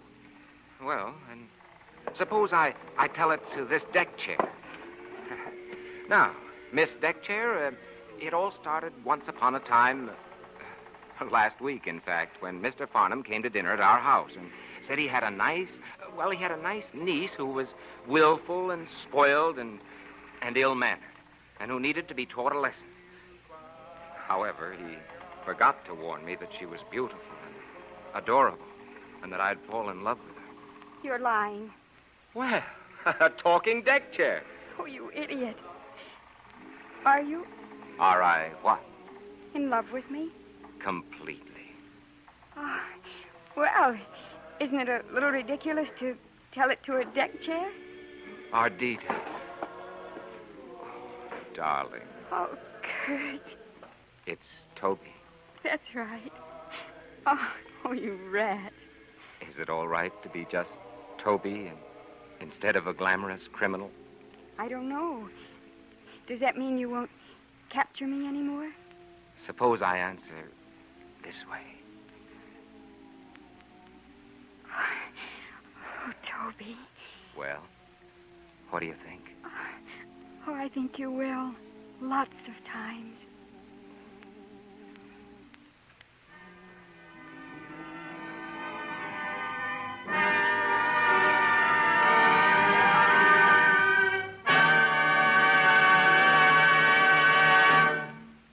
Remember, friends, to make every day more enjoyable, treat yourself often to refreshing, delicious Wrigley Spearmint Chewing Gum. There's lots of cooling, real mint flavor in every stick. And chewing Wrigley Spearmint helps keep you feeling fresh and alert. You feel better, work better, get more fun out of doing things. So indoors, outdoors, wherever you go, keep some healthful, refreshing Wrigley Spearmint Chewing Gum handy. To make every day more enjoyable, treat yourself often to delicious Wrigley's Spearmint Chewing Gum.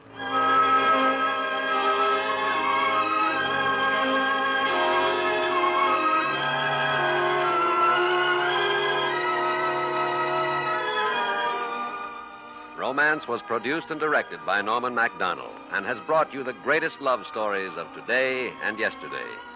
Tonight you have heard F. Scott Fitzgerald's The Offshore Pirate, adapted for radio by Les Crutchfield and starring Sammy Hill and Donald Woods. Editorial supervision was by John Meston, and musical supervision by Alexander Courage.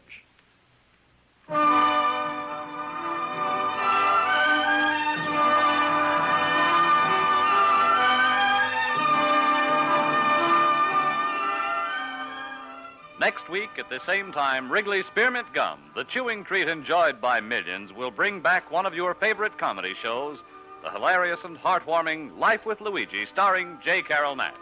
Bob Stevenson speaking. This is CBS, the Columbia Broadcasting System.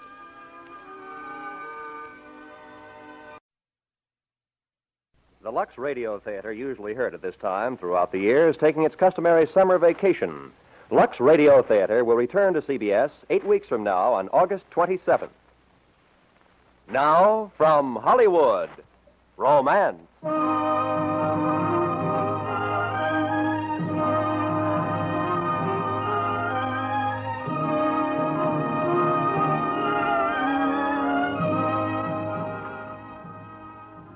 Romance, bringing you the finest stories of the world's greatest authors. Stories of the courage, the devotion, the adventure of love, all strung on the bright thread of romance. Tonight we take you to the wild mountains of Portugal, where two lovers invite terror and death in order to achieve their freedom, as Kem Bennett tells it in his exciting tale, To Live Again.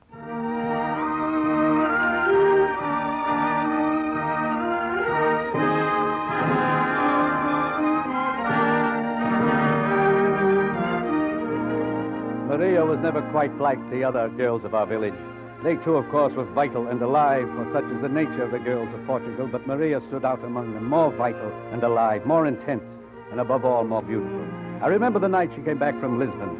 She stood there in the door of my cabin with the lantern light falling on her face, looking tired and thin, of course, but even more lovely than on the day she left. Joel. Oh, Joel. Maria. Joel. Oh, here, now, stop it. We'll have no crying and carrying on. I'm not crying, Joel. But it's been such a long time. A very long time, but now you're back. Maria, this young man standing here, is he... I brought him here. Then come in. Close the door. Thank you, sir. Joel, this is Alejo Perazza. I am honored, sir. Alejo Perazza. You're Spanish, are you not? Yes, sir. Well, welcome to the village, Alejo. Any friend of Maria? Here, let me put the lantern down. Move these things off the cart so the two of you can sit down. Joel, Alejo is my husband. Your husband? We were married in Lisbon. Not here, in the village, where you were born, where your friends are? Forgive me, but it was impossible, and... Oh, Joel, we're in trouble, terrible trouble. We're running from the police. The police? But Maybe I can explain, sir. You see, the police are after me. I'm wanted in Madrid for crimes against the state. Political? Yes, sir. The charges are false, but in Spain today, being accused is the same as being convicted. I escaped to Lisbon, but now the Portuguese police have my description and orders for my arrest. We've been sleeping in the fields, traveling at night, walking. You've got to help us. Help you? How? You can't hide here. The village is too small. Everyone knows everyone else. But we were thinking of the old mine. The mine? Yes, for a few days, perhaps. One can't live in an abandoned mine forever. True enough, sir. But two might die in it forever. What are you saying? We have decided this, Joel, that whatever happens will happen to both of us. Whether we live or die, we'll live or die together. You see, sir, running away is no answer because sooner or later the police will catch up with us. And we're not going to run any farther. What will you do then? Maria tells me you know every foot of the tunnels and working of the mine. I was foreman there for 15 years before it closed. Will you help us then?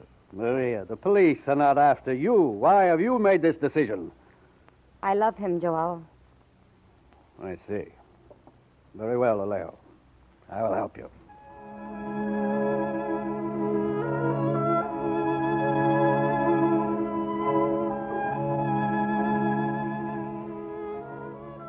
For the rest of that night, while Maria tossed restlessly on the cot, Alejo and I pored over maps of the abandoned mine. It was dawn before we found what we looked for. And even then, we couldn't be certain, not from the maps. We woke Maria. She slipped away from the village to carry out her part of the plan. And Alejo and I took the maps and went into the mine.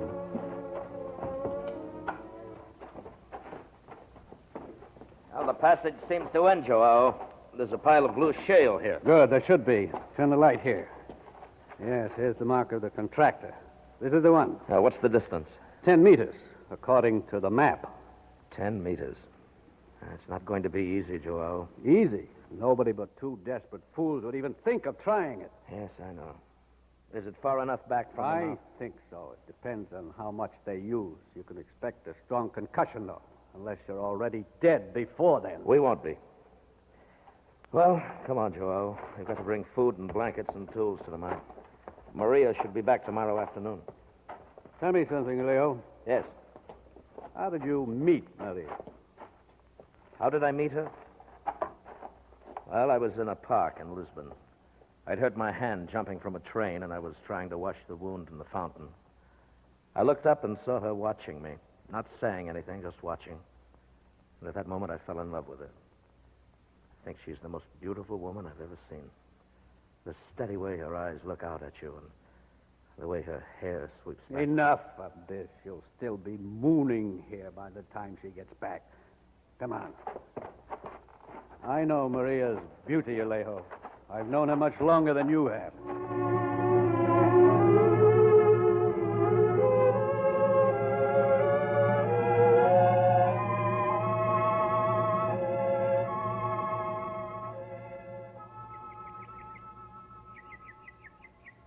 Oh, I'm tired. I've never been so tired.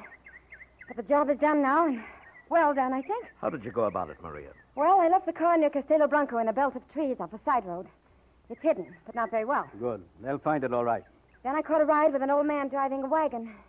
He was very nice and asked me a lot of polite questions, and I lied to him. I think he knew I was lying. Will he remember you later when the police inquire? Oh, I'm sure he will. He took me as far as Castelo Blanco, and I caught the train to Covilla. I tried to look very tragic and mysterious while I waited on the platform. I even cried a little at the ticket window. Now, the agent will remember you. A girl so lovely crying, how could he forget? Well, at any rate, it's done, and I'm back. And I'm so happy to see you, both of you. I was frightened that you'd let the police come too close and be caught. I didn't even see the police. Joe, how long do you think it'll take them to trace me to the village? The trail you've given them, they should be near at least in about 2 days. 2 days. Well, it'll give us time to build a barricade here at the entrance and start the work inside. Maria and I will stay here at the tunnel from now on, Joao. We can't afford to take chances. What madness to talk of taking chances. In what you are doing, there is no chance. I turn sick inside every time I think of it. Joe, this is no time to talk like that. You said you'd help us. And I will, Maria. But I still think you're stupid, foolish, both of you. Think you're throwing away your lives without reason or sense. What would you have us do, Joao? Go to the Vallo, one of the other fishing villages on the coast. Try catching a boat to France or America. It's a better gamble than this. And are there no police in France or America? No, Joao. We will not run any farther. We win here or we die here. but we will not run again. You're fools, the pair of you.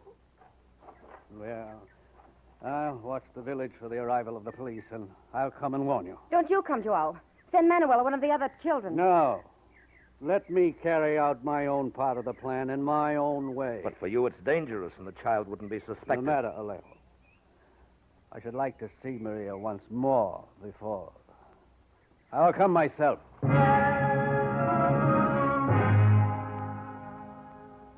There was nothing to do then but wait. My own part in the plan would come later. The village drowsed for the days and slept peacefully through the warm nights. And I spoke to old friends and carried on my life as usual. And I watched and waited.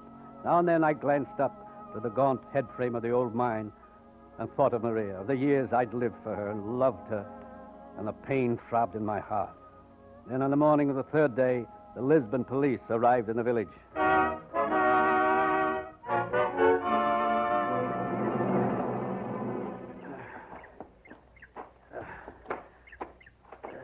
Stop. Who is it? Don't be a fool! Joao, over this way, around the end of the barricade. It's easier. All right, I'm coming. The police, Joao. Have they come? Yes, they came in 2 cars an hour ago. 4 of them, and the lieutenant in charge. They set up headquarters in the mayor's office. Well, the waiting's over. There's no turning back now. They're asking questions about Leo Perazza and the girl. They don't have your name, Maria. Only your description. I know. That will make it easier when you talk to them. If they knew, they wouldn't understand why you were doing it. I'm not sure that I understand why myself. Tell me, Joao, who ever really understands anything? But this folly, madness... If only madness can save us, then we have to be mad. I can't stay. They may begin searching the countryside. You'll go to them as soon as you get back to the village. Yes. Leo, would you mind if I had a few words with Maria before... Of course not. I want to check the guns anyway. Joao, you've been so good. I did only what you asked. I think what you are doing is wrong, but the decision is yours. Thank you. I suppose I shall never see you again, Maria. Who can say? None of us can ever know tomorrow. I have loved you, Maria. I love you now. And I love you, Joao. Now and always. So be it then. Here's your gun, Maria. Shoot low and try not to kill them unless you have to. 2 against 5. They'll bring up reinforcements. It's madness. You've named it already. We'll see. Go now, Joao. While there's time. Yes, while there's time. God bless you, Maria, and take care of you. Goodbye.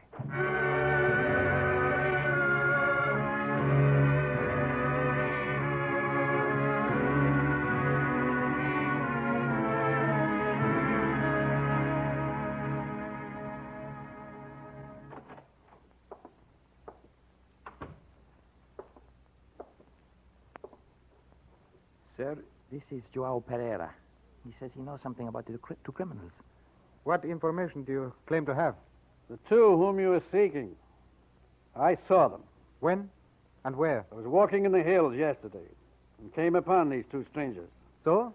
They stopped me and asked questions about the old mine. Mine?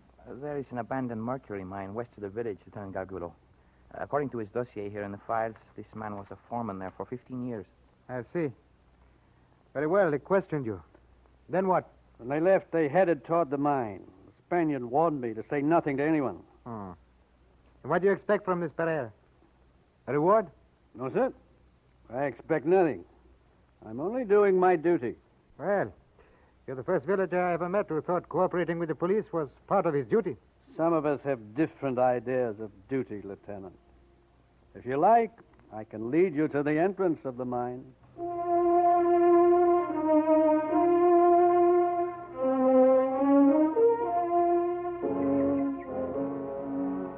drove to the mine in the 2 police cars and stopped them at the foot of the incline below the entrance of the tunnel.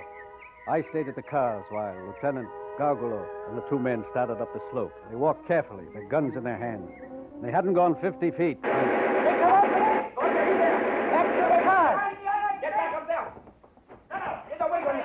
Well, you guessed it, old man. You're up there, all right.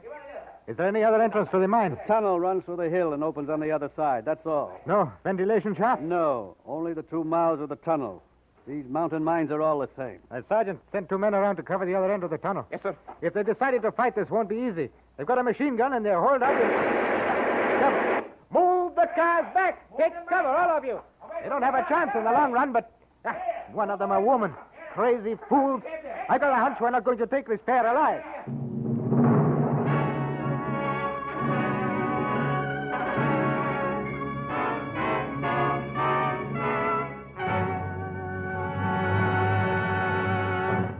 Romance, under the direction of Norman MacDonald, continues in just a moment. The music itself is the chief ingredient.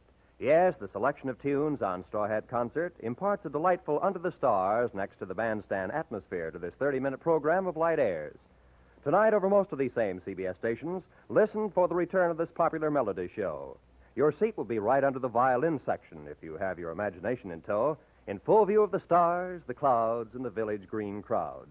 Be listening for your first Straw Hat Concert just a little later tonight on CBS.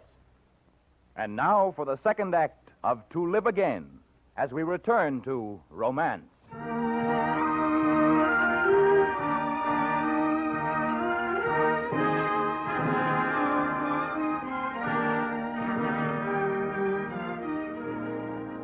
The opening shots had been fired.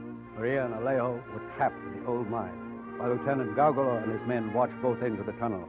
And so the first day passed, and the morning of the second. And as Alejo had said, whatever happened now, there'd be no turning back.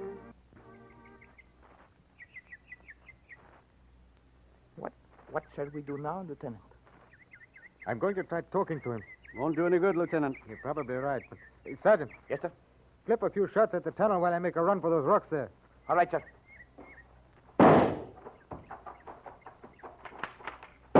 That's enough. Hold it.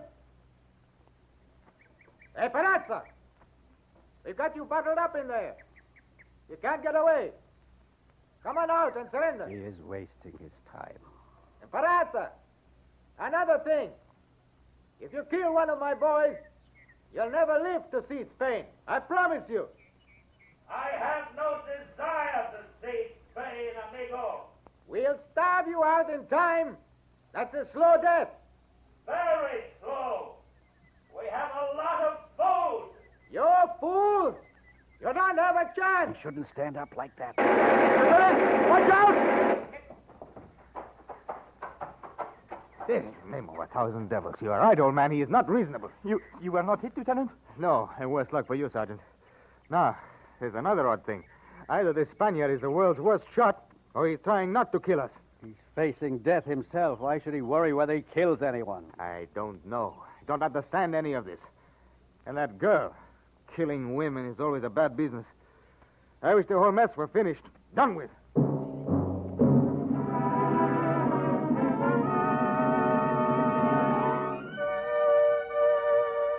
He tried nearly everything he could think of, and nothing had worked, and he was worried. It was almost time to play my last card. Almost, but not quite. Tomorrow, perhaps. I looked up toward the black mouth of the tunnel and thought about Maria and Alejo. I wondered what they were feeling, what they were saying, how they'd pass the night and face tomorrow's dawn.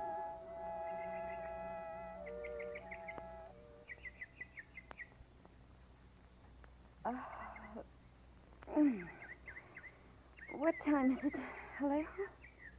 Barely dawn, querida. You know, you've slept nearly 3 hours. You should have wakened me.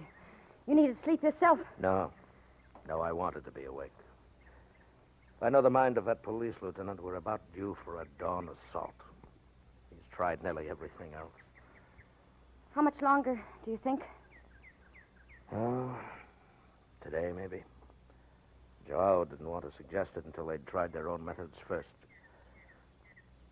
I only hope he doesn't lose his nerve. He won't, Alejo. He loves me. Yes, I know. Love is a strange thing sometimes. Do you think it's strange that I love you? No. I think it's a miracle. Come here, Carita. I'm not sure I will. You waited a very long time to ask me. You've only been awake for 5 minutes. Alejo, what is it? It's tear gas. Here, put on this mask, Rita. Hurry. Be quick. All right, fella, sir. Come on with your hands up. Come on up and get me! Here's your gun, Maria. You don't have a chance. Here I am! Come on up the hill if you want me! Come on!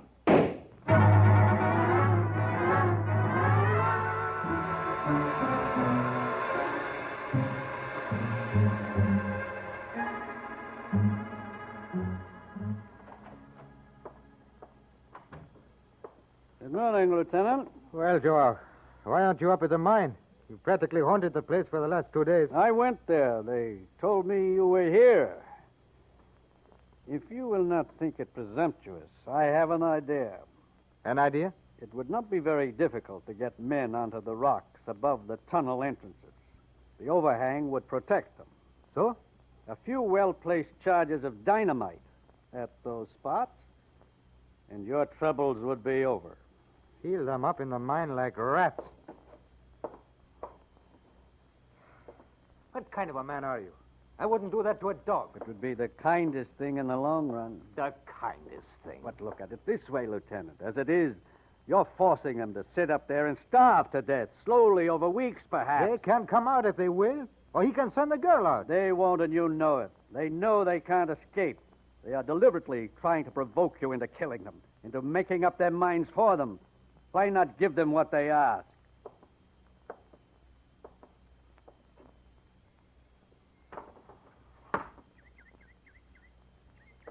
Joe, how much dynamite would be required?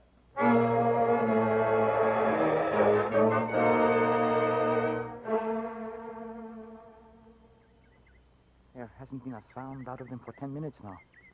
Not a shot. They've probably gone as far back into the tunnel as they can. Name of a devil, there's no excuse for them. I told them what we were going to do. I offered them a chance to come out. In my opinion, they're insane. Who asked your opinion, Sergeant? Well, Joe, what's the story? Everything is ready at the other end of the tunnel, Lieutenant. The dynamite's in place, and the wires are strung. I have the ends here. Then let's get it over with. Rotten business. Are your men down off the face of the rock? Yes, they're all in the clear. Get on with it, Joe. Connect those wires to the machine and let's fire the charge. Blast ourselves into perdition at the same time, no doubt. Ready, Lieutenant? Go ahead. Maria.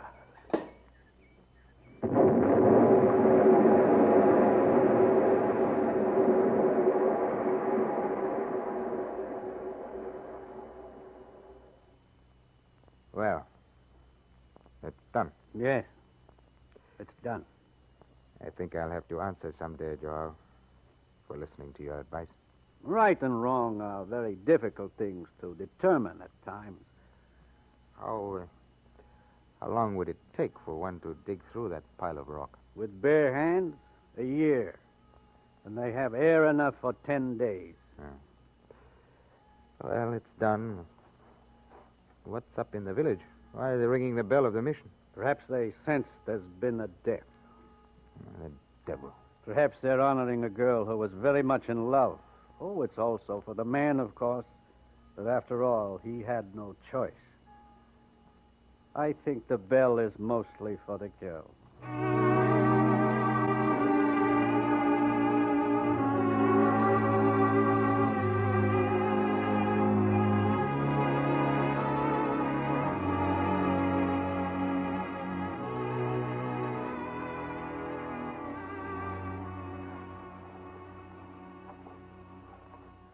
Hold the tape, Maria.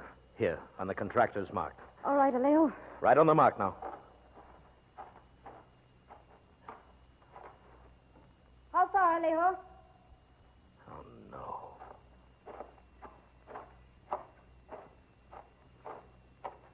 How far have we dug now? 18 meters. But Joao said 10. It was on the map. 10 meters from the contractor's mark to the bank above the river. That's why they stopped driving this crosscut. They didn't want to break through to the surface. Maria, Joao could have been lying, you know. No. Why should he? Perhaps he'd rather see you dead than living this kind of life. Love can take a strange turn sometimes. No, he wouldn't. The map was wrong. He didn't know. We've been here 8 days, Maria. The air's going bad. We haven't much time. But we can't give up. We just can't. To carry a plan so far and then to... No, don't talk like that. There's only one thing we can do. What? Dig. Dig, Alejo. All right. As long as we're still alive. Dig!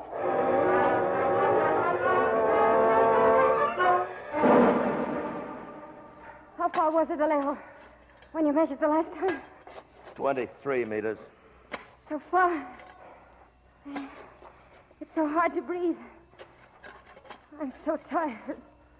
Oh, Carita. Oh, we can't give up, Alejo. We just can't.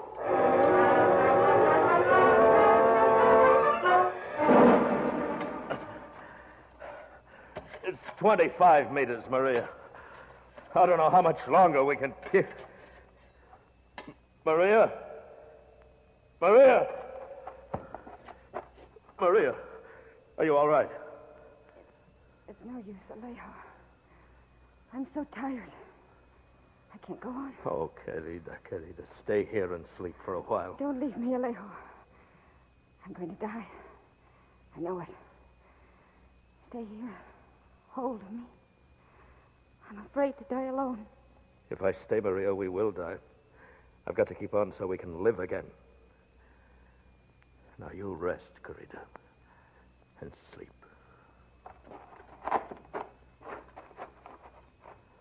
Oh, how far. How much farther.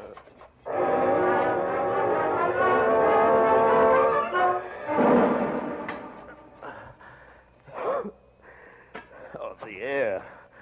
It's bad. We can't keep on much. 27 meters now. How much farther than... But the rock is caving.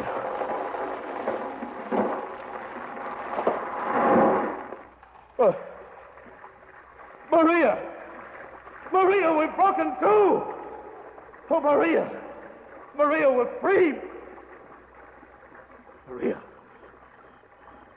Oh, please don't let her be dead. Oh, not now. Come on, Querida. We've broken through to the surface. We'll be free. It's only a few feet to the river. We're going to live again, Querida. They'll think we're dead, and they'll leave us alone. Oh, there now, Maria.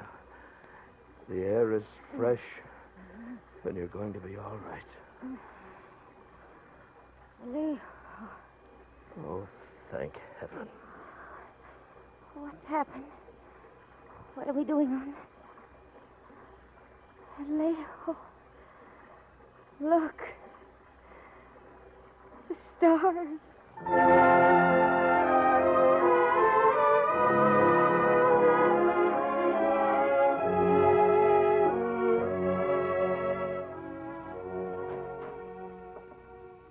Come in, Joel. Have a seat. Thank you, Lieutenant. And completing my report, you're leaving in a few minutes. Yes, I've heard. Pardon me, Lieutenant, but this last item, final disposition, how should I fit it in? Put presumably dead by entombment as a result of police action. Make 2 copies for Madrid. Yes, sir. And get out of here. Yes, sir. Joel, I told you before that I had never had a stranger case on this one. Yes, I remember. Joel, I sent for you because of an amazing piece of information I've come across. A result of some inquiries around the countryside. It seems that girl came from this village. Did she? Her name was Maria Isabel Pereira. She was your daughter, Joel. Yes. Why did you do it? You came to me and turned them in. You led us to the mine. You made the plan, fired the charge that destroyed them. Why? In order that they might live again. You're out of your mind. Possibly. But had she been your daughter, Lieutenant, I think you would have done the same. You see, I loved her.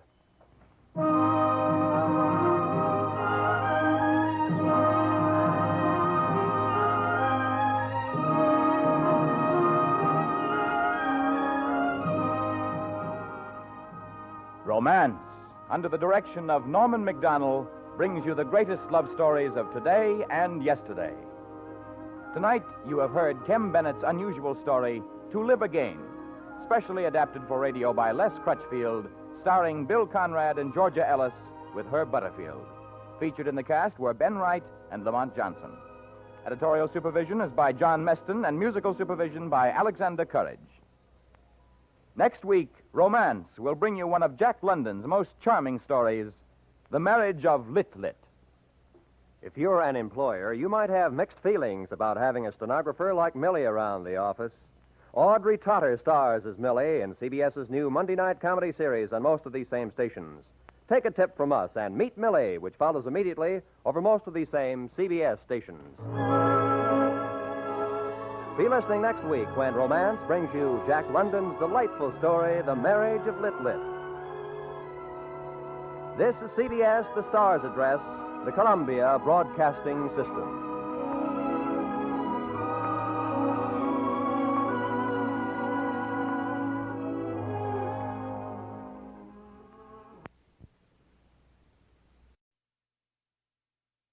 The Lux Radio Theater, usually heard at this time throughout the year, is taking its customary summer vacation. Lux Radio Theater will return to CBS 7 weeks from now on August 27th. Now, from Hollywood, Romance.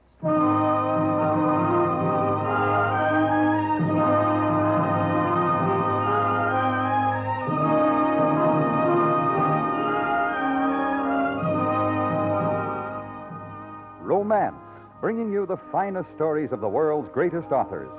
Stories of the courage, the devotion, the adventure of love, all strung on the bright thread of romance. Tonight, we take you to the blue waters of the Caribbean and a tropical island ruled by a beautiful woman, as Anthony Ellis tells it in his unusual love story, The Sword and the Knitting Needle.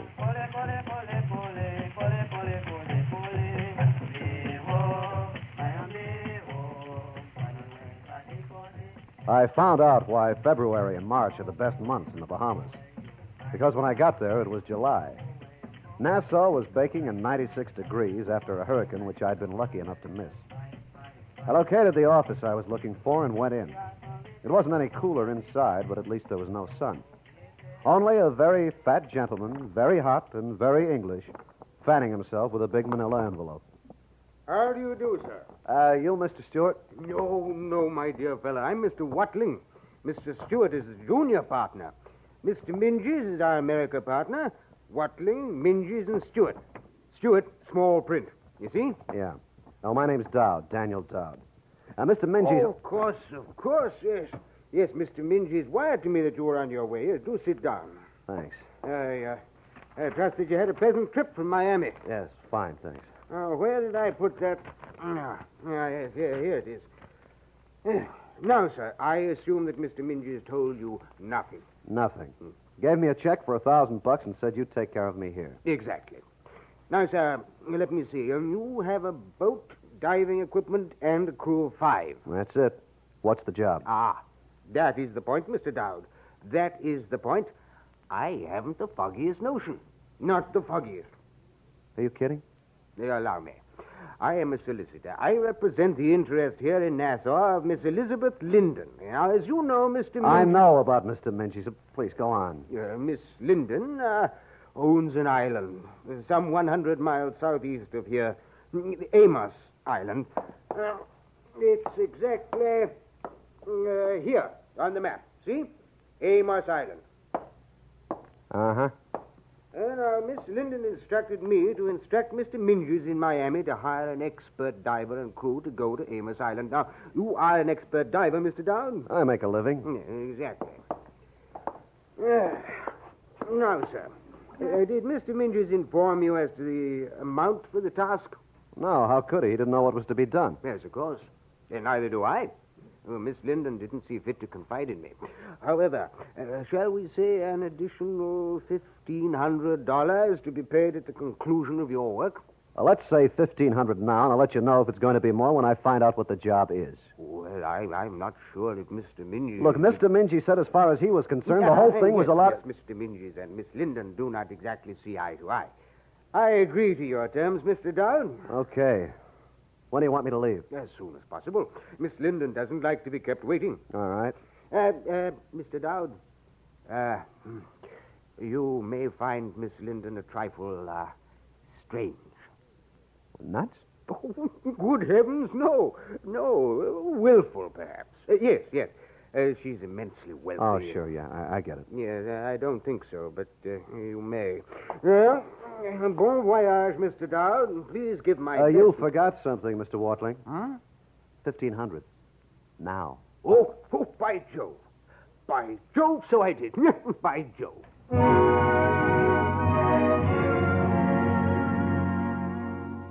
We got out of the harbor that afternoon, and I set the course for Amos Island. The sea was easy in the night.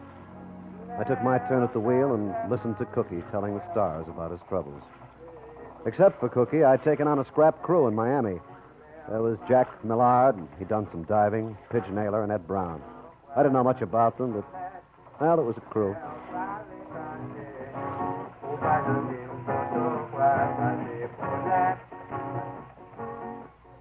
We sighted Amos Island the next morning at dawn, and a couple of hours later dropped the hook at the east end. Kind of pretty, huh? Yeah, good protection here. We ought to be snug. Naylor, Yeah, put the dinghy over. I'm going ashore. okay. Want me to come along? Yeah, if you want. Sure. Hey, looks like we got a visitor. Now, hold the dinghy. Yeah. Heading out from the jetty. Looks like a dame. Now, get the ladder over, will you? Hey, fellas, female type. Come on, Jack, the ladder. Okay. A couple of minutes later, she tied up alongside and came aboard. I remember thinking then that it was funny. Those two West Indian boys who stayed in the launch. They wore what looked like a kind of uniform. But I forgot about them when she came on deck. I guess you could forget about anything with her around. Mr. Dowd, I'm Elizabeth Linden. Mr. Watling radioed me you were coming. I expected you sooner. Oh, I'm sorry, miss. We hit foul weather out of Miami. Before you go ashore, I'd like to speak to you. In your cabin, please. Okay.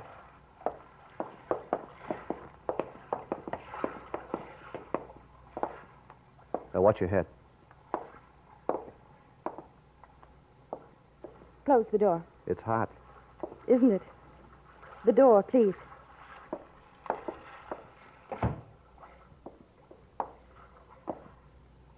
You may sit down, Mr. Dowd. Thanks.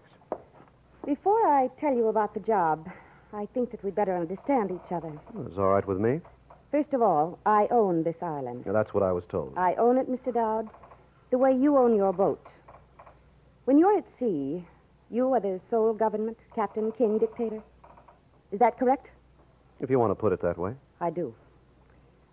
On my island, it's exactly the same. When you and your crew set foot on it, I wish it clearly understood that I am the government. There are no men in command. Sure. Okay. Don't humor me, Mr. Dowd.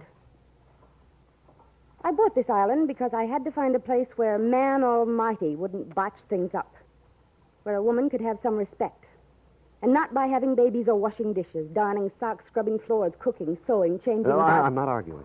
I'm glad. That'll make it easier. The job will necessitate your living on the island. Inform your crew that if there is any trouble, I shall have them locked up. I have a police force for just such emergencies. There won't be any trouble. You and your men will be confined to your quarters, except when you're working. This island is peaceful and happy. It's going to stay that way. Miss Linden, what's the job? There is a deep lagoon on the other side of the island. One of my fishermen discovered an old ship lying on the bottom. I sent a boy down to investigate. He said there was a large bell on the deck. He couldn't stay down long enough to dislodge it. You brought me out here to raise a bell? Yes. That's all? Yes. You expect me to believe that?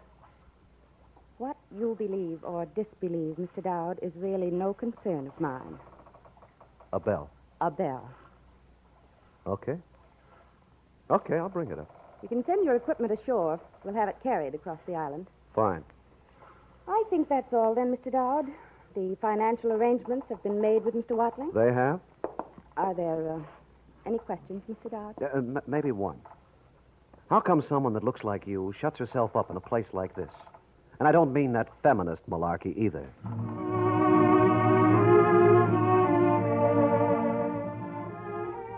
She didn't answer, just gave me a dirty look and went up on deck. It was afternoon before we got the diving equipment ashore and had our first look at the job on the other side of the island.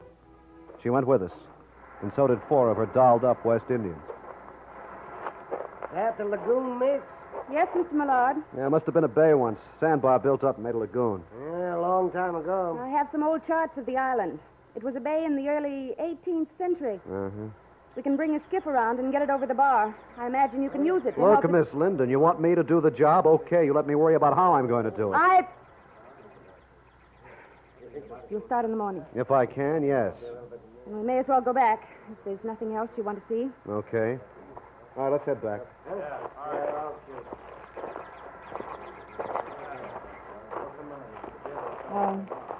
Mr. Dowd, Yeah? if you care to dine with me, dinner is at 7. What about the other guys? What about them? Oh, I get it. Heads of the government only. No peasants. Okay. Our quarters were all right. The huts were native-made, but clean and comfortable. I began to see what she meant about the peace and the happiness of the island. It was there, all around. The islanders couldn't do enough for us. But all the time, I knew we were being watched. It bothered me, but not for long. The way she looked at that dinner fixed that. And afterwards, sitting on the patio with brandy and coffee, the smell of the sea, the night, and her perfume.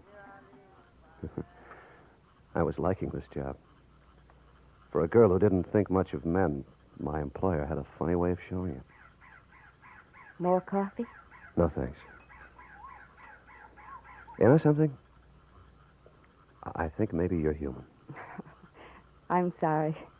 I was rude today. You see, I make it a point to misjudge men when I meet them. Then I don't make many mistakes. Well, you're lucky. Men have their place. Don't misunderstand me.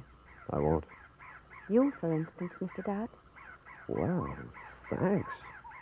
Am I going to be your prime minister? You're a very attractive man. I'm not unaware of that. But you see, it doesn't make me turn to a quivering mass of female emotions. Yeah, I can see that. On the other hand, I'm a normal, healthy human. Miss Linden, how long has it been since you've been kissed? How dare you? Oh, come on. The dinner, all this, that perfume. Of course, if you want to make a proclamation and issue a command in triplicate, I'll wait. You're so sure, aren't you? Arrogant, insufferable, swaggering, bumptious, insolent. Oh, shut up. Oh, you... Oh, stop it. Didn't like it, huh? You may go now. Listen, just because some guy gave you a bad time or was after your money... Oh, I hit on one, huh? Well, that's too bad. Baby got hurt, so she runs and hides in her own little sand Will you get pond. out of here, or must I'm I a man, that's all right, until I start to behave like one. If you're quite finished... Trouble with you is you got too much money and too much time to throw it away. And I'm quite sure that you'd be happy to relieve me of most of it, Mr. Dowd. Honey, right now I wouldn't trade a bottle of Johnny Walker for any part of you. And after this little party, that's what I need most. You ought to be very happy you're only playing like a man. Otherwise, I'd knock your pretty teeth right down your throat. Good night.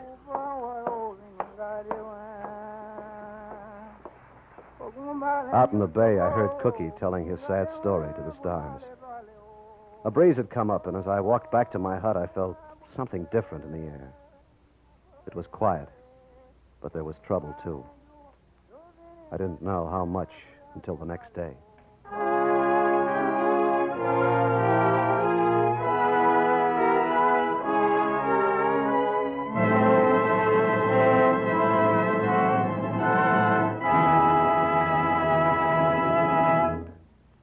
Romance, under the direction of Norman MacDonald, continues in just a moment. Have you girls who just graduated from high school made any plans for the fall? If not, why don't you visit your nearest hospital or school of nursing and inquire about the many advantages open to student nurses? Nursing is one of the finest and most popular professions among young girls, and the opportunities for graduate nurses are many. And now for the second act of The Sword and the Knitting Needle as we return to romance.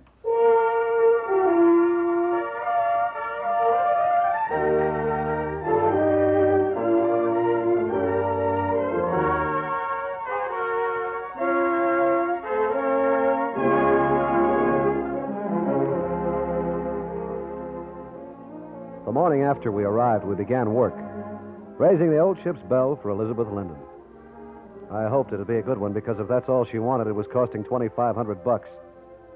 We took a double ender we carried around the island, dragged her over the sandbar into the lagoon, put the air pump aboard, and we're ready.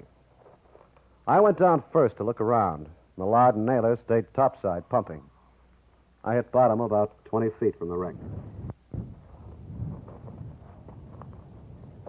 Anything down there? Water. Give me more line. You got it. Yeah, she's about a third buried. Almost on her beam ends. You'll have to haul up when I give the word. Okay. What is she, Dan? Hard to tell. Might be a brig from her cut. Any cannon? How do I know? I start heaving. About 10 feet, then stop. Right.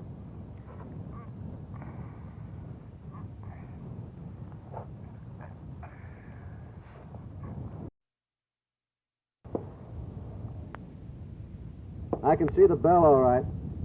Big one. Can you get in the cabin? I don't know. Yeah, we'll have to use a torch on this baby. From the looks of it, she weighs a ton. Want me to lower it? No, not yet. I'm coming up first. Let's go.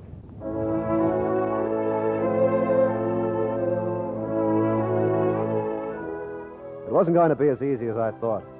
It'd be tricky work to cut the bell away from the frame, and it wasn't going to be any fun if it fell off the ship to the bottom. How we were going to get the bell up if and when we secured her was something else. I smoked a cigarette and thought about it. That's when Millard said, We've been thinking, Dan. Pidge, Ed, and me. Yeah? Suppose there's something else down there. Such as? Well, you know, all those stories about the old days in the Caribbean. Pirates, treasure? Dream some more. Why not? That hulk's ours, right of salvage. Miss Linden found it. The lagoon isn't part of the sea. It's part of her island. Look, who's to know? So we get the bell up, and if there's anything else... Is that what's been on your mind? What do you say, Dan? Anything down there belongs to her. It doesn't... All right, come on. Forget it, Pidge. Just forget it. But Dan's boss on this job. Aren't you, Skipper?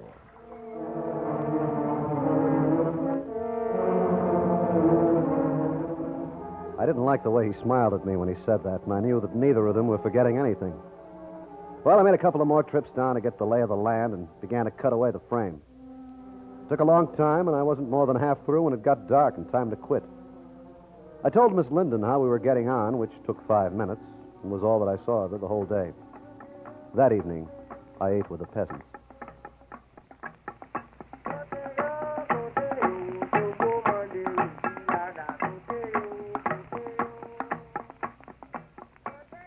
We turned in early. I wanted to be up with a light, get that bell off the wreck, and start back to Miami.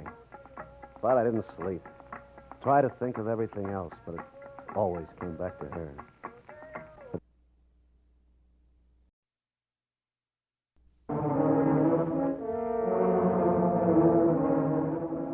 I didn't like the way he smiled at me when he said that, and I knew that neither of them were forgetting anything. Well, I made a couple of more trips down to get the lay of the land and began to cut away the frame. Took a long time, and I wasn't more than half through when it got dark and time to quit. I told Miss Linden how we were getting on, which took 5 minutes, and was all that I saw of her the whole day. That evening, I ate with the peasants.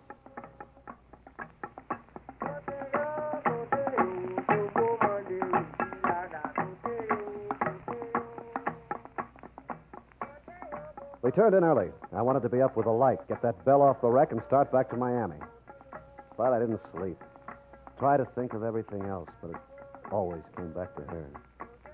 For the first time, it bothered me. It wasn't a gag anymore. Needling her like last night. I wondered if she was awake. Crazy, spoiled kid. Remembering the color of her hair, sound of her voice after I kissed her. That's about when the guns went off.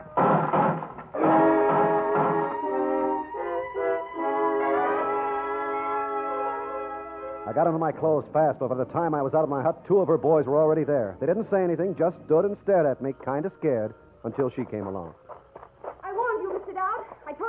your crew. Take it easy. What happened? Those 3 men of yours. They shot at my villages. Why? That's what I want to know. What were they doing? Why were they out of their huts? You think I put them up to it? I don't know, but they're under arrest. Well, maybe one of your boys started it. Ever think of that? I told you that unless on the job, you were all confined to your quarters. Your crew disobeyed that order. I'm sick of this. Who do you think you are? Either you need someone to smack some sense That's into you... enough! Okay. Now call off your SS boys and let's find out what's going on. We're going to find out. And until we do, you and your crew are prisoners. You can't do that. Can't I? Trespassing and assault with a deadly weapon with intent to kill. Those are man-made laws, Mr. Dowd. I admit I had a moment's weakness last night. I behaved like a woman's expected to behave. But it was a purely biological weakness. I was right about you in the first place. You're unprincipled, deceitful, and underhanded. Your slip's showing, Miss Napoleon.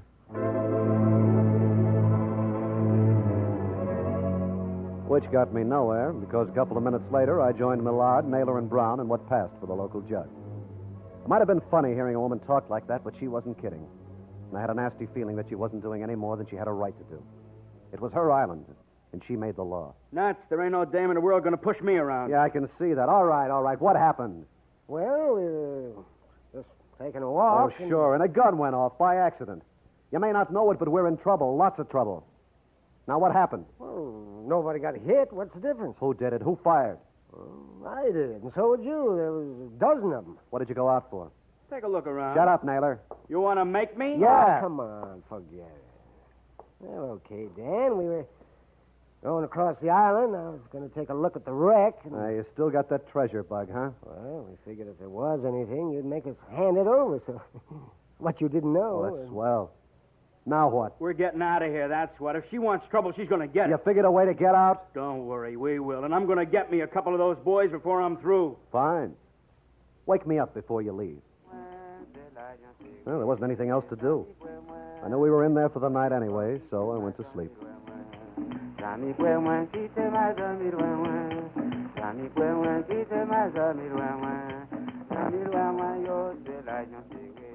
Next morning, she sent for me. The other guys stayed where they were, and they didn't like it. I didn't either, because I had an idea when they got mad enough, they could bust out pretty easily. She was having breakfast when I told her how it happened. That adds another charge, Mr. Dowd. If there were anything in that wreck, would it be piracy or larceny? I don't know, but whatever you're going to do, you better make up your mind in a hurry. That cracker box you've got us in isn't going to hold them. If they try to escape, my men have instructions to shoot. Oh, now, look, they made a mistake. I'll take the responsibility. I'll pay a fine or whatever else you want, but don't start something you can't finish. I will decide that. Oh, honey. Don't call me honey. You know what that lawyer in Miami said about you, that Mr. Minges? I'm not interested. He said some man ought to drag you off by the hair, beat you for a month, and then if you turn into a normal woman, maybe marry you. Really? Now, look, you've had your fun. What makes you think this is fun, Mr. Dowd? You can't believe that I'm serious about all this, can you? Your egotistical male mind can't believe it. I'm getting sick of this. You're serious. Who are you kidding with that Gilbert and Sullivan army of yours? I know the natives around here. All they want to do is to be let alone. The only reason they haven't been hurt is because my crew isn't mad enough to cut loose. You're just itching for trouble. You think so? Yeah, I know your type. Spoiled, nasty brat. When you take the train, a compartment isn't good enough for you. You got to have the whole car. Well, honey, you've got to learn sometime, and now's about it. What are you going to do? I don't know. Suppose I take that neck of yours and give it a twist, and then... I don't think you will. I just have to call You and... wouldn't have time. I can almost reach you from here. What have I got to lose? Sit down. I have a gun. So what? Maybe I don't believe it's only a bell down there in that ship. Maybe it's something else, something worth fighting over. I told you it was only the bell I wanted. All the more reason to kill you. That makes me mad. I'm warning you. Stay away. Go ahead, shoot. Mr. Dowd. Go on. I'll call for help. Why? You've got a gun. Get away. You want to play like a man? This is your big chance. You're going to kill or be killed. You wouldn't. Sure I would. Give me that. Oh, no. Now, let's come down to earth.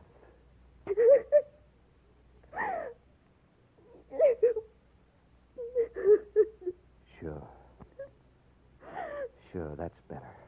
You don't understand. I'm crying because I hate myself for not shooting you. For being a woman. It doesn't make me mad. Go away. Take your crew with you. Take your boat. Go away from me. Miss Linden, they have escaped. They beat John and running me down the head and took their guns. Miss Linden, what shall we do? It doesn't matter. Tell the others to stay out of their way. Decline and fall of the Linden Empire. Or maybe it's like a lifesaver with only the hole left. Please go away. Please.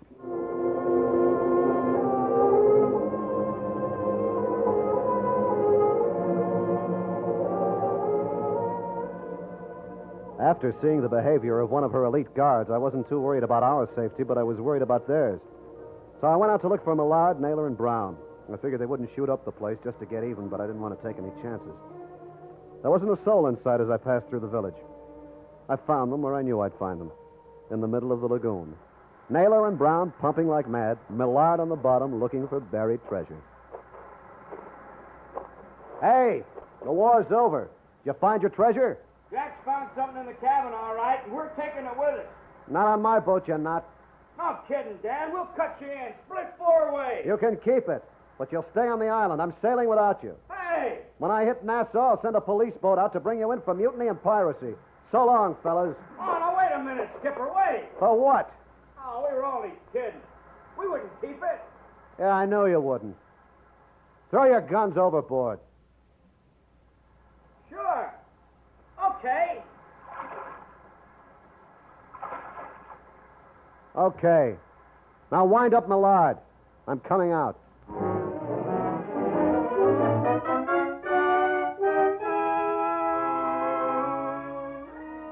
By the time I paddled the little dugout over to our double-ender, Millard was out of the diving suit, and the three of them were looking at a small chest he'd brought up with him. What do you say, Danner? I say the girl's loaded. What's a few bucks more, huh? Think what we could do with it, huh? Nothing doing. Oh. I'm sorry, Skipper. We say yes. Drop your gun. Where'd you get that? I got it. You want to find out if it shoots? Just try some. Yeah. Drop your gun. You want to play pirate, you know what happens when we get back to the mainland. Who said we're going? Look, this is kid stuff. What do you care about her? We don't want trouble. If a guy gets one crack in his life at a thing like this, we could all buy a dozen islands like this. I'm not arguing. It's your deal. Go ahead. Open it up. You're in with us? No. Come on, Millard, open it. Nuts to him.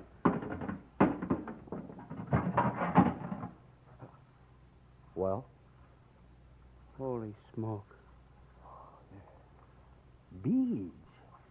Was nothing but millions of glass beads. Holy smoke. Yeah. What happens now? Beads. Well, it figures. Trade with the natives, big thing in those days. You want to give me the gun, Millard? Oh, yeah. Oh, yeah, sure, Skipper. Hey, Skipper, we were only kidding. Yeah, I'll bet. Well, what are you going to do? Fine you $50 apiece and forget it. Now, what do you say we get that bell up and head back for Miami?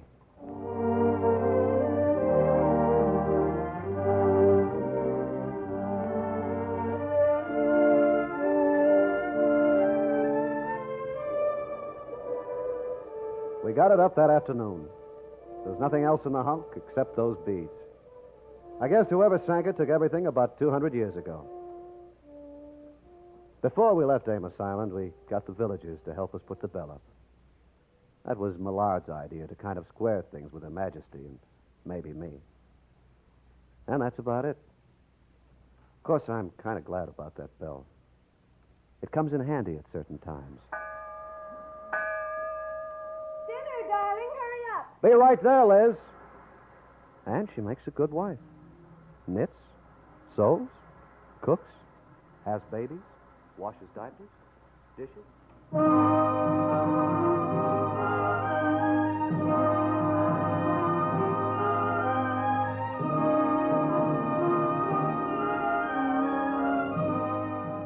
Romance, under the direction of Norman MacDonald, brings you the greatest love stories of today and yesterday. Tonight you have heard The Sword and the Knitting Needle, specially written for romance by Anthony Ellis, starring Hy Averback and Virginia Gregg. Featured in the cast were Ben Wright, Howard McNear, and Jack Crucian. Editorial supervision is by John Meston, and musical supervision by Alexander Courage. Next week, Romance will bring you one of Neil Peterson's most exciting stories, The China Run. As part of CBS's extensive scheduling of important special events, tonight over most of these same CBS stations, the comedy program Meet Millie will be canceled, so you may hear an address by Defense Mobilization Chief Charles E. Wilson. Charles E. Wilson's address will be titled The Importance of Continuing Our Defense Policies. CBS invites you to hear this program next over most of these same stations.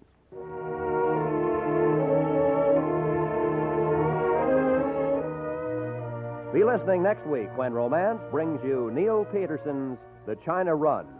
This is CBS, where Operation Underground is packed with thrills Tuesday night on the Columbia Broadcasting System.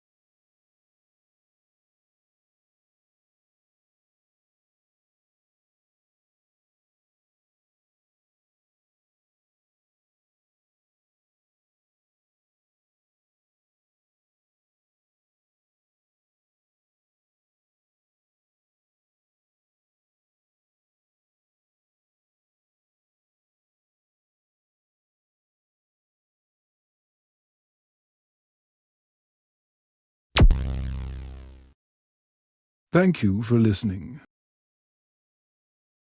Please like and subscribe.